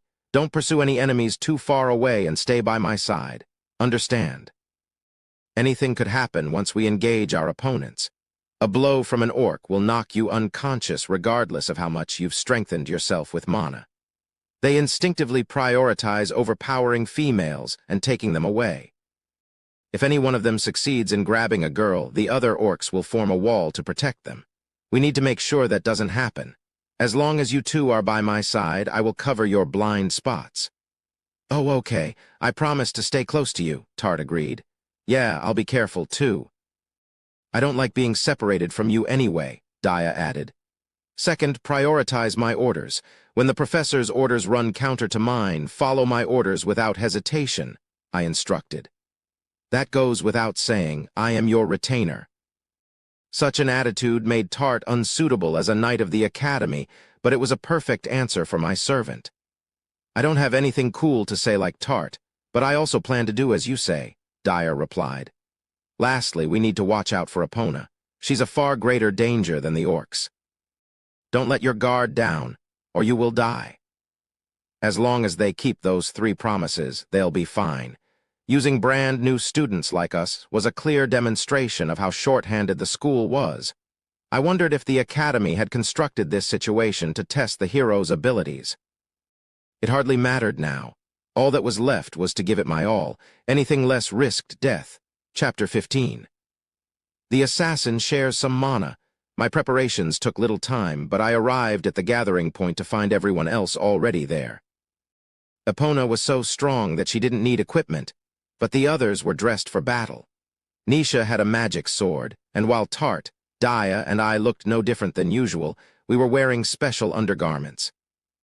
They'd been made from monster tissue that had been extracted using Tuatha Dé medical secrets. The material guarded exceptionally well against slashing and bludgeoning attacks, as well as heat. It was quite malleable, too. Tuatha Dé assassins wore outfits made of this wondrous stuff when entering a rough combat situation. This is uncomfortably tight on my chest. Do your best to hang in there. Evidently, the undergarments hadn't been designed with the chest size of someone like Tart in mind. While they had some amount of elasticity, it was not without limit. I felt bad for Tart, but there was nothing to be done. What? That's why yeah, lug, I don't think it's going to be easy for me either, Daya piped up. Is that so? Daya was clearly lying. Her chest fit just fine. Before long, it was time for us to depart. We all climbed into the wagon and took off for our destination. The horde of orcs didn't seem like it was going to be too much of a problem. I only hoped the army's information was correct. We arrived at the ravine where we were going to ambush the orcs. Some soldiers were gathered there, too. Non-mages were unable to fight in battles against monsters. Still, they could serve as lookouts, scouts, or guards. Other tasks like making camp, assisting with villager evacuation, procuring supplies, and delivering messages to and from command could also be entrusted to them. Their presence enabled mages to focus on battle. A scout returned and reported to Rachel. The woman nodded, then looked like she was contemplating how best to convey this new information to us. After considering for a moment, she sauntered over. The orcs will arrive in 4 hours. We don't know how, but their numbers have increased. The estimate has increased from 100 to 150, she told us with a calm voice. An increase of 50% was not good news. Typically, the proper procedure would have been to cancel our operation and retreat. I waited for Rachel to say something else, but she remained quiet. Tart then broke the silence by hesitantly raising her hand. Is there a plan for this? The plan is simple. We use this ravine to kill all the orcs. To be more specific, those who are skilled in close combat will fight hard up front, and those who are skilled at using mana will fire spells from the rear, Rachel replied. Doesn't sound like much of a plan. That said, giving us a complicated strategy when we held no real organized combat training was impossible. Miss Rachel, I have something to say. The canyon is a suitable place to engage the orcs, but the road leading into it is too wide. Fighting an army of 150 head-on would be suicide, I observed. The entrance into the ravine was wide enough that 5 to 6 orcs could enter at a time. Handling that many was an impossible task for our vanguard. It would lead to our rearguard getting surrounded, which would keep them from casting spells. In the end, we were just too few.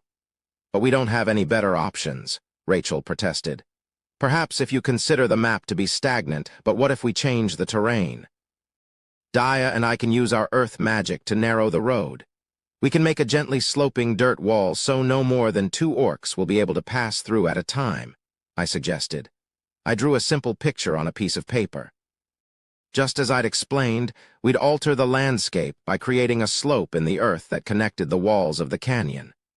This would make a choke point that reduced how many orcs could get through.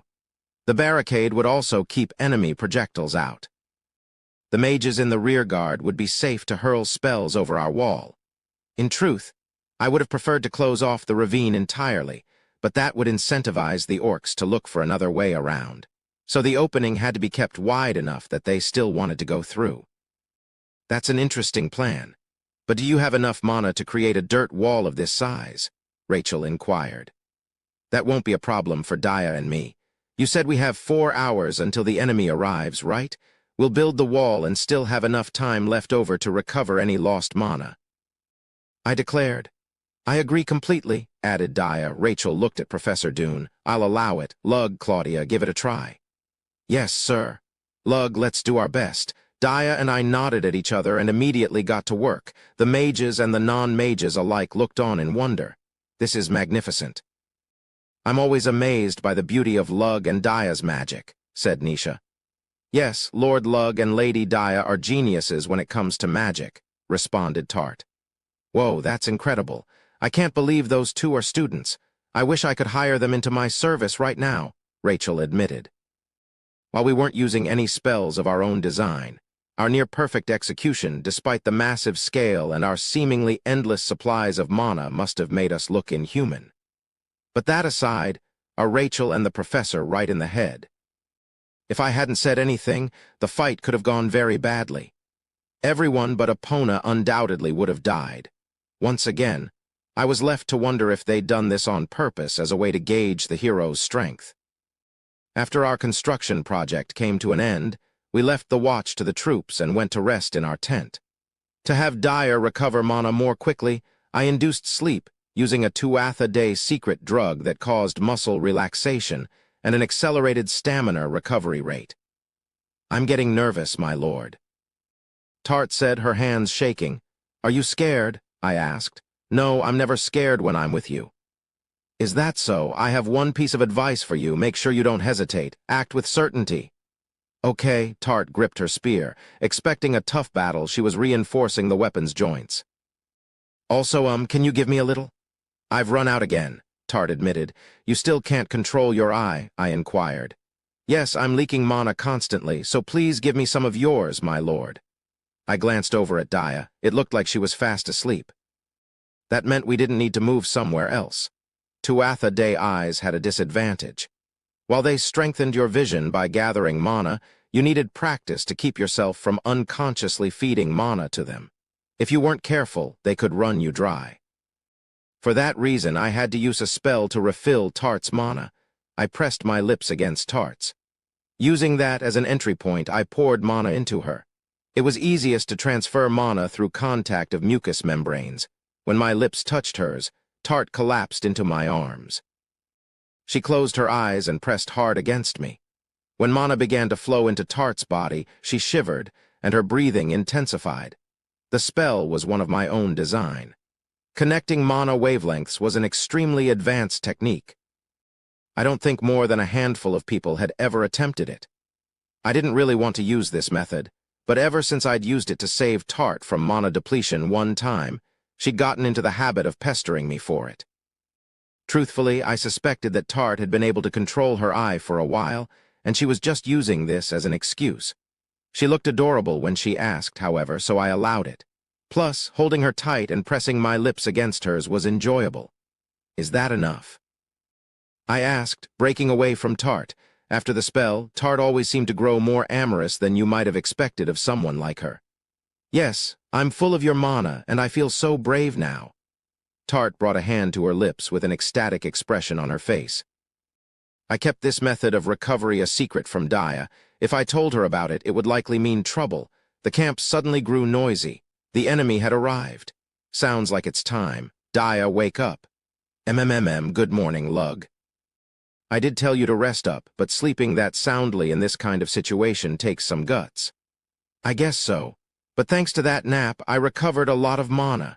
Daya was acting no different than normal. It didn't look like she'd seen what Tart and I had just done.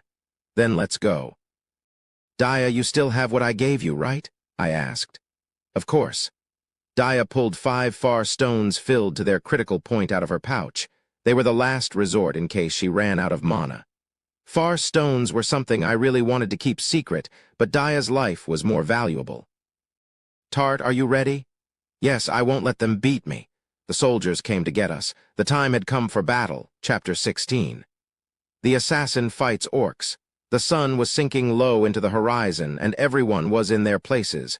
Nisha, Tart, and Epona were the vanguard.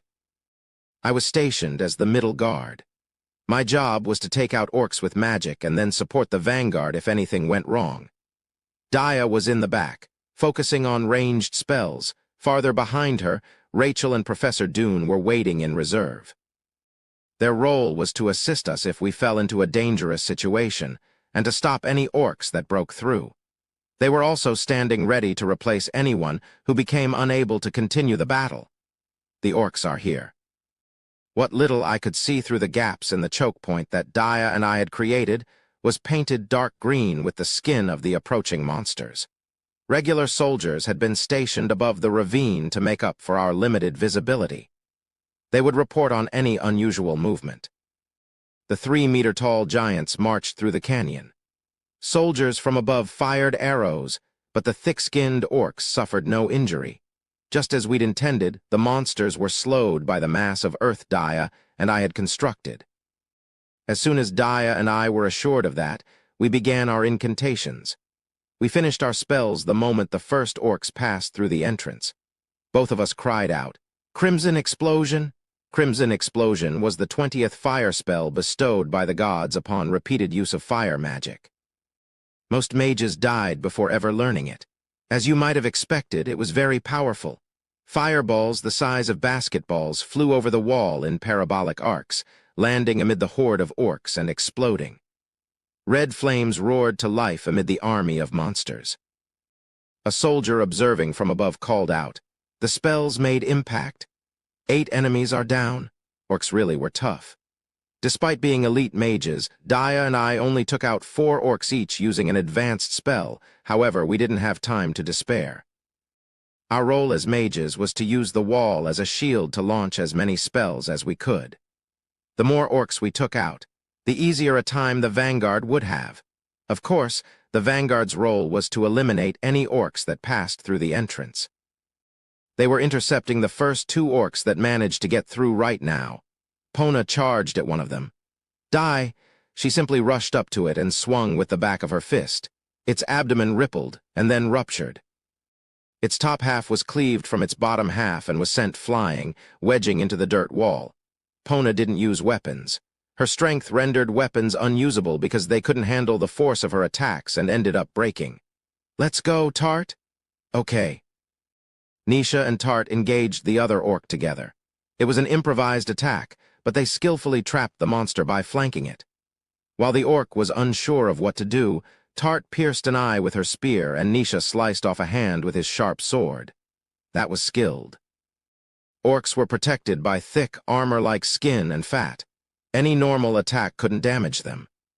Despite that, Tart had taken out an eye, and Nisha easily cut through the creature's wrist, leaving a growing pool of red fluid.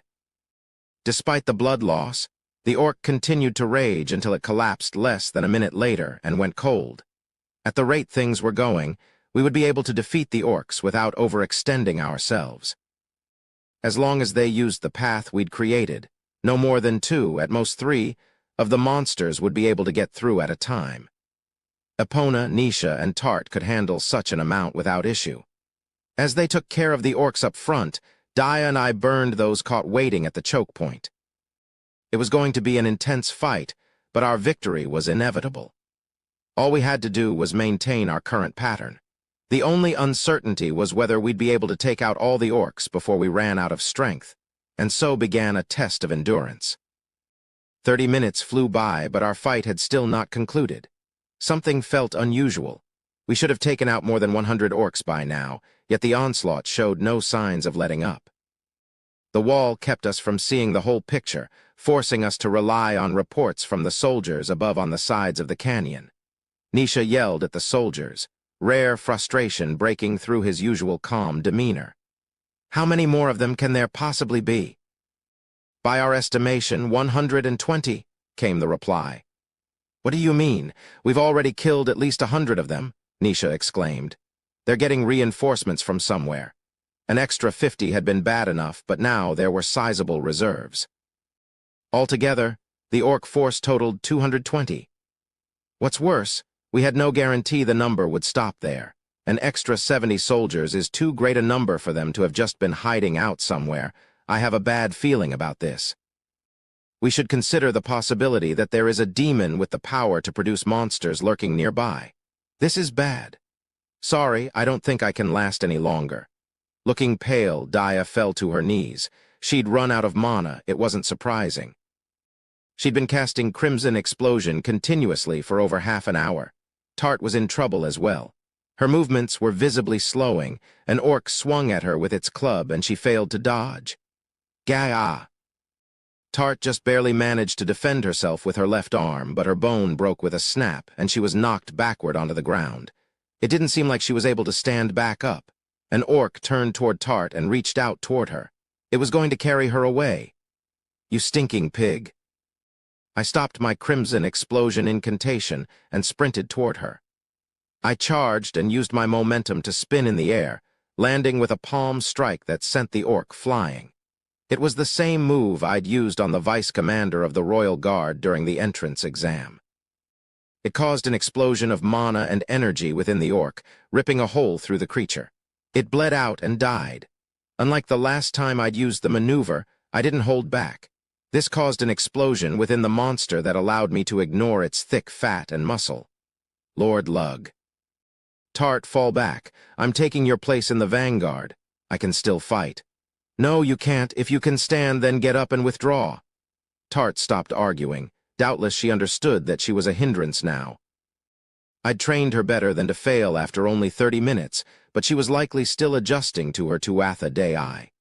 It had worn her out. I took Tart's place in the vanguard. While covering Tart behind me, I turned toward an orc. Tart fought her hardest against a terrifying slew of enemies. I'll have to praise her later. If you're moving up here, who will take out the orcs in the back? Asked Nisha.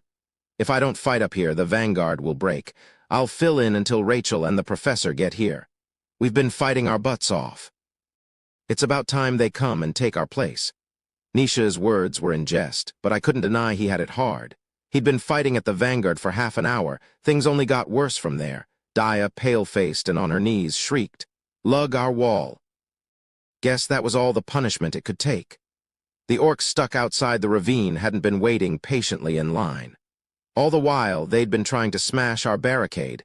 That alone may not have been enough to bring it down. Unfortunately, Epona had unknowingly weakened the earthen structure with all her smashing. The battle would have ended before the wall crumbled if the orcs' numbers hadn't increased from the original estimate. The fight was dragging on longer than Daya and I had built the wall to last. It was only a few moments from collapsing.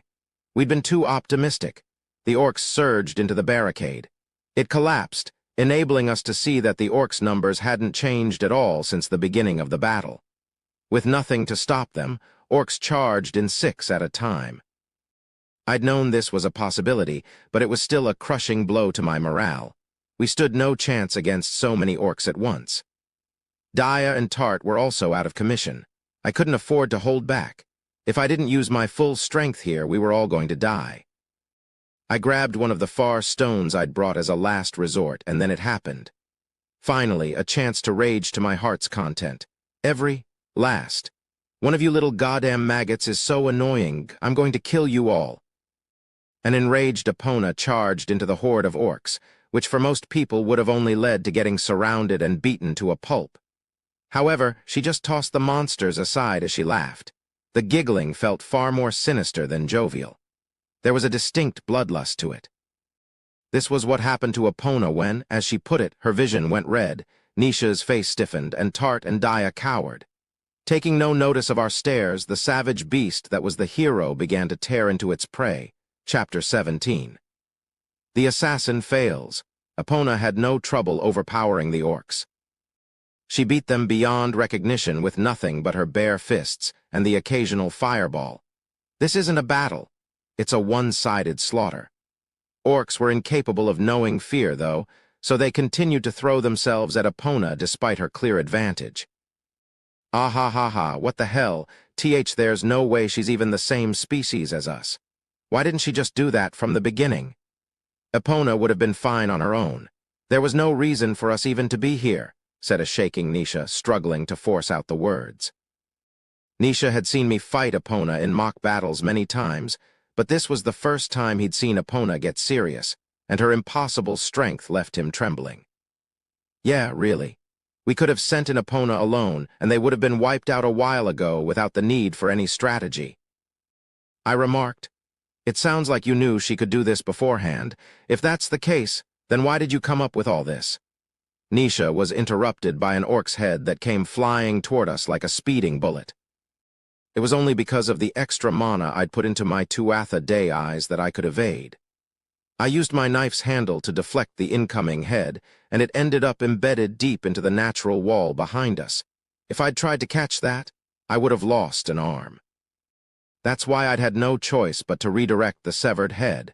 A direct hit would have seriously injured me, mage or not. Epona's strength was so great that she'd sent a skull speeding at lethal velocity. That's your answer. Fighting orcs is significantly less scary than getting caught up in a battle with Epona. I wanted to avoid a situation where Epona needed to get serious. Don't let your guard down, I cautioned. I just want to get out of here as fast as I can, Nisha replied. Even with Epona going all out, deserting could lead to trouble. If running were permissible, I would have already done so, I admitted. I looked behind me to see Daya and Tart resting on the ground, neither in any condition to defend herself. Until those two were safe, I had to protect them. No matter how strong Epona was, she couldn't deal with that many orcs all at once. Some of them were going to get past her. That was another reason I couldn't leave. Speak of the devil, here come some of the monsters now. 2 of the towering green creatures had slipped around Epona. Nisha and I gave each other a look, but Epona moved in before we could intercept the orcs. You piece of shit pigs, you think you can run from me? Mana gathered in her right hand. Without an incantation, Epona launched a simple blast of magical power at one of the monsters. Spells were mana given a kind of shape. The energy alone didn't have much attack power. If using simple mana blasts was an effective method of attack, no one would have bothered with spells because of the incantation time required. However, Epona's attack had a colossal amount of power behind it, further strengthened by all of her S-rank hero skills. No, that blast of mana was on course to hit the orc directly. Unfortunately, Daya and Tart were right behind it. Epona's attack would consume the monster and then continue and strike Daya and Tart. Weakened as they were, they had no hope of dodging. I jumped to the side, putting myself between the girls and the orc. Should I use the full strength that I've been concealing at the academy? If I do that, I can block this without taking any damage. No, I can handle this without doing that. I decided to continue concealing my full power even if it risked me getting hurt. Gathering mana, I hardened my monster tissue underclothes. They were double-layered. One was capable of stiffening to resist attacks, while the other was soft to absorb any impact. Pouring mana into the suit made it the ultimate defense. Pona's blast pierced through the orc as easily as I'd anticipated, and I caught it with my back. My shoulders broke. I'd braced myself as best I could, but was still sent flying through the air. Overall, I'd taken it quite well. Ending up with only a few broken bones after stopping an attack from the hero was something to take pride in. My rapid recovery would mend my wounds in only a few minutes. I needed to change my trajectory, however. I was headed right for Daya and Tart. I turned Epona's clump of mana toward the ground and fired it, using it to change my direction as I soared through the air. This altered my fall enough that I wasn't going to land on the girls. Unfortunately, I was definitely going to snap another bone or two when I hit the ground, but I didn't mind that level of injury. Lord Lug, Tart got up and dashed forward to catch me, despite her ragged, mana-deficient state. I crashed into her, and we both tumbled along the ground for a fair distance. When we at last came to a stop, Tart was unconscious and bleeding from the mouth. Tart, why did she catch me? She had to have known this would happen if she snatched me out of the air without any mana to strengthen herself. It was an incredibly boneheaded thing to do. Tart had only done it because she'd wanted to protect me. That was the sort of person she was. I looked up and met Epona's eyes. An expression of fear formed on her face after she looked at me. She didn't look anything like the battle rager from a moment ago. It was clear she was slowing down, but it hardly mattered. The orcs couldn't so much as scratch her, even if they came at her with everything they had. I never intended, I didn't mean to, Epona whimpered, begging me to believe her. I understood that much. I blamed myself more than Epona. I'd known this could happen, and I'd formed a plan I thought would have been able to deal with it. I was also conceited enough to believe that I could handle that blast of mana while keeping my own abnormally high power a secret. That arrogance had been what left Tart collapsed on the ground. Knowing Tart, I should have expected her to try to help me. I'll do what I can to take out the ones that get through. Turn back around and fight, I finally forced out. I really should have said something like, don't worry about it. It was an accident. I just couldn't manage it, though. Seeing Tart bloody and beaten had left me unable to think straight. If I consoled Epona now, it would have sounded contrived. So that was all I could get myself to say. After another 15 minutes of fighting, the orcs were all dead. Our job done, we began to head back to the academy. Epona wasn't at quite the same level after the incident with Tart, but she'd still been far beyond anything the orc army could have handled. More orcs slipped past her, but Professor Dune and Rachel finally stepped in to help. What concerned me was that as soon as Epona started using her full power, the orcs' numbers curiously waned. They'd been spawning infinitely from some unknown location until that point. Again, I had to consider the possibility that this had all been staged to gauge Epona's capabilities. Perhaps it's a demon trying to learn what they're up against and use that information to take her down. If we assume they threw away that many orcs as a sacrifice, then just how great is their real fighting strength? I shook my head. This was hardly the time to be thinking about such things. Tart's treatment had to come first. Lug, will Tart be okay? Daya asked worriedly. She'll be fine. She has some bruises, bone fractures, and scratches, but I can heal all of that. Thank goodness. I was worried after how far she flew through the air. We had a war doctor with us in the carriage, but I was more skilled, so I handled Tart's treatment. After taking care of anything that required immediate attention, I used my mana to strengthen her self-healing. Tart's complexion is looking much better, Daya observed. Yeah, there's no need to worry anymore, I replied. I patted Tart on the head. The curtains separating the bed from the other seats then opened. I need to apologize, Epona stated, avoiding my eyes all the while. It was a very intense battle. It wasn't your fault, I assured. Having sorted out my feelings, I finally let Epona know that I wasn't upset with her. But I really hurt Tart, protested the hero. If you apologize, Tart will forgive you. I hope so. Sorry for injuring you too, Lug. I let it happen again. Every time I fight on a battlefield, my vision goes red, and then I start to rage, and before I know it, I've hurt everybody, so I... Epona's fists were shaking. I wanted to change. I wanted to become strong enough to keep a clear head even in that wild state. After no one got hurt during our mock battles, I thought things would be okay today, but sure enough, it happened again. I'd been helping Epona ever since that promise during the Academy Festival after she'd opened up to me. Every time one of our sparring sessions ended safely, Epona got a little more confident. Also, I thought you'd be able to stop me if I lost control. Ah ha ha, I guess that was assuming too much. I'm sorry for that too. I'm really not cut out to be the hero.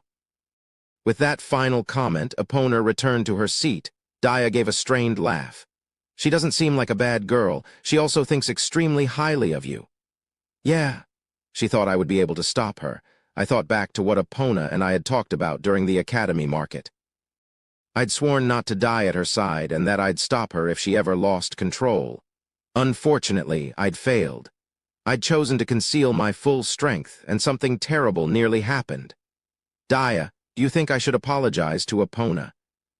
I didn't say anything too harsh, but I let my frustration over not being able to protect Tart affect my attitude. I glared at her after Tart lost consciousness, I said. The Lug I know would apologize, Dia replied immediately. You're right. I'll apologize once she's calmed down. I'd known the whole time that I was in the wrong here. It seemed I had some room for improvement. I'd grown more human in my second life, but that had allowed immaturity to affect my behavior. I need to concentrate on one thing at a time. I should tell Tart I'm sorry, too, I thought aloud. If you feel for her, one kiss will do the trick, you know. That'll be all it takes to put her in a good mood, Dia remarked. You're right, that's what I'll do, I decided. I meant that as a joke, but you took it seriously? You didn't hesitate at all there, did you? Have you and Tart already been kissing? Dia exclaimed. No, we haven't. Those mana-replenishing kisses were a secret. That's not fair, you should kiss me too. You haven't kissed me at all recently, Lug. For the rest of the ride back to the Academy, Dia probed me about how far Tart and I had gotten.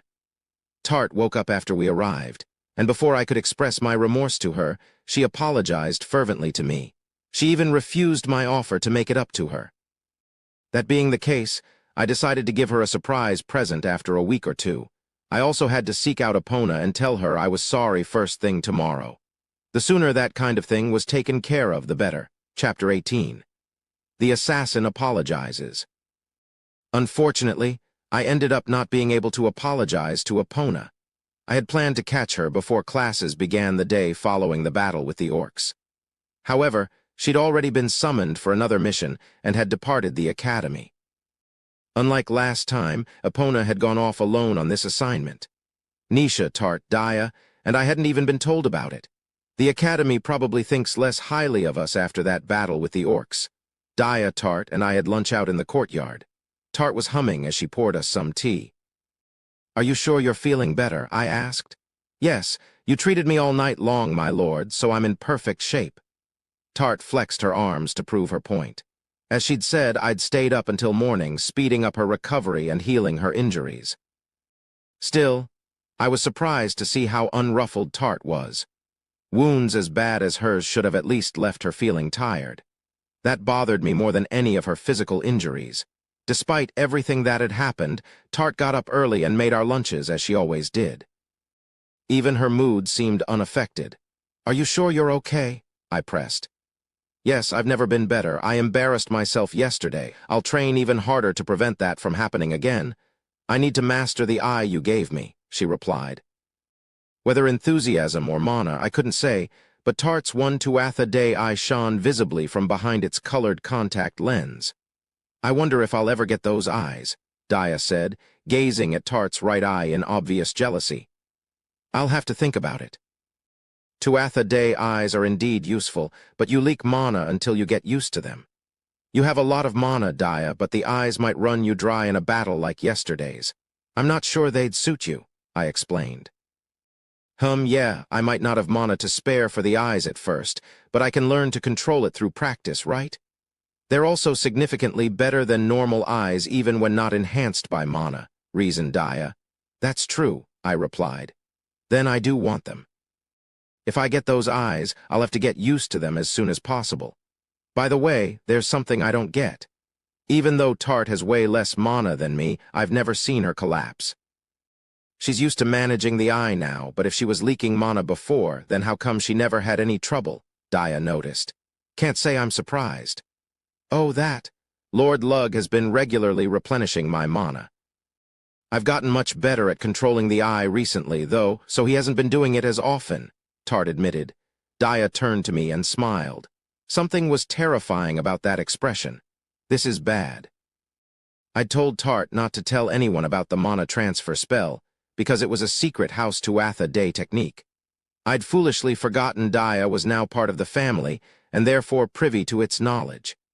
Hey, Lug, I've never heard of a method capable of replenishing someone's magical power. If you can do that sort of thing, why didn't you use it on me during the battle yesterday? If you had, I would have been able to keep fighting.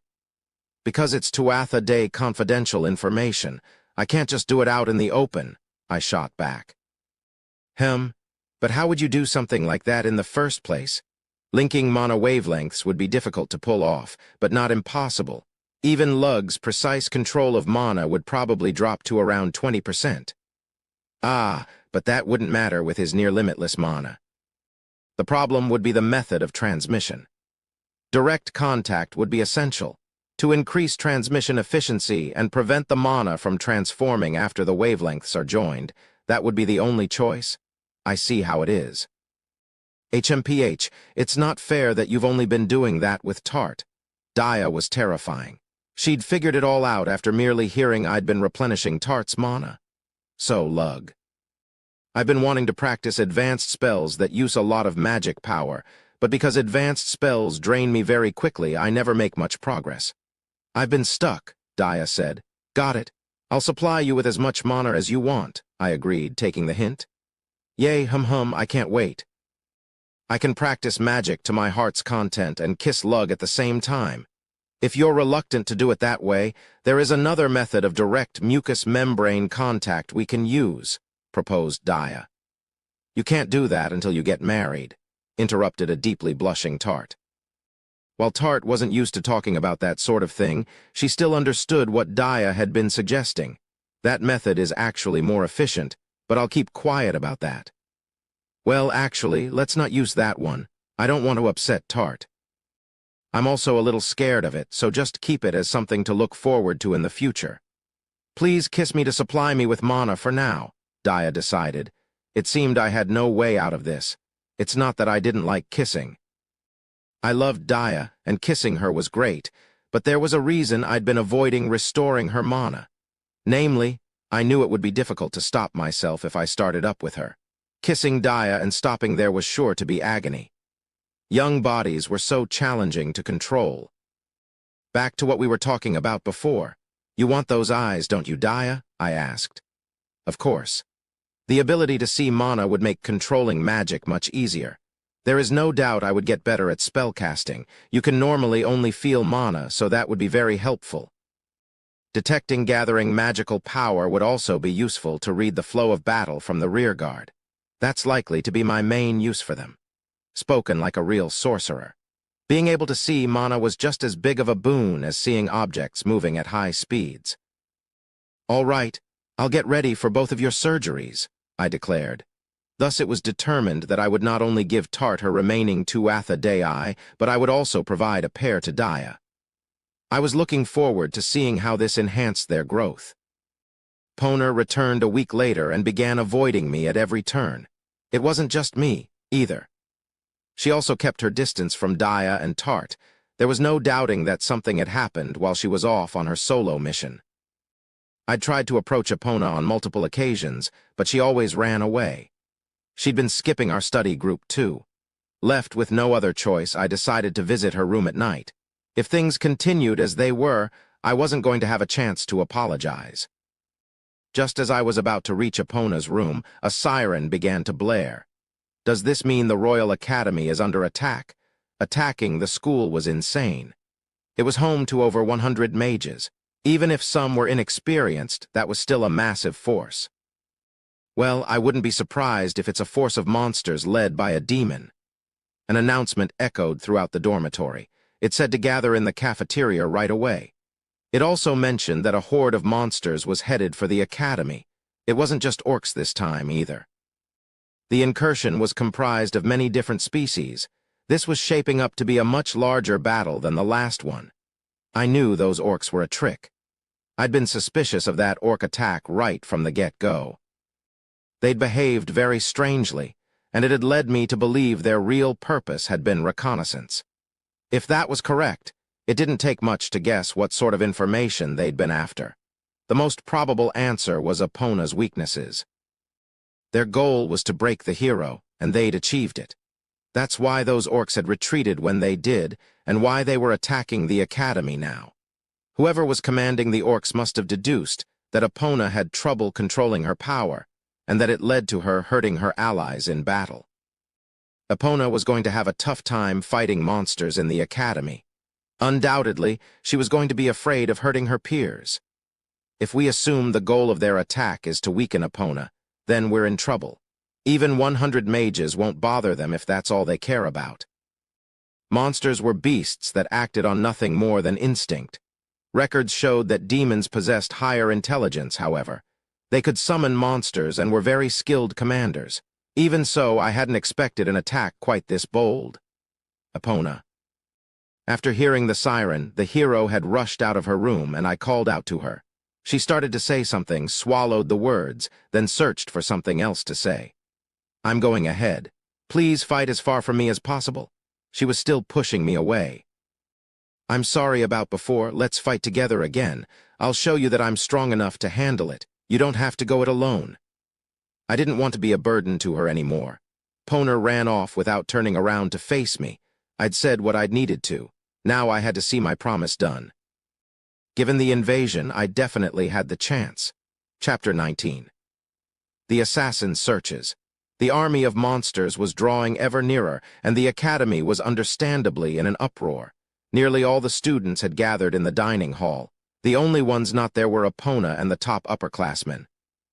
One of the most prominent teams was already moving to intercept. A professor went up on stage and began to speak. Everyone, I have gathered you all here for one reason. A force of monsters is currently targeting this academy. Hundreds of enemies are approaching from every way but the south, and their numbers are still increasing. It is a mixed force of orcs and goblins. There is almost certainly a demon among them. That much was obvious. Monsters couldn't teleport after all. Only the presence of a high-ranking demon capable of producing and commanding the creatures could explain the sudden appearance of an army. We have requested a dispatch of knights from the royal order, but it will take them at least half a day to get here. Unfortunately, our foes are nearly at our gates. This means we'll have to do what we can with our current personnel. Help arriving in 12 hours was wishful thinking. The academy was already a stronghold and usually served the role of dispatching military strength. What's more, if the school was under siege, then the royal capital was likely in danger as well. It seemed highly unlikely that any help would be coming for us when the kingdom's rulers could be in peril. Students, steel yourselves. There is nowhere to run. This will be an all-out battle with no escape. Those who don't have the strength to engage find a different way to contribute. We can't win unless everyone gives their all. A silence hung over the dining hall. Many of the first years were trembling. It was hard to blame them, since they had suddenly been hurled into such a deadly situation. The professor went on to explain that students were to act in groups. Each one would consist of 5 to 10 underclassmen and one leading upperclassman. The discovery of the demon was to be reported right away. Engaging with it was strictly forbidden. Only the hero was capable of killing one. Groups were formed, and students gathered around their leaders with a few exceptions. Unbelievable. We're the only ones who don't get the protection of an upperclassman, I said with a little laugh. Like other teams, Daya, Tart, Nisha, and I were operating as our usual group, minus Epona. Personally, I don't mind. The faculty probably feels they need to keep the most capable students together, and I think it'll be easier this way, replied Nisha. He was half bluffing with that statement. He'd lost his confidence in the battle the other day, and it was clearly still troubling him. The upperclassmen had already received their orders. After relaying the instructions to their charges, they moved out. My group was the only one left in the dining hall. No one had given us our assignment yet. A professor walked up to us. I have a special mission for the four of you. I couldn't say this in front of the regular students, but our defeat will be certain if this becomes a war of attrition. That means the hero is our only hope. Epona was an untiring machine of slaughter, but she could only be in one place at a time. Our enemies were marching on our door from every direction but the south, where the capital lay. There was undoubtedly no end to the monster's reinforcements. At best, an ordinary student could only keep up the fight for a few hours. Any group defending the academy without Epona's help was sure to fall. None of this was a coincidence. The demon had crafted its strategy to ensure this would happen. We only see one way to achieve victory. Before our defenses fail, the demon must be located and the hero must kill it. As such, your mission is to find the demon, the professor declared. It was our only option. Stopping the demon would halt the supply of monsters. I looked to Daya, Tart, and Nisha, and we all nodded in acceptance. Understood. Professor, we will defend the academy and make finding the demon our #1 priority, I said. I'm counting on you. That team made entirely of upper-level students had probably been given the same mission. We were stationed on the eastern side. Epona was defending the north. That was where most of the monsters were approaching. The rest of the academy's strength had been divided evenly between the other two directions. No enemies were approaching from the south, likely because the demon knew the royal capital would dispatch troops if they pressed in from that direction. The capital wasn't going to risk sending help when it needed to defend itself. Any hostile force between it and the academy could spur its knights into action, however. If the demons understood that much, it was clear they had a firm grasp of human thinking. 2 lines of defense had been established on the eastern side. The first sat a reasonable distance ahead of the second, and consisted only of upper-level students fighting furiously. They were skilled combatants, clearly at a level where they could have entered the royal order. The senior students weren't worrying about any monsters that managed to get by them. Instead, they focused on preserving their physical and mental stamina by trying not to overexert themselves. Any foes that broke past were dealt with by the second line of defense. It was comprised of younger students under the command of older ones. They were performing very well in that formation. The upperclassmen were making great use of the inexperienced lowerclassmen, giving clear orders and only asking them to do things they were capable of. "Wow, the senior students really are so reliable," said an impressed Daya as she fired spells from behind the second line. The upperclassmen weren't just giving orders. They were providing support when necessary, too. Daya, Tart, Nisha, and I were fighting on the second line.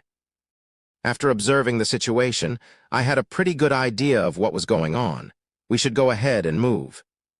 "Nisha, Daya, Tart, let's move up to the front line. We're going to look for the demon using the method we discussed earlier," I declared. To pinpoint the location of the demon, we had to get to the front of the battle. That meant we'd be in greater danger, however. "Okay, let's go," said Tart. "We need to do our part to help Epona," responded Daya. I'd look like quite the cad if I backed down after hearing Daya and Tart say such things. "I'll go too. Following you seems like the best option anyway," Nisha agreed. "These are reliable companions. With them by my side, fighting will be no problem." Things were raging up on the front lines.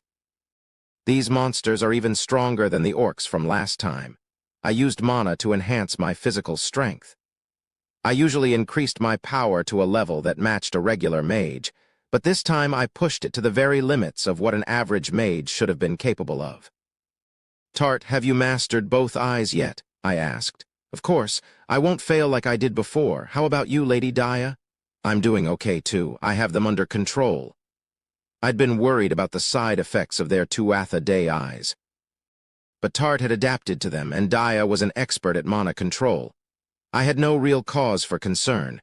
The four of us fought without any problems, even at the forefront of the battle. We weren't any less skilled than the upperclassmen. If anything, we were better. Our joining with the older students immediately shifted the battle's tide on the eastern side to our favor. Many of our seniors turned to us and offered praise. I'd heard there were some real standouts among the first years. You guys are terrific. Keep it up. Thank you. Your support makes fighting a breeze, I answered. Ha ha ha, protecting younger students is the duty of an upperclassman, but can you really keep fighting at that pace? As he said, my group was fighting with all our might. We weren't pacing ourselves at all. Preserving our strength isn't our goal. Our mission is to pinpoint the location of the demon, and we're doing what we need to do to accomplish that, I explained. So you're hunting the leader, hey, Grants, Bockel, Riene. Fight full strength for 5 minutes to help out these underclassmen. Given the current flow and momentum of the enemy, it will probably take another 10 minutes. Roger. I'd thought about searching for the demon, too, but I never would have thought some younger students would be the ones to do it. You guys are impressive for a group of first years. Leave this to us. The upperclassmen stopped holding back and began to rip into the monsters with incredible force. I'd barely said anything, and they'd figured out my entire plan. They truly were the best the Academy had to offer. 2 hours passed, and the battle didn't show any signs of slowing down. The situation had been getting steadily worse all the while. Injuries were starting to pile up. The wounded would retreat from the battle, but that only put a more significant burden on those still fighting, which meant more casualties. No one could afford to make a single mistake or take a moment to rest. The enemy was too strong, and their numbers were also great. Until we found the demon and alerted Epona to its location, we didn't stand a chance of winning. We can't put it off any longer. The Academy is lost unless we act now. I'd already ordered Daya and Tart to fight without holding back. I was also using my rapid recovery to kill monsters at a fast rate. That was part of the plan to locate the demon.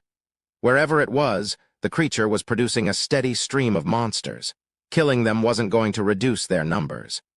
But thinking about this situation logically, what we were doing was the best way to pinpoint its location. There was a good chance there was only one demon producing monsters. Any creatures it summoned were marching toward the Academy from the demon's location. We merely had to follow the path of monsters to find the one in charge. I'd been searching for that course while fighting. The enemy wasn't stupid. They were taking precautions to conceal their location. To draw them out, I decided to create a situation that would force the demon to make a large number of monsters quickly. As such, my team was devoting itself to slaying as many orcs and goblins as we could. My plan paid off almost immediately. Our target was summoning up new troops faster than they could cover their tracks. The road to the demon was now clear.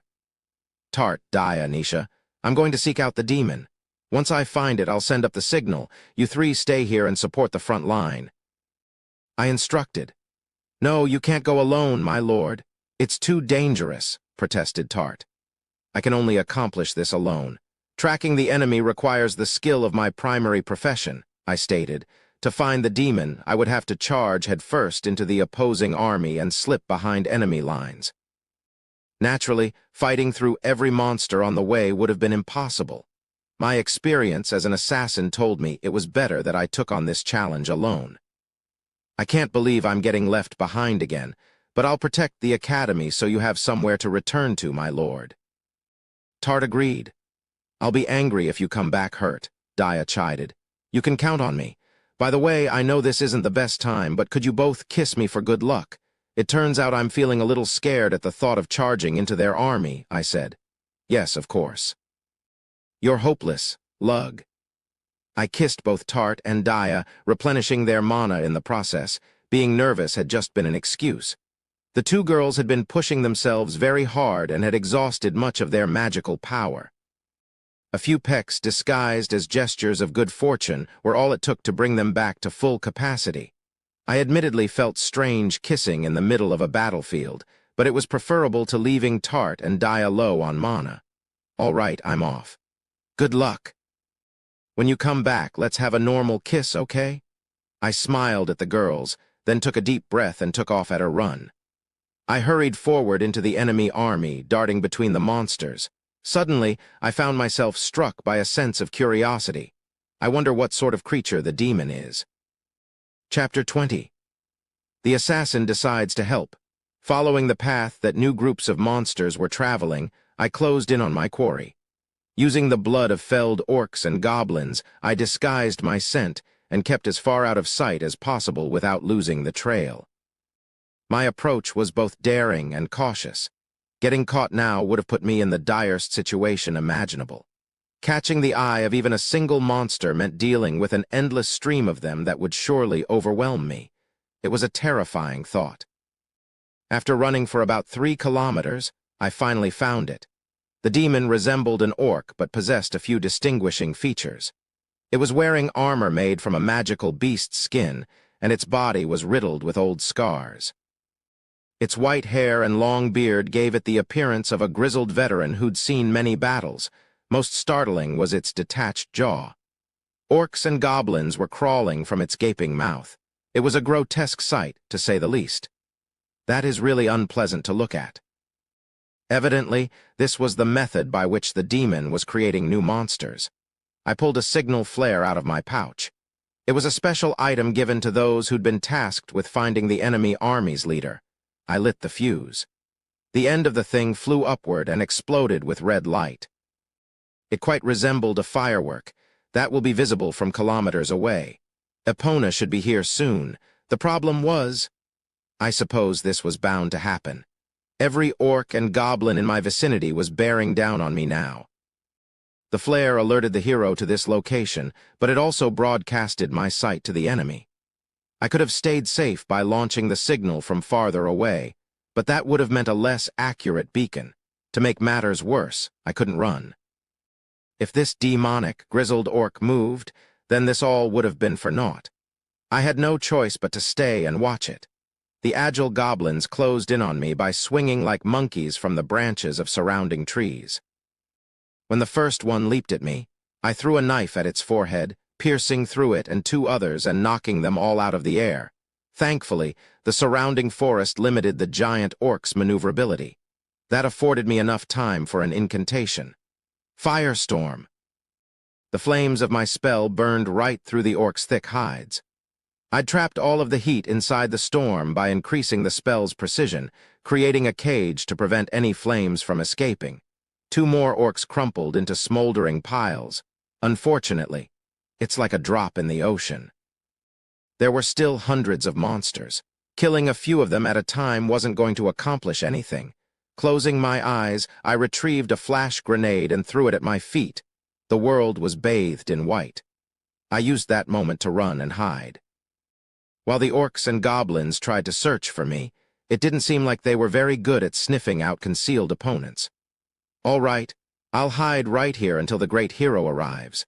I moved from one obscured spot to the next, keeping an eye on the demon all the while.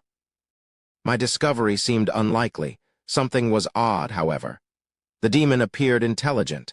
It should have understood that my flare had been a signal for the hero. Curiously, it didn't seem to care, though. I had to observe it carefully. The creature was definitely up to something. As I watched, I realized monsters were returning from the front lines. I looked closely and realized those orcs that had come from the forefront were carrying something. It appeared to be a big sack, and whatever was inside it was occasionally moving.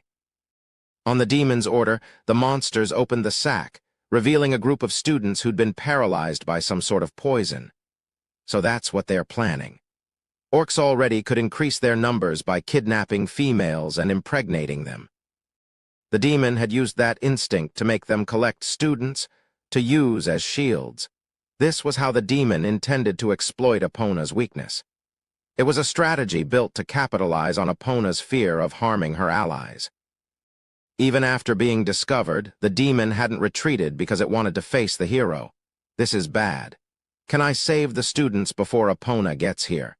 If there were 1 or 2 students, I'd be able to pull it off, but 23 of them, it was impossible.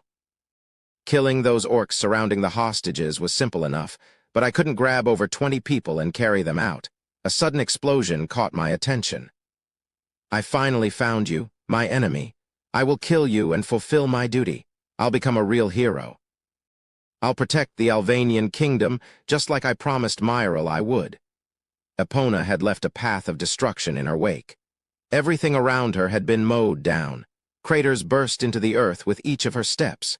Her strength was as unbelievable as ever. The horde of orcs laughed, and the orc that looked like a war veteran, the demon, walked forward. The hero is still but a child, green and unskilled. You're not wrong, but that won't stop me from accomplishing what I've come here to do. Oh, Huo, you are brave. I'd give you my name as a reward for making it this far, but a human wouldn't be able to comprehend it. I suppose I'll settle for a rough translation. I am General Orc, the most powerful orc of all. It seemed a fitting name for a leader of orcs and goblins. I'm Epona, the hero. Oh ho Huo. Epona, I will remember it. Let's have ourselves some fun, hero. I was hoping to give my side an advantage before everyone else wakes up. General Orc's words were nonchalant, but they undoubtedly held some significance. What's he playing at? While I was considering that question, the battle began. The horde of burly orcs rushed at Epona. Even such gigantic creatures were no match for the hero. Epona swung an arm as if swatting away a fly in annoyance. The motion spilled the innards of several orcs at once. Then she used a simple blast of raw mana to send everything around her flying in all directions. Her strength was overwhelming. For some reason, however, General Orc began to laugh and summon more monsters. Epona's movements grew clumsy. The orcs brought out the kidnapped students to use as shields. They'd tied the students to their hideous stomachs. "You coward," Epona exclaimed. "This is strategy. Monsters can't afford to fight fair against the hero, you know," General Orc said with raucous delight. Epona continued to fight, taking care to avoid injuring our captured classmates. While Epona was an unskilled fighter, both due to her inexperience and her absurd strength, her strong defenses usually made up for that. I thought you'd understand this without me having to spell it out, but you seem like you don't get it. Stop fighting or else." General Orc gave a signal, and an orc bit off a male student's head, killing him. Epona ground her teeth and glared at the demon, but she didn't stop fighting. The hero sheds no tears. If I lose, you'll kill them anyway." I'd thought for sure the tender and meek Epona would have surrendered after seeing something so gruesome, but she grasped the reality of the situation quite clearly. She was right in thinking the students were dead if she gave herself up. It was better not to concern herself with the hostages. She didn't look at all like the person who'd been racked with guilt after hurting Tart in the last battle. It wasn't her allies getting hurt that Epona found so unpleasant. It was them dying by her hand that she despised. Gah ha ha ha ha ha ha, yes, yes, yes. It seems like you're not such a fool after all, but why are your movements becoming so clumsy? General Orc needled. The orcs with hostages tied to them moved forward. Epona fought awkwardly as she tried to avoid the captives. Epona's great fear only comes from killing people herself. Her expression betrayed her thoughts to me. Epona was hoping the monsters would kill the hostages so she could go all out. The longer the fight raged on, the stranger Epona's behavior became. Every step was less graceful than the last. Her eyes were shining, and a smirk was spreading across her face. I could see her mana increasing, and her muscles were bulging. She's drunk on blood and battle. "You're Suu Anu Ying?" Epona swung her fist as hard as she could, piercing through both an orc and a hostage. "Nu woo woo woo woo woo. I did IT again?" After Epona's scream, the orcs charged at her, brazenly thrusting the hostages forward. Instinctively, she counterattacked, killing more students. Epona's face went pale, and she began to shake. She has some skill that causes her to lose reason when fighting, and the shock of killing people brings her out of it. Epona vomited before collapsing to the ground. It was clear she couldn't continue fighting. "There's no way I can just sit back and watch," I said. Saving the hostages on my own would have been impossible. However, Epona's presence made it possible. I hadn't just been idly watching. I'd been working on a plan and waiting for the best time to leap in and save the captives. The time had come for me to join Epona. I'd already broken my promise once, and I wasn't about to do it again. I still had to apologize to her, after all. Chapter 21. The assassin comes to the rescue. Hurriedly, I began an incantation. A range, 20 guns popped out from the leather crane bag. It was enough firepower to save the remaining hostages, and then some. I set them in midair using magnetism from Earth magic. After careful research on the leather crane bag, I discovered how to draw out the exact quantity of the items I wanted from its depths. I'd selected guns over cannons so as not to harm the captives. The barrels were filled with far stones crushed down into a powder. The amount of force packed into a single rifle required delicate adjustment. Even the slightest error in volume risked causing an explosion when fired. Rifles were superior to heavy armaments when it came to accuracy and maneuverability. Their smaller firing force also meant lower recoil, which enabled me to use them while they were hovering instead of rooting them to the ground. They were the perfect choice for my current situation. Aim. Using magnetism, I leveled each of the barrels at their respective targets. Aiming 20 rifles at once would have been impossible for an ordinary mage. Rapid recovery and limitless growth had allowed my brain to become capable of more than any regular person, so it was no problem for me. The guns locked onto their targets, accounting for environmental factors. Rifle volley. After pouring mana into it, the far stone powder in each barrel reached its critical point, causing the guns to fire. Every shot blasted off the head of one of the orcs with a hostage tied to it. It was an extremely powerful and precise attack that not even the hero could pull off. Blood and gray matter splattered everywhere. The now headless orcs collapsed one after another. I'd also launched a bullet at General Orc's head, thinking I might get lucky. While it struck his head, that's all it did. He was as tough as you would have expected a demon to be. "Epona, gather the hostages," I yelled. It was impossible for me to carry all the hostages and escape, but I could definitely handle killing orcs while Epona gathered up our classmates and fled. "Lug, quickly!" Still pale, Epona collected all of the hostages. The orcs tried to get to them first, but Epona was significantly swifter. With them out of the way, she would be able to fight without any issues. The cost of saving them had been exposing one of my secret attacks in front of my assassination target, but it was a fair trade. It had been the only way to save Epona and the hostages. "Oh ho huo, this is unexpected. You're the boy who raised the signal flare. You've ruined my plan, but ah well. On to the next one. This is checkmate. Ho ho ho." General Orc turned around and took off running, moving at an unbelievable speed considering his sluggish appearance. Then, as if to ensure their leader got away, the remaining orcs charged at us. Everything up to this point suggested their goal was to kill Epona. What are they planning? The time for pondering was later. I had monsters to slay. "Epona, what are you doing? Finish off these small fries and go after the demon.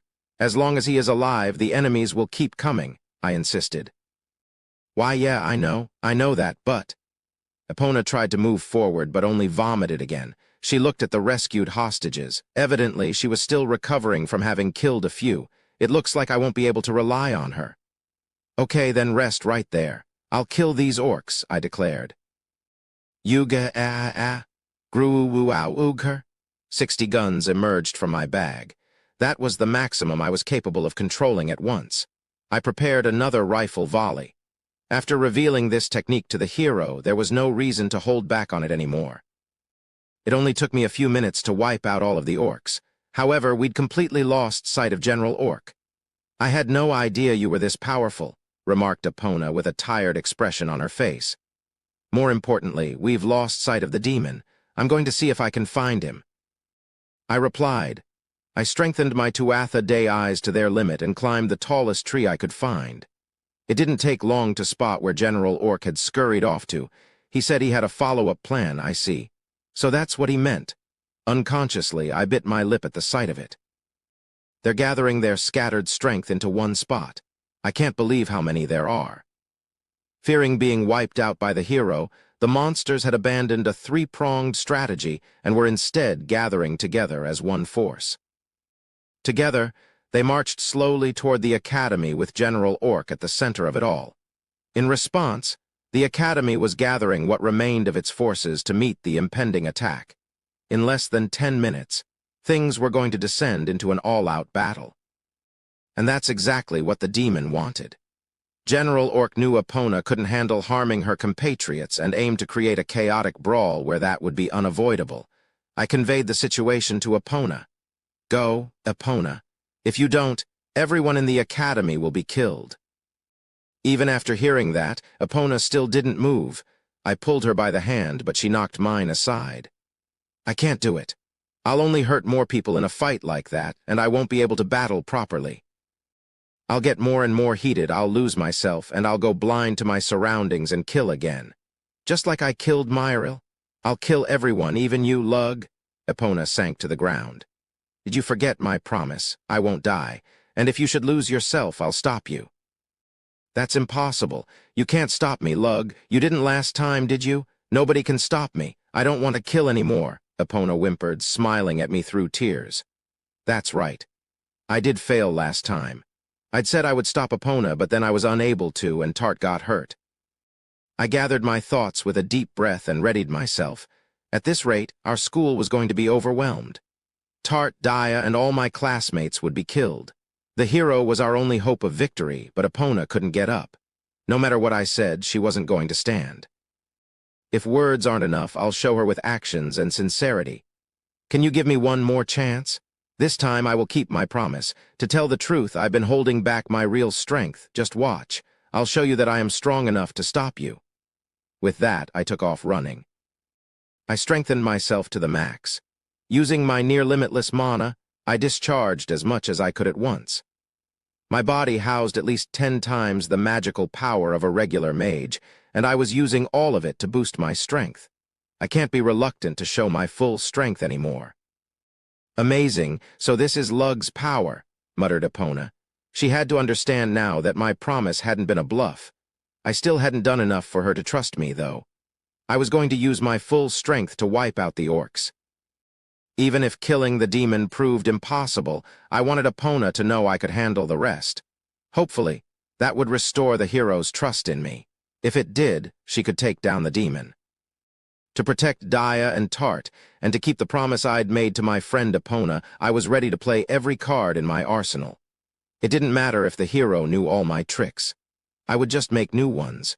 Chapter 22. The assassin shows his real power. I ran toward the army of monsters, Epona following behind me silently. She wanted to make sure I could keep my oath. In the middle of my sprint, I began an incantation. Engaging such an enormous army head-on was suicide. That's why I was going to use the most destructive magic I had. The rods from God, Gungnir. Gungnir's biggest weakness was that it took 10 minutes to land because it had to free fall from 1,000 kilometers up in the air. That long timer made precise aiming impossible. Unless the target was someone as powerful as the hero, a direct hit wasn't really required.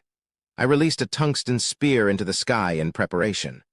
My inexhaustible supply of mana was enough to allow me to fire multiple spears. I continued to launch God's spears into the air as I ran toward the enemy army. I came to a stop about 450 meters away. Any closer than that, and I risked getting caught in my own attack. The orcs and goblins continued their advance on the academy, unaware of my plan. While it was risky, I needed to attract their attention toward me. If the monsters pressed any closer to the school, my attack could harm those defending it. This is the most power I can wield without harming my allies. I won't hold back. I pulled a far stone out of my pouch and filled it to its critical point. I produced a bow and some arrows with magic, attached the far stone to one shaft and fired. Take that. I pulled hard on the tough bowstring explicitly made for use in my physically enhanced state and launched the far stone arrow over 450 meters. It landed in front of the advancing monsters and exploded. The far stone was filled with 70% fire mana, 20% wind mana, and 10% earth mana. After it detonated, flames burst forth, wind fanned the fire, and iron shrapnel flew in all directions. Dozens of orcs and goblins were slaughtered. Any explosion brought about by mana equivalent to that of 300 ordinary mages combined was going to cause some real damage. Remaining in place, I fired one far stone after another. All of them were aimed at the enemy's front line, just like the first one. Shots toward the center of the army would have killed more monsters, but my goal was to slow their advance, not wipe them out. The loud bursts were also a warning for everyone at the academy to stay back. If they got any closer, they were going to die to Gungnir. Just as I'd intended, the monsters and the academy forces stopped in their tracks. While crying out in strange voices, the orcs and goblins turned toward the source of all this destruction, me. I'd used up all of the far stones in my pouch. I needed to replenish them with more from my leather crane bag. More importantly, however, the time for my trump card had arrived. Eat this. The rods from God Gungnir. A spear sped down from the heavens. Upon landing, it tore apart the earth, creating a radial impact crater with a bottom deeper than could be seen with the naked eye. A tsunami of dirt poured out from the point of collision. If an object with a mass of 100 kilograms fell from a height of 1,000 kilometers in the sky, it would accelerate to a speed of 4,000 kilometers per second, making it the ultimate projectile. America had once attempted to develop such a weapon as a successor to the nuclear bomb. I'd successfully realized that theory using my magic. It was my most potent killing move. Not even scraps remained of any monster caught within a 100-meter radius of the spear. Even those orcs and goblins farther away were swept up by the shock wave and crushed beneath waves of sediment. And that was only the first blow. Down came a second, third, fourth, and the rest of the remaining 9 god spears I'd fired into the sky. The impact points had been calculated such that none of the monsters would be able to escape. So this is Lug's true strength. Not even I can do anything like that, Epona said from behind me. I even sensed some fear in her voice. Now there's something to brag about. Not just anyone could have gotten the hero to say something like that. Unfortunately, it had taken exposing the most powerful attack I had to do it. Everything I revealed was only going to make assassinating Epona more difficult in the future. There'd been no other choice, though. I had to protect those dear to me, and I was still hopeful I could find a way to save the world without killing Epona. I could handle the small fries myself.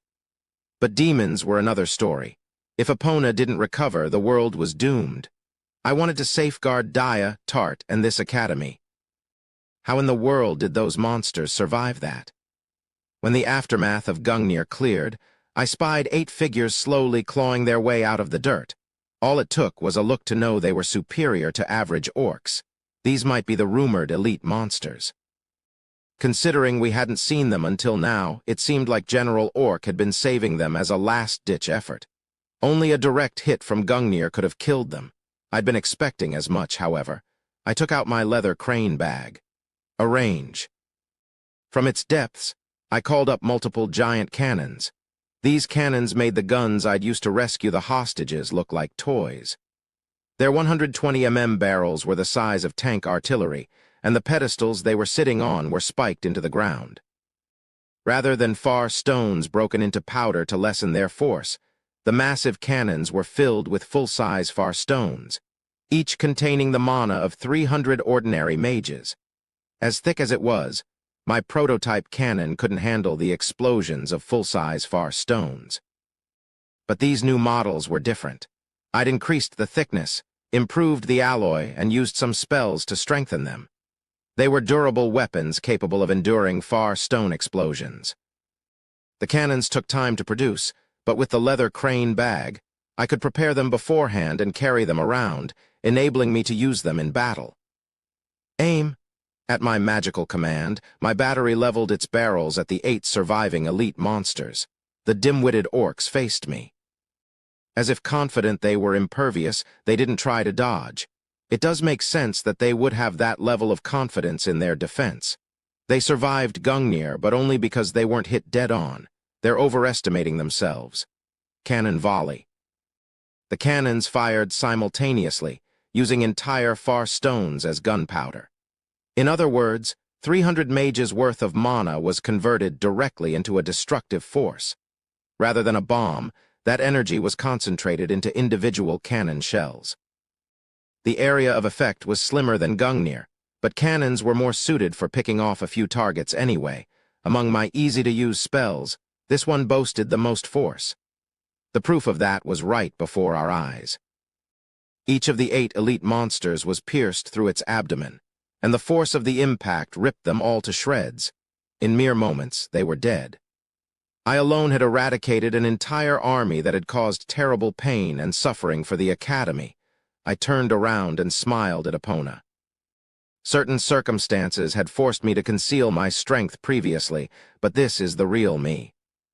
Allow me to make the promise from that day one more time. You won't kill me.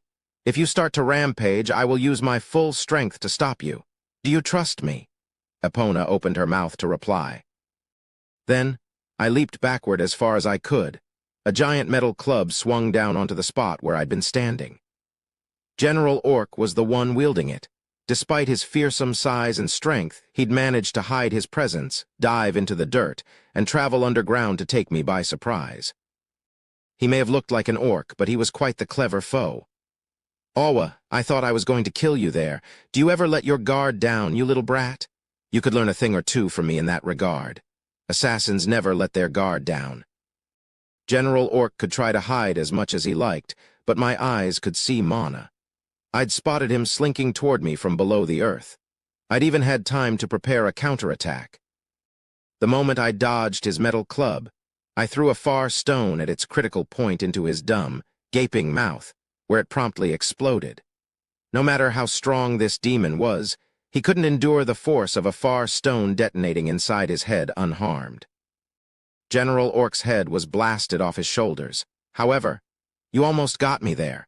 If you'd been the hero instead of that pathetic female, you probably would have killed me, but unfortunately for you, you're just a lowly human. His head regenerated an instant after I'd blown it up. It wasn't just some cheap healing factor. There was something unusual about it. Whatever it was, it seemed only the hero could kill a demon. Demons had bodies, but their own essences sustained them. Their physical forms could regenerate endlessly unless that energy was snuffed out. Only Epona was capable of such a feat. Epona, you need to fight. Do you still not trust me after everything I just showed you? I asked. But you're acting quite calm for being in the middle of a battle. You're going to regret that. With the characteristic strength of an orc, General Orc began to swing his tree-trunk-sized club around. The speed of his attacks defied common sense, and despite being able to see them, I could only barely dodge them. While General Orc's strikes appeared crude, nothing could have been further from the truth. Despite the excessive force of the demon's downward swings, he was still able to stop in the middle of them and change his club's direction. Such an ability made General Orc's movements challenging to predict and nerve-wracking to deal with. I would have been hit long ago if I was only relying on my own power. The only reason I was able to evade was that I'd taken a drug to remove the limiter on my brain. My physical capabilities had been boosted by a combination of a particular chemical and a mana supply that was 1,000 times as much as the average person. That medicine was yet another one of the secrets I'd been hoping to save for the hero. I'm not going to be able to push myself like this for much longer. General Orc's club landed right at my feet. I'd skirted death, but the rush of air knocked me backward. In response, I hurled an envenomed titanium knife and it stuck into the demon's thigh. Ooh, I didn't think there was a poison that could render me immobile, but all I have to do is remove the affected flesh, like so. General Orc tore off his leg. A new one quickly sprouted in its place, and the demon charged at me. This is getting bad. Rapid recovery kept me from being physically exhausted, but I didn't know how long my concentration was going to last. I wasn't fighting to defeat General Orc. I was fighting to gain Epona's trust. Before I got beaten to a pulp, I had to show the hero I was strong so that she'd choose to fight. This isn't going to be easy. Chapter 23. The assassin gains the hero's trust. I'd routed an army of hundreds of monsters, and now there was only one left. Unfortunately, it was a battle I couldn't win. You are clearly not a knight, boy. You don't fight by the rules, and you show no mercy. This is fun. I wonder how you'll kill me this time. With pure joy on his face, General Orc came at me again. I'd been changing up my killing method throughout the battle. Thus far, I should have slain General Orc 10 times. I'd cut him, beaten him, strangled him, stabbed him, punched him, poisoned him, bombed him, crushed him, burned him, and shot him. What enabled me to kill him so many different ways was the leather crane bag Maha had acquired for me. Not a single one of the demon's deaths had stuck, however. Each time he immediately revived and chased after me as though nothing had happened. I was running out of techniques. Wind cage? I performed an original incantation of mine, and the spell manifested. It allowed me to manipulate the air to create a cage around my target. While that didn't sound too impressive, it was quite problematic for the one trapped within. I filled the cage with carbon dioxide. If a person were placed into a closed space filled with nothing but carbon dioxide, all of the oxygen in their body would be immediately released, causing instant suffocation. This was yet another tactic I'd devised to kill the hero. No matter how strong Epona was, she needed to breathe like any other human. That meant she'd die if denied oxygen. Hopefully, the same was true of demons. General Orc's eyes rolled into the back of his head and he died. I jumped back to gain distance and catch my breath. I'd been giving everything I had for a while now, even going so far as to take a drug to remove my brain's natural limits. I'd expended a significant amount of stamina and mana, and I was sporting quite a few injuries as well. Rapid recovery raised my skill level and multiplied my recovery rate by 120, but that didn't mean I was a limitless font of energy. In 1 second, I regained what anyone else would have in 120 seconds. If I expended stamina faster than I could recover, I'd collapse. For a while now, I'd been fighting at a rate that outpaced my rapid recovery. That was a first. I've never died without even understanding how it happened, but you're never going to be able to finish me off. Unsurprisingly, General Orc returned to life. I'd been observing him very carefully throughout our struggle. Well, if that's what you think, then come at me. I beckoned with a thin smile. I'd been intentionally testing a variety of killing methods on him. Each time, I carefully studied the way he resurrected by using my Tuatha Dé eyes. My hope was that I'd discover the mechanism behind his immortality after watching the fluctuations in his mana with each different death. Demonology books explained a demon's healing factor in abstract terms, like reincarnation brought about by the creature's power of existence. I didn't intend to take such vague scripture at face value. There had to be some sort of quantifiable rule. If I could figure it out, then I could kill General Orc. I really don't want to give up. I disliked the idea of dying simply because Epona never chose to do anything. That's why I'd been working on my own path to victory. I even had a contingency strategy if I genuinely couldn't take down General Orc. At this pace, I was only going to be able to fight for 50 more seconds. A moment's hesitation meant certain doom. It looked like I only had one thing left that I could do: retreat while I still had the strength to do so, then hide and recover.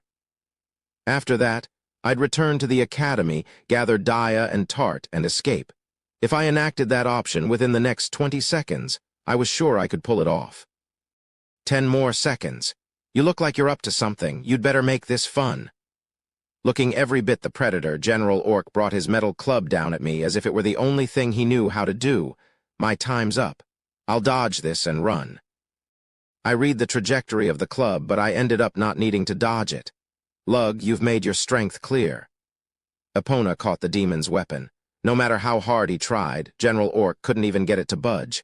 You are strong. You still can't stop me, but you might be able to kill me. Promise me one thing. If I ever become a monster, kill me. If you promise me that, I'll be able to fight. I grinned. That was exactly what I'd been planning to do from the start, until there was no other course of action left but to slay Epona I had vowed to be her friend. On that day in the cemetery, I'd chosen to find a way to save the world without ending her life. You think you can have a chat in front of me?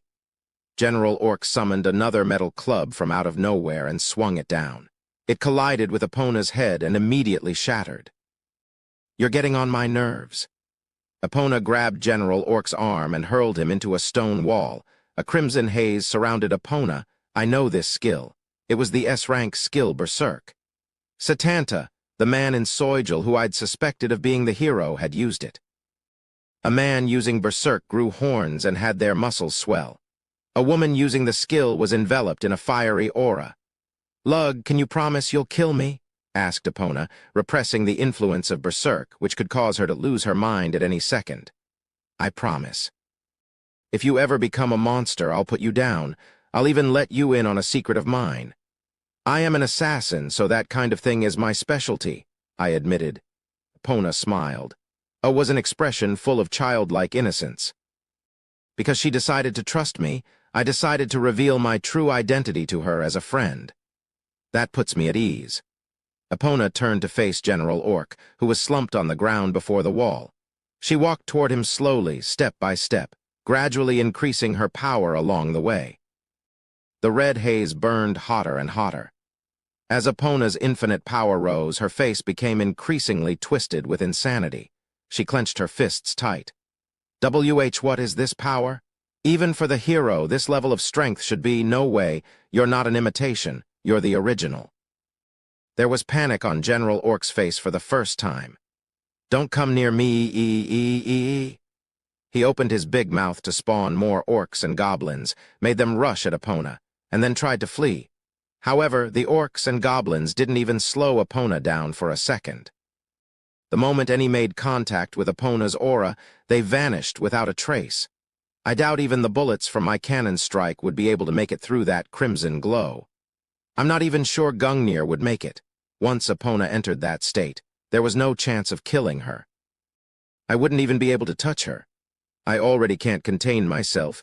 I'll crush you with everything I have." Epona focused her power into her fist. "Stop! Ah ha ha ha ha ha ha ha ha ha ha ha ha." General Orc's scream was lost amid Epona's laughter. Before Epona's all-out attack even made contact, General Orc disappeared utterly, and a red shock wave carved its way through the ground. I flooded as much mana into my eyes as I could and observed. General Orc's body evaporated like water, and then a red jewel-like thing shattered, ending his existence. I'd now seen how to kill a demon. After comparing it to the various ways I'd tried, I finally understood how it worked. That red jewel was General Orc's true form, but of course, getting to it and destroying it was no easy task. The hero possessed some special characteristic that enabled her to reach it. "Good thing Epona decided to throw her fist forward," I remarked. "If she'd struck the ground with that much force, it undoubtedly would have caused more destruction than Gungnir. All right, time for my final job." Epona was looking up at the sky with bloodshot eyes, roaring with laughter. I hit her with a cannon strike to the chin that knocked her unconscious. I promised I would kill her, but it looks like I didn't need to this time. That was a close call. Epona had lost all sense of reason. If she'd been allowed to do as she pleased, I doubted the Academy would have survived. That was why containing her power was so important. Cannon strike only got through because I'd hit Epona the moment after she'd released her heat haze during her all-out attack. Even when she was not surrounded by that burning aura, the most my powerful cannon strike could do to the hero was knock her unconscious. It was ludicrous. As strong as she was, I had the perfect opportunity to end her now that she was out cold. I looked down at Epona. One strike to her vitals with Gungnir was likely all it would take to snuff out her life, but I decided not to do that. "Even if I don't attempt it, I've already proven I can kill her," I said to myself. Knocking her out after she'd exhausted her power was all it took to get her defenseless. After that, it was just a matter of choosing which of my ace attacks to use. I'd made an important discovery today. I picked Epona up and began to walk back to the Academy. Before she woke up, I wanted to tell everyone she was the one who'd wiped out all the orcs. If it got out that I was capable of such a thing, it would undoubtedly cause me unnecessary trouble.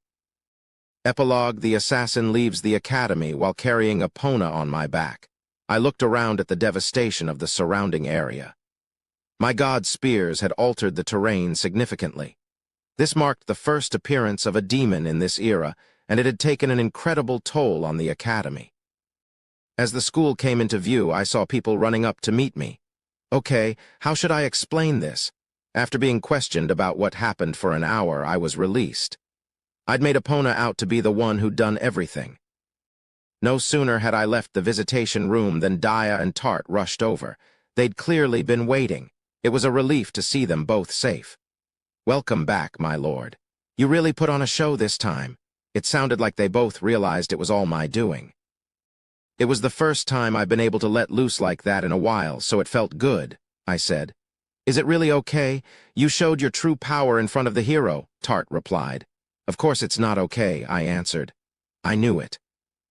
If Epona had any measure of analytical skill, then she knew just about every major attack in my arsenal. The fight with General Orc had forced me to use them all. It was a huge loss. But I'm sure you don't regret it, Dyer reasoned. Yeah, I wanted to protect this academy and the both of you. That is my #1 priority. And besides, if you help me, Dyer, I'm sure we can produce even more amazing magic, I stated. I patted the girls on the heads and they both leaned on me. What will happen to the academy? Dyer asked. It'll probably be closed temporarily, I explained. The outer wall had crumbled, making the place unsuitable as a stronghold. There were many wounded, some had even died. I wouldn't have been surprised if the school shut down for good. That sucks. I really loved living here, Daya said with remorse. Me too, I admitted. There was nothing to be done about that now, though.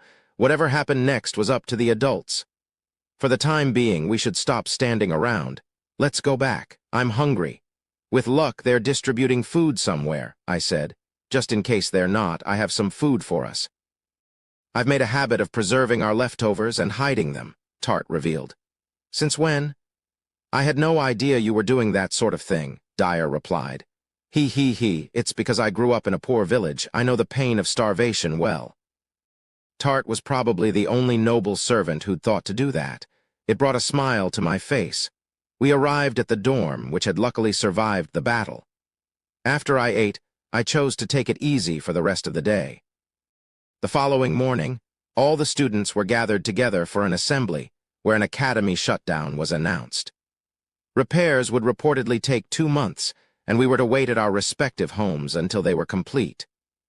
Summer vacation was 2 months long, so this absence was counted as that break instead. I was glad they didn't have to close the academy. To my surprise, noble families weren't upset about the danger their children had been in. Instead, the academy received adulation for wiping out a demon and its army so quickly after their appearance. Fighting monsters was the duty of mages, so that did make sense. We have a 2-month break. That's quite a lot of free time, said Tart. There are several things I've wanted to do recently. This is good timing, I responded. Most urgently, I wanted to test a demon-slaying method I'd devised. I was also going to need an arsenal of killing moves. I hoped to accomplish both before returning to the academy. Epona walked up to us with a timid look on her face. It was clear she wanted to apologize for something, but she did seem a bit more chipper. Sorry for waiting so long to express my gratitude. Thank you for stopping me. I did make a promise. Please stop me again the next time I get like that. I will, even if it means killing you. The promise I'd made to Epona and the reason I'd been sent to this world were one and the same. If there were no other way to stop the hero but killing her, I'd do it without a second thought. Until such a time, I would try my best to stop her from destroying everything without ending her life. All right, I'm gonna go, Epona declared. Are you returning to your hometown? I asked. No, I'm going to be staying at a Royal Order base. That was likely so she could be dispatched in the event of another demon attack. I suppose that means we're not going to see each other for a while, I observed. I'll miss you, Lug. Goodbye. Yeah, until next time. I watched Epona turn and leave. Tart, Daya, let's go home. Knights arrived to transport students to the nearest town. Yes, my lord. After we get back, I'll make a feast using Tuatha-Day ingredients. I want to look back over the research documents I couldn't take to the academy. I was going to work on getting stronger. I also needed to complete a method for killing demons. It was more than just a desire to save Epona. The demons had to be stopped, or I'd lose everything dear to me. If that was inevitable, I at least wanted the comfort of knowing I'd done all I could. My pride refused to allow me to leave everything to the hero. After our horse-drawn carriage arrived, we climbed in and began the journey home. I opened my window and looked back at the academy. I will be back. The school was growing very small in the distance. I'd only been there for a short while, but I'd had a lot of fun. I'll return even more powerful. Afterward, thank you very much for reading The World's Finest Assassin Gets Reincarnated in Another World as an Aristocrat, Vol. 2. I am the author, Rui Tsukio. In this second volume, we met the hero, the person whom the goddess tasked Lug with killing. I wonder what Lug will do now that he's met the person he's supposed to assassinate. The second volume has improved a lot since the web novel version. It's like an entirely different work.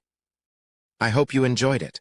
The third volume will be a bit more of a romantic comedy, and more of this world's secrets will be revealed as well.